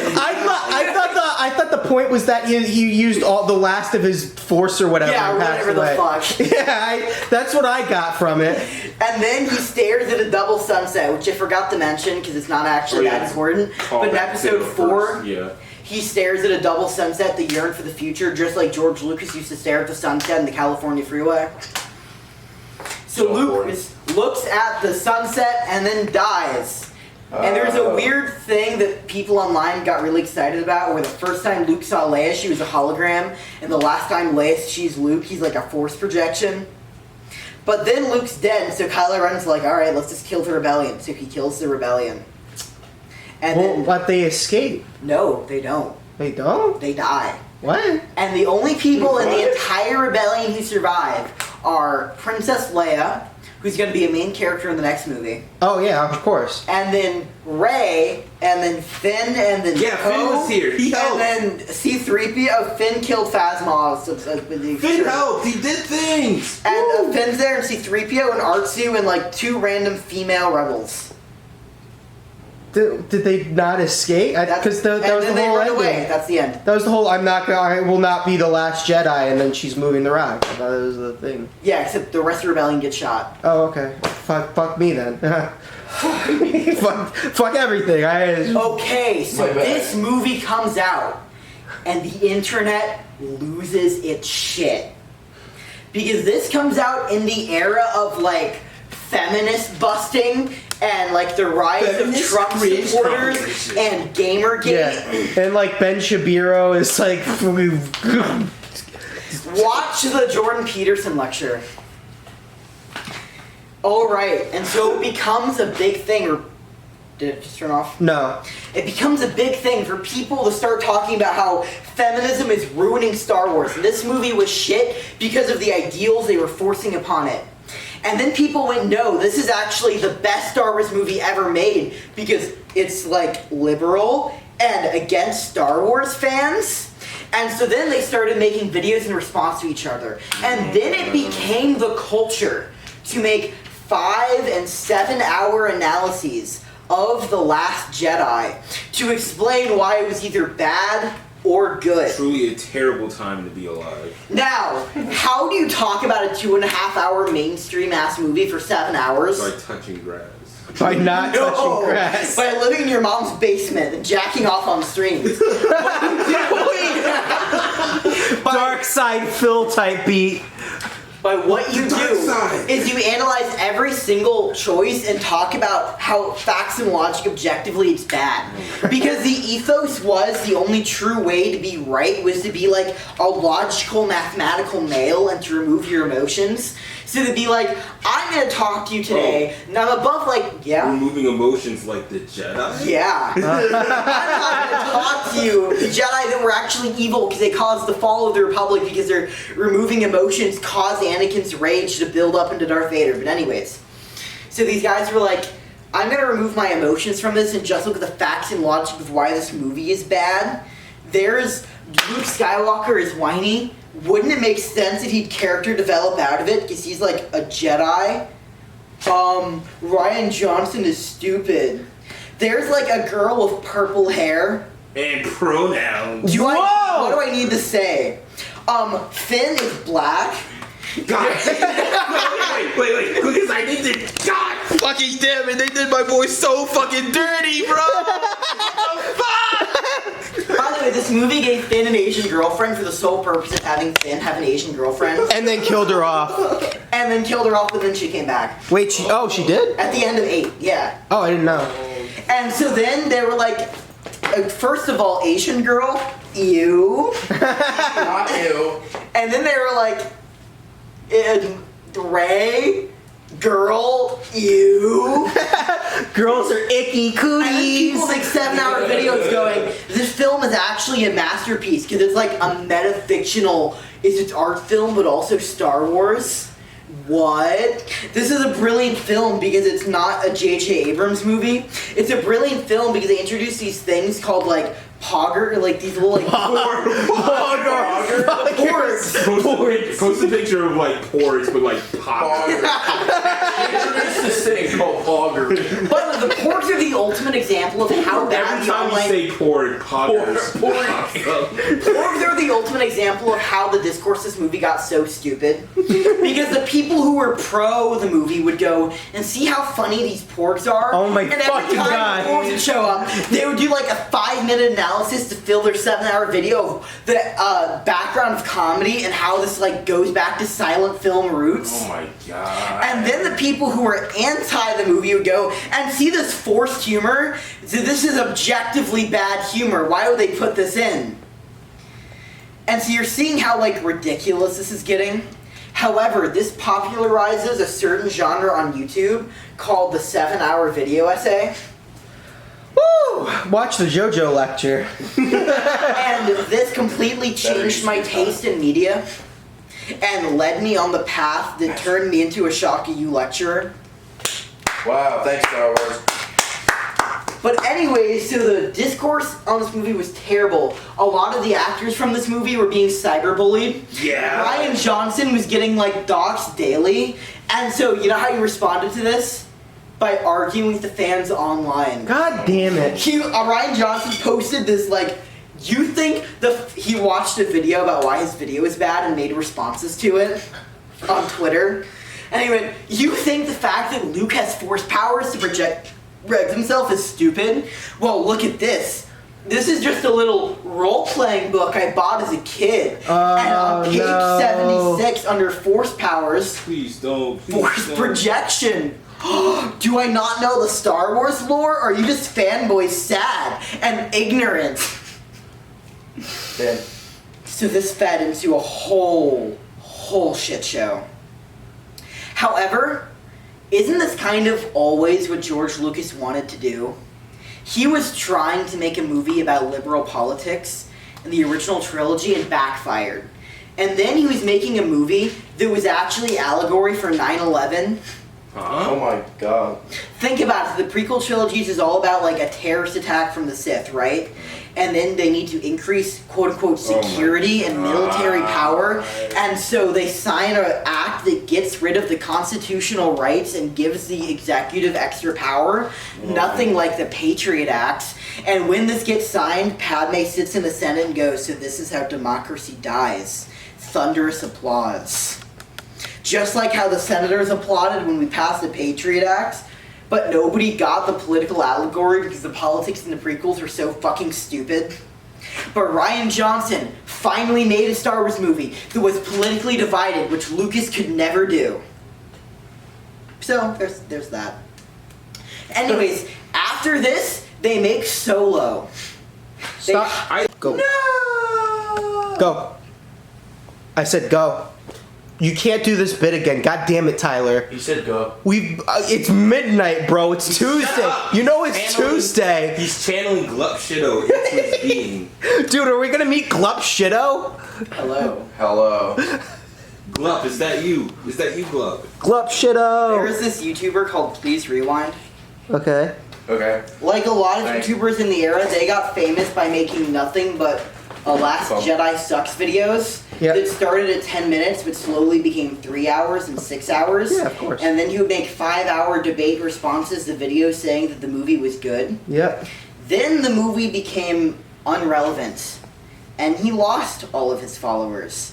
And he was releasing videos now with like 400 views. He had just graduated high school and thought he could YouTube full time. Now he realizes he can't, and he's going to get his only job he's qualified Empire for. on hate. Working at his local supermarket. Uh-oh. Recently, about 1 month ago, this guy, Please Rewind, uploaded a video called "I Watch Toy Story Every Day for a Month." What? Why? It said, and the caption is black and white Woody saying, "I hate my life." Fucking misery. Oh my god. The video has 500 views. Compared to his last Jedi videos, he used to get like 5 million. In this video, he says, "I thought it would be fun to watch Toy Story every day for a month." And in a week in, he's like, "And now I'm bored of the movie. But I promised my YouTube channel that I would do it. And I've stopped hanging out with family or friends. I'm coming to work tired to make time for this movie. It's like destroying my life. And it's making me sad. And I'm suffering so much." And you know what? I could probably just lie and say I'm watching this movie, but not actually watch it. But what's the point? Because there'd be nothing but pain. And maybe if I can, I don't know, turn this pain into like a film criticism, I can just get my YouTube channel back. And I can just watch it every day and get what I like about movies again. And it's just 34 minutes of this. And at the end, he says, like, "My life is empty." This is what happened to most of these YouTubers. Yep. A lot of them are still barely hanging on. Vito, who's now the co-host of Biggest Problem in the Universe, recently tried to brand Matrix as the new Last Jedi to get views. Oh my god. Another YouTuber like Patrick Willems just did the same thing, and it's sad. Yeah. Alright, so Solo, on the note of sad, comes out. And it's directed by the most interesting choice possible, Ron Howard. Who the fuck? Who's known for making mediocre movies like The Secret with the Jesus Child Catholic Church, the Da Vinci Code. Oh yeah, of course that. And Willow, and a few other movies that nobody's heard of but won a few Oh, yeah, I Oscars. noticed you didn't mention like Strange Magic at all. Oh yeah, right when Force Awakens came out, Yeah. George Lucas announced he was coming out of retirement. I was gonna get to that later, but we can just do this now. Oh, you're getting into it later. Okay, never mind. No, he comes out of retirement to make Strange Magic, which is like Labyrinth, but Midsummer's Night Dream. Yeah. The film bombs, and then he goes back into retirement. Alright, that's Strange Magic, there you go. I'm gonna do a Strange Magic lecture. When? Soon, like next year when I recover. Yeah, my throat's gonna be sore for days after this. Oh man. Alright, so Solo comes out, and it's like a Han Solo origin story. It's also my second favorite Star Wars movie. So the actor for Han Solo is the boy from a fantasy coming-of-age movie called Beautiful Creatures, which was the first movie I ever saw where I cared about a couple on screen. Wait, was it the one where he was like he was like, ugh. Was it just Beauty and the Beast? Was it like that movie? No. Oh. He was like a southern farm boy, and there was a girl who was magic, but because she was going through puberty, she had trouble controlling her emotions. It was a YA novel adaptation, but like the girl was really cute, and so I was like, wow, this is the best movie ever. I'm 12. Sounds familiar. It has a really good indie soundtrack. No, like I remember seeing it like everywhere, and then it wasn't. Anyways, he was the main lead in that, and he played Solo. And then he watched The Last Jedi feedback, and he went, oh shit, do I even want to be involved in this movie anymore? And so he spent hours mimicking every like gesture of Harrison Ford so he couldn't be accused of not doing a good job. And a bunch of shit happens because of Solo, and none of it's directed towards him. Everyone says the movie's terrible, except for him. He was great. So go him. Go him. Alright, so the movie, I love it because it's like a tacky adventure movie, and Childish Gambino plays Lando. But basically, it's just like a beat for beat telling you Han Solo's biography, and there's no semblance of stories. Like, and then this happens, and this happens. No, so it's like a clip show of shit we've never seen. Yeah, basically. So it starts out, and it's like referencing Harrison Ford's Blade Runner appearance. So he's on like a city Blade Runner criminal underworld planet, and he's in love with this girl who looks like the girl from Blade Runner. And they're like, hey, we're young 20-year-old street rats. But then they get separated, and it's tragic. And he swears, one day I'll find you. And he joins the Imperial Flight Academy. But he refuses to, like, kill innocent people or some shit, so he doesn't do well. And then he gets thrown in a cage with a Wookiee. And this is how he meets Chewbacca. And then they escape, and they do a train heist. And then he's like, oh, I'm afraid of snakes, I think. And it's like, what? Harrison Ford, but not. And then he like they fail the job, and so they get in debt with a group who's actually run by Darth Maul, because Darth Maul is alive, and the girl he liked is actually there, but now she's working for the bad guys, and so he loves her. And then they go on a mission, and then there's this droid that's like, droid writes, LOL, am I right? Because they were like, they didn't like the liberal politics last time, so let's make fun of liberal politics. That didn't go well. Yeah, and so they run around and they have an adventure, and we learn about how he runs the 12 parsec trip. He does it by going through a wormhole, so he's technically going through space-time. Because the fun fact about Star Wars is a parsec is not a time measurement, it's a distance. Yeah. So in the fourth movie, when Han Solo brags he did the Kessel Run in 12 parsecs, to nerds of the franchise, it's like, that makes no sense. That's like, I made the trip across America in 50 miles. It's not. It's a measurement of distance. I know that. I thought everyone knew that. And you know, it was clear. Like you translate like miles per hour kind of thing. And you know why? It's because he went through a wormhole, so technically he did the Kessel Run by skipping through space-time and jumped over space. And they have a showdown and they beat the bad guy, and then Han Solo has to fight his mentor, and it's emotional, and his mentor's like, I'm gonna take all the money and bad, and Han Solo's like, not if I shoot you, and he's like, you're not the kind of kid to shoot first. And Han Solo's like, pew, pew, pew. And then Han Solo's like, wow, I'm a fucking badass. And all the girls in his life are like, Han Solo, you're a good guy. And he's like, no, I'm a badass. Right, Chewie? And Chewie's like, oh, and he's like, yeah. But then he saves some rebel people, so you're like, oh, what if he is a good person? End of movie. I loved it. I thought it was pulpy and fun. Yeah, it sounds fun. And he wins there's a gambling match with him and Childish Gambino when he first meets Lando, he cheats in a card game and Han Solo loses a bunch of money. So at the end, Han Solo, it looks like he's about to cheat. And then Lando calls him on it, but Han Solo turns it around and proves that Lando's cheating. And then because Lando's cheating, he gets kicked out of the bar. And so Han takes all the winnings and wins the Millennium Falcon, and it's really cool. But nobody likes this movie. This movie bombed. Critics hated it. It did so bad that they decided to never make another Star Wars spin-off movie again. Damn. So you remember when there was a Star Wars Extended Universe? Gone. They cancel it. Oh no! Which means they no longer have any plan for Episode 9. So in the Star Wars team, they just open up submissions for ideas for Episode 9. Studio-wide They just open up a box like, hey guys, wrap up this multi-million-dollar franchise. There's one pitch for Raise a Robot. There's one pitch where they go back to Coruscant and reference the prequels a bunch. and then Finn leads the rebellion. It's the whole movie about Finn. Ooh. There's like 5 movies that open with Carrie Fisher's funeral, because by the way, Carrie Fisher dies. Yeah. Yeah. Fuck me. Yeah. Alright, so episode 9 comes out and they decide to let J.J. Abrams direct it. And he even writes the scripts. Wait, so they forced J.J. Abrams. Alright. Well, these are the consequences. Now he's staring at the story and he's like, "Why I opened up all these mystery boxes and I had no answers for them, and now I have to write the end." And you know what he does? He makes Return of the Jedi, but again. Oh, man.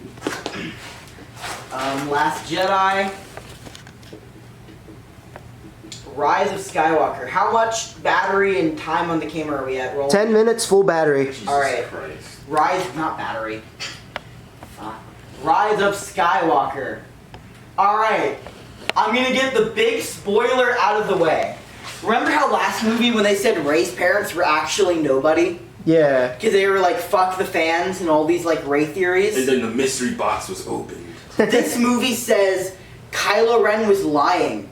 Rey's parent is actually Palpatine, the Emperor. And Rey might be Darkseid. And then they go, by the way, the Emperor is back alive. Yeah.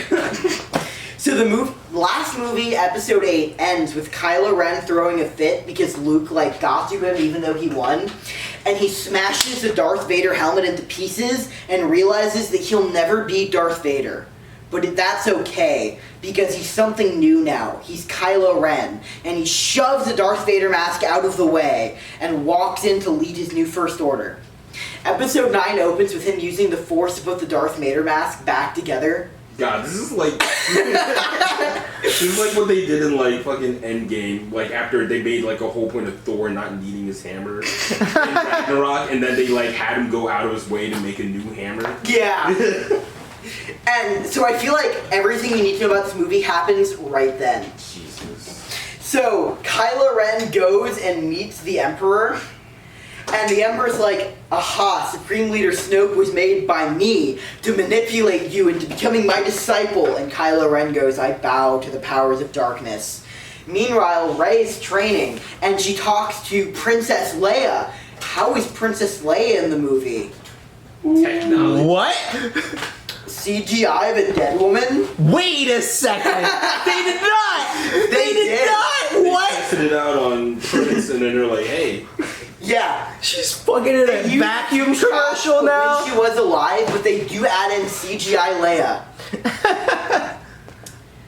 Do they synth her voice too, or is it just someone doing an impersonation? I think they have clips of her speaking, and they put it in. So that happens. Yes. It's like that episode of Community where they get Chang's one clip they have and just start splicing that all over the Yeah. place. Your first job in the animation industry is to animate dead. This is your future, Ed. Oh god. Alright, so, and then Rey learns that the Empire is stronger again, and the only way to stop the Emperor from returning is getting the Sith holocron, which is the MacGuffin. Oh my god. And then while she's getting the Sith holocron, C-3PO goes to it, but C-3PO goes, "I can't read Sith because it's not allowed." Wait, yes. so where the hell did holocrons even come from? They're 'Cause in I the remember extended them not universe being a world. thing, and then the first time I seen them was in the Lego special, so I assume that's where they came from. They're in deep Star Wars lore. Okay. I'll briefly mention that in a bit, but Okay. it'll be quick. Alright, so holocron, and then they have to go to a planet where they interpret the holocron, and then C-3PO dies. Yeah. But then he comes back to life, but he doesn't have any of his memories. And this is kind of fucked up because this happened once before. In the prequels, they wipe C-3PO's memories at the end of 3, and he's begging them, "Please, no, I've learned so much, don't do it to me, please, no!" And it's played off for laughs. What the Because- fuck? And then this time he's like, I will have to erase my memories and be a different person. And everyone stares at him and has no emotions. And he's like, but I'm taking one last look at my friends, people he doesn't know. And then they wipe his memory. The fuck?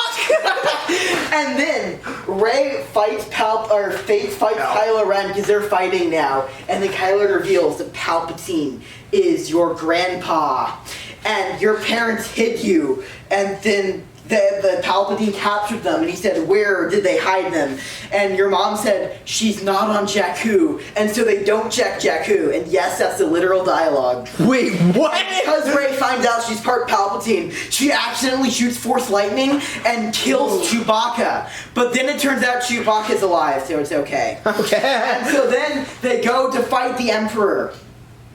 But also Finn gets stranded on a planet. Oh, and he's there. He's there. yeah, He's there. and they're like, shit, we wanted Finn to have a girlfriend, but it looks like Rey, it's just not happening, and people didn't like the Asian girl, so they cut her out of the movie, basically. And they're like, oh, who could we pair Finn with that people wouldn't be mad with? I know a black girl. And so they have a black rebel for Finn to, like, pretend to be romantic new with. character that Yeah. they pulled out of their ass. Who at the end of the movie, she, like, leaves Finn to hang out with Lando, and he's like, hey, babe, want to ride my spaceship? Oh, She's that's like, yes. yes. You know what? That's fair. Lando's that guy. So anyways, the Emperor comes back, and Rey goes to see the Emperor. He's like a zombie now. And he's like, aha, it is your destiny to kill me. And she's like, yep, that's my plan. And he's like, aha, but if you kill me, you will gain infinite dark side power you can use to save your friends.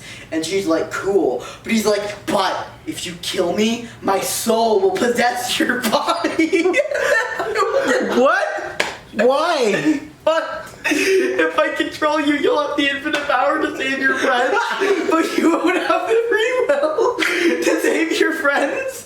So what choice will you make? And Rey goes, well, I guess I don't have a choice. So she submits to the cult ritual where she'll kill Palpatine so he can possess her younger female body, because Palpatine really wants a female body.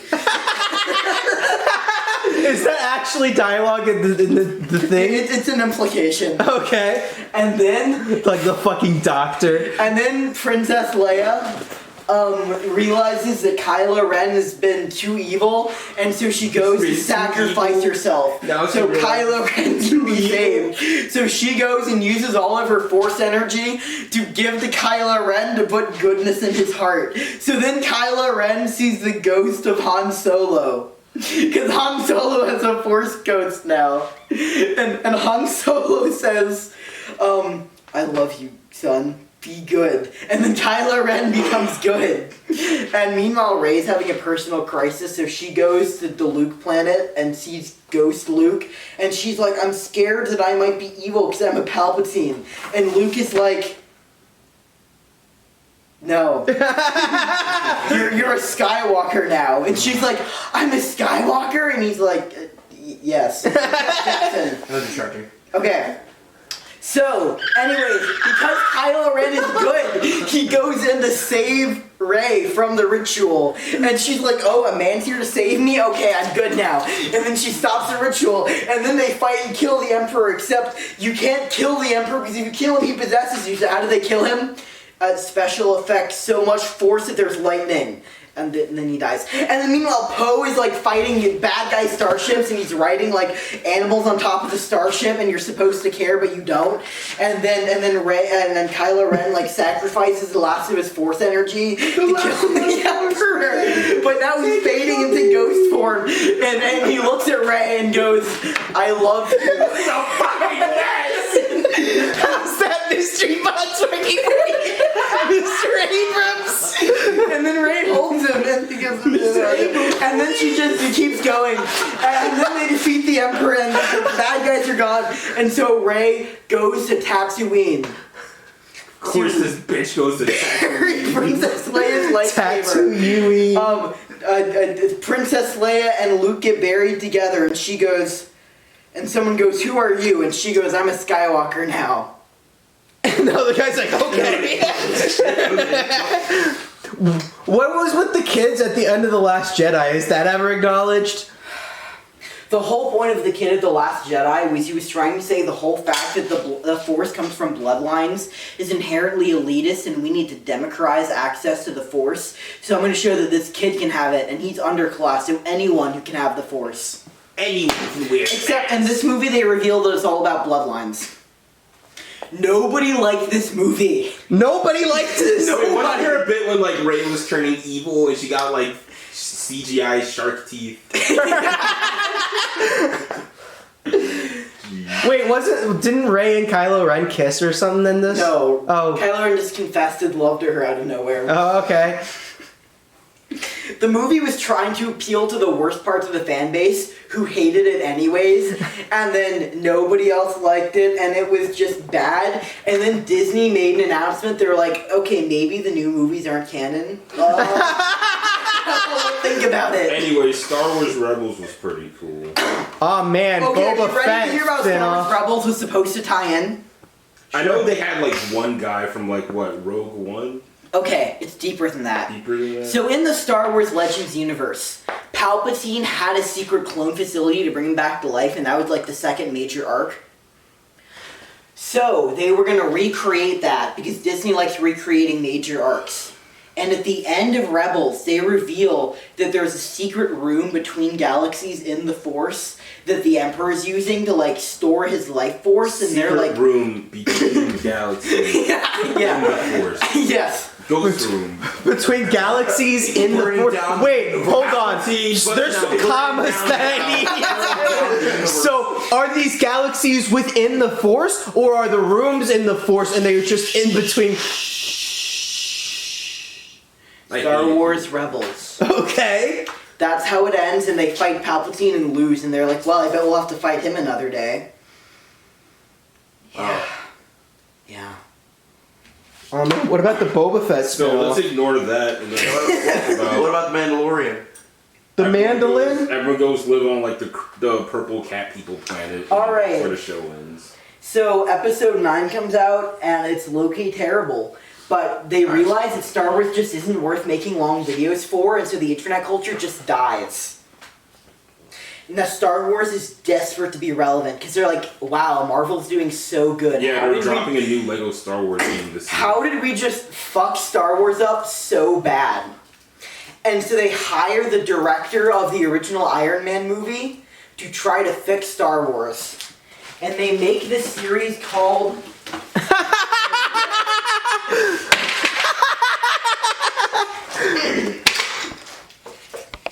The Mandalorian. The Baby Yoda show.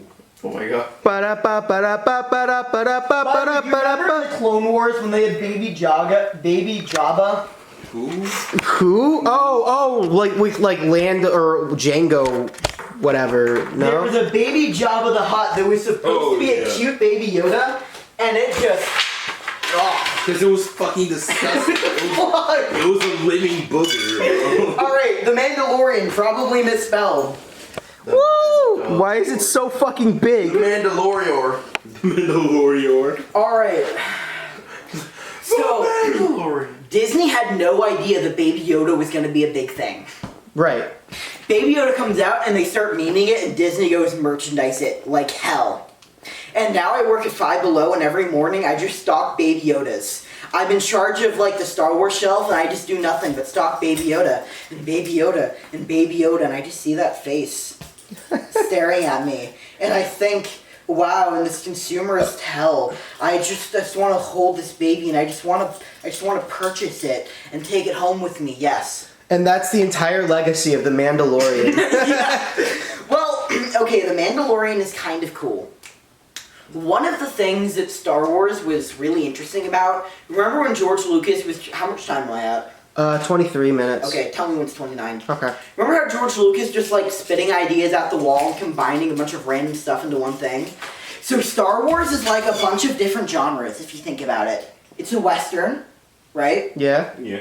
It is a teen drama movie for some of it. Yep.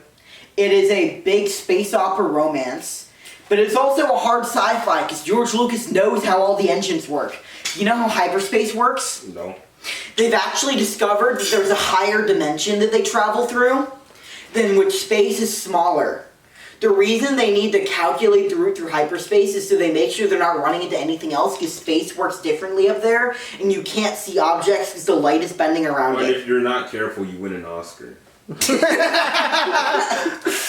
Oh yeah, the fact that the one Oscar was a giant point that the people who were pro Last Jedi made, just to pay that off. Yeah. Alright, so, it was also a samurai movie. So The Mandalorian takes the fact that Star Wars used to be a Western and, like, runs with it. And it's the perfect, like, wuxia wandering hero movie. This badass Mandalorian for 20 minutes wanders into a town. He sees something bad, he fixes it, he moves on. And it's kind of episodic and fun like that. And then at the end, they all gather together and fight the Empire in a big battle. And it's very formulaic and very simple, and that is what we wanted from Star Wars. It's just a fun sci-fi adventure. And people go nuts for it. Disney goes, wait, The Mandalorian did well? Okay. Mandalorian Season 2. We're gonna set up 9 spin-offs. Oh no! Every single episode, they introduce a new character from the Star Wars books, or they introduce a new character that they're gonna make a spin-off show for. Boba Fett shows up in The Mandalorian. What? Boba Fett spin-off coming soon. Oh, fuck. Ahsoka shows up. Ahsoka spin-off coming soon. Rogue One spin-off coming soon. We talked about Obi-Wan. Obi-Wan spin-off coming soon. There's gonna be a Darth Vader show. Yeah, Darth Vader spin-off coming soon. Is there gonna be a Luke Skywalker show? Maybe. We'll never tell. Luke Skywalker may be hinting at it heavily. But he's dead. Mark Hamill's like Winky. And Are you okay? They managed to actually make a decent show, because every episode is just a formulaic thing where they meet a new character and then they go on an adventure and then they slightly set up a spin-off, and it's kind of boring and formulaic. This is what I watched to distract myself from the horrible pain when I got my wisdom teeth extracted, and it was like really subpar because it was just action scene after action scene and old reference after old reference. Damn, check out Cowboy Bebop. Ba-da-ba-da-ba-da-ba-do-bo. Alright, so now we're living in the age where Boba Fett came out. Do you know what happens in the first episode of Boba Fett? He escapes the Sarlacc pit. And they introduce a character from the novels. Oh, I didn't Black know. Wookiee. Who they're like, what if we gave him a spin-off? What? Wait. In the second movie, they introduce characters that tie into the Ahsoka spin-off show and the Rogue One spin-off show. This is just Western comics all over again. Yeah! Comics, but television. And now all those side projects they were gonna do like Solo, they're just making TV shows. So, where is this going? Nowhere. There's no goal. The Mandalorian, Season 1, Season 2 made a lot of money and were loved by critics, and the fact that quarantine happened made a bunch of people stay inside and really boosted their ratings. So Disney's going all on and funding like a bunch of shows. This model has never worked for comics. Ever. They're putting way too much faith in the fact that Boba Fett's gonna blow up. How many of you have heard people like loving Boba Fett? I like seeing like, oh, that. I Boba didn't Fett even know it shows existed. up. My parents. Did Got not, it. did not know it existed. The overall reaction I've seen is Star Wars fans love it and everyone else is like, oh, there's a new Star Wars show? Yeah. Yeah. And yeah. Baby Yoda. Oh, And the it's gonna show. feel Yeah, no. so exhausting Haven't when heard in of it. 3 months another Star Wars show comes out. It's gonna be like that all over again. And it links up to all the other ones, and you gotta catch up with them. Ooh.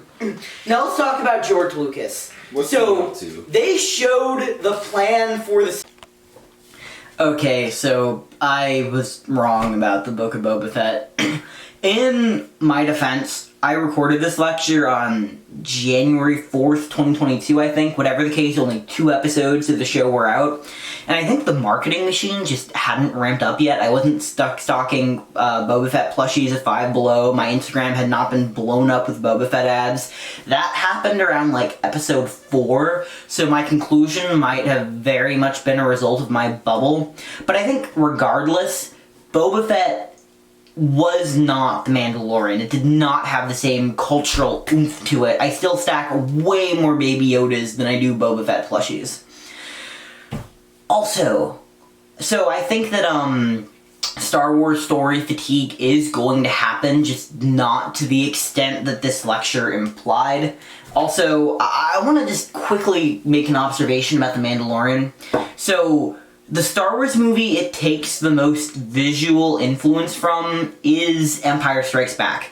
Well, when you think of the visual signifiers of The Mandalorian, you think of Mando, who looks like Boba Fett, and you think of Baby Yoda, who looks like a cutesified version of Yoda, both from 5. And this is the movie that, as far as I can tell, of the 6 original Star Wars films, George Lucas had the least impact on.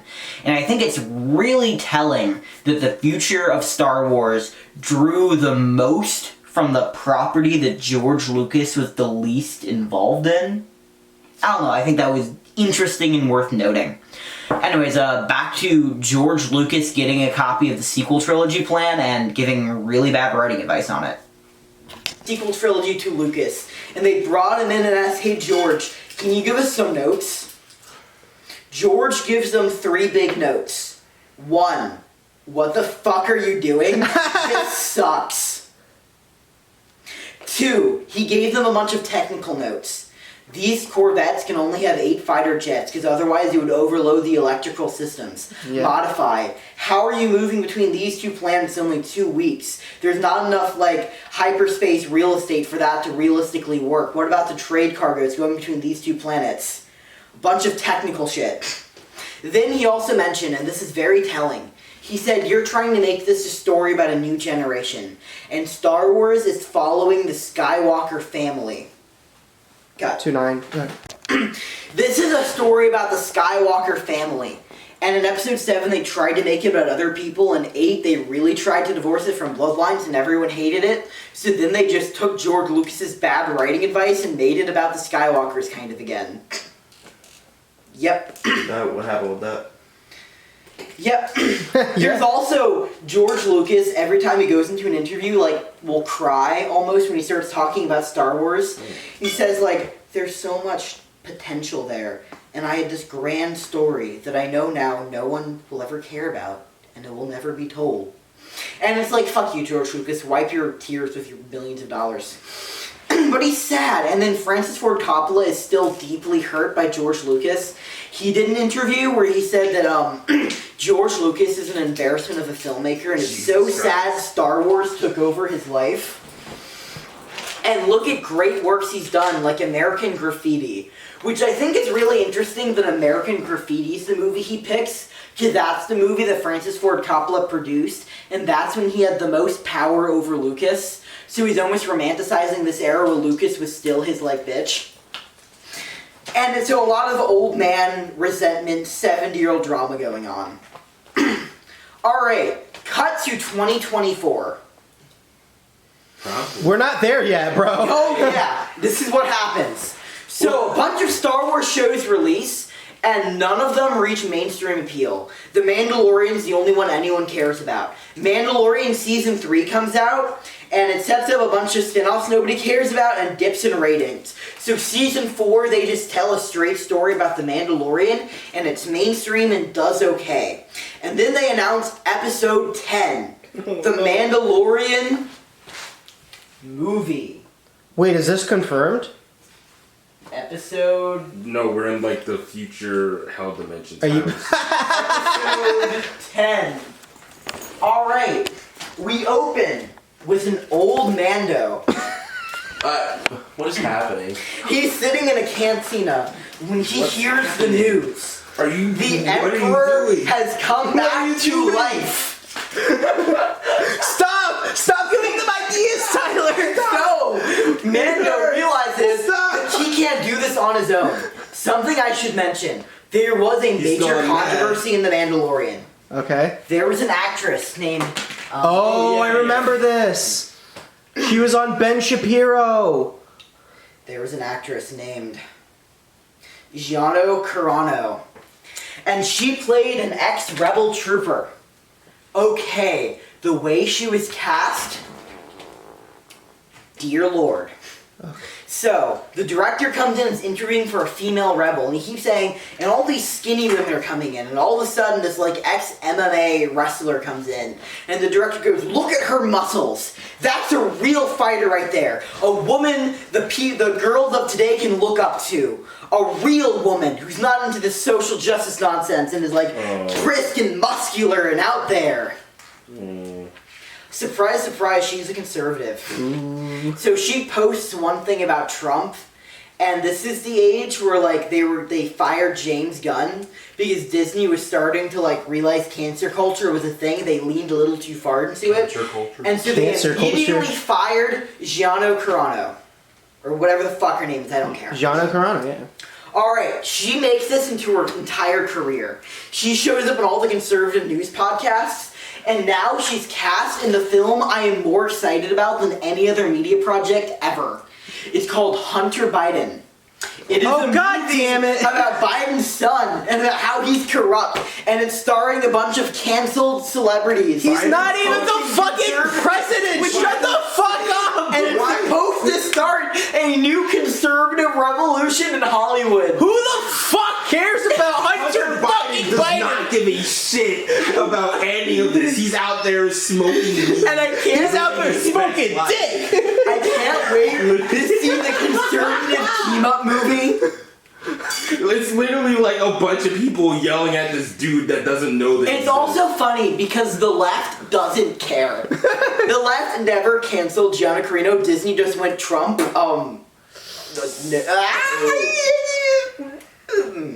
So they fired her. And so the liberals don't hate her, and the conservatives are like kind of getting tired of her. Dick on the like biggest problem in the universe recently went in a whole rant about how like it's embarrassing how she's like kissing up to Trump. So anyways, everyone kind of likes her. So she comes back in episode 10. Mando's like, hey partner. And she goes, what's up? And he's like, we need to fight the Emperor. And she's like, we need a Jedi's help. And so they go to the planet Tatooine. Where they find where her? a woman is hiding. God damn it. Rey Palpatine Skywalker. What the Oh, fuck you. Holly Joestar Kira. And she goes, I'm afraid I don't do Force anymore. I don't do. I live alone on my planet. And Mando goes, I too once believed in my religion. And then he takes his helmet off. But I lost it all for a kid. I didn't believe in dogmatic ways anymore. I am more accepting and open to the new messages around us. And Rey goes, I don't know. And then Finn shows up. What? Finn's a Jedi now, and he's Force sensitive, and he's leading an order. And so Finn joins the team, and he says, Rey, please, just like old times. And then Poe shows up, and then Amy, the Asian girl, shows up, and they all hold hands. But then Rey's like, no, I can't go back because of the trauma of Palpatine, and she has PTSD. Tyler, did you do this whole lecture to give context for your fanfiction? And then Finn says, you will join us or else. And he pulls out his lightsaber. And Rey turns on her lightsaber and it's yellow. I just forgot. Because it was at the end of 9. Then Finn turns on his lightsaber and it's red. I can't anymore. Finn turns on his lightsaber and Jedi Order realized that Palpatine was coming back, and the only way to get enough power to fight Palpatine was to create a Sith Order and explore the dark side. What? And Rey's like, this is what happens when a black man leads the Jedi.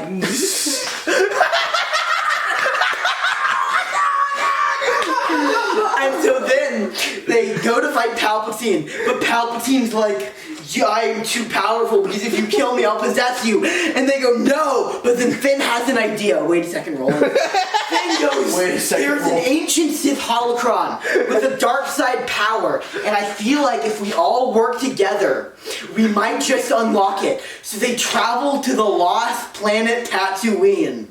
Again? The lost planet Tatooine. And they reveal that the Mandalorian has the Force. And then Baby Yoda comes back. But it's toddler Yoda. It's Grogu, actually. It's the last amount of energy needed to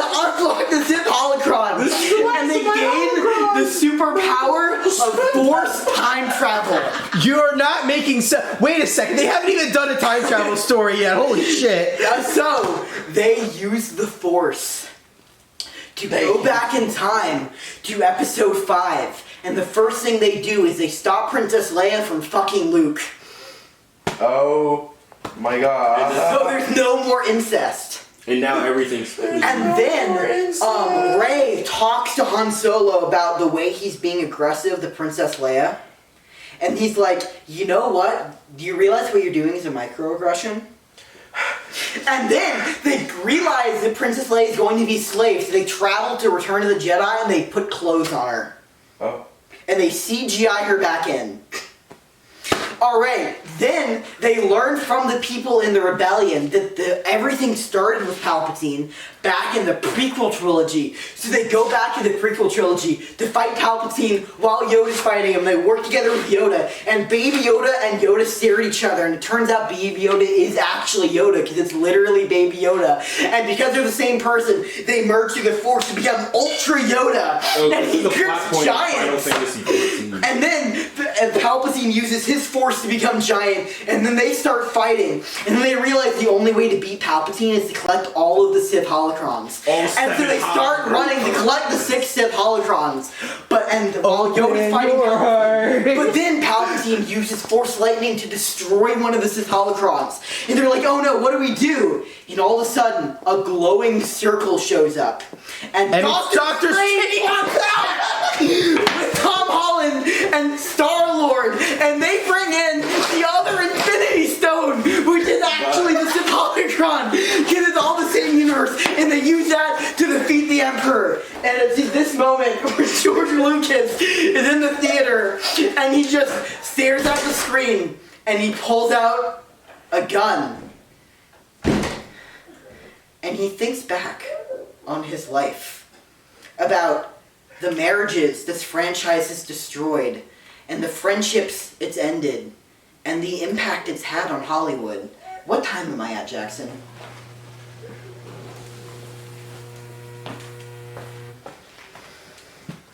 $10:30. Alright. And then George Lucas pulls out a gun in the middle of the theater and shoots himself. What the fuck? George Lucas, age 79, dead in the theater. And so then they CGI George Lucas to become the next Jedi in episode 11. Please stop. Please. Stop! Stop! It's gonna be okay. Sorry, I just used the Force to give us a glimpse into the future. Fuck you. Okay, we didn't need to see it. And that's the George lecture. My ass. What the fuck is a George? A terrifying glimpse for 2 years in the future. Will it come to pass? Find out next time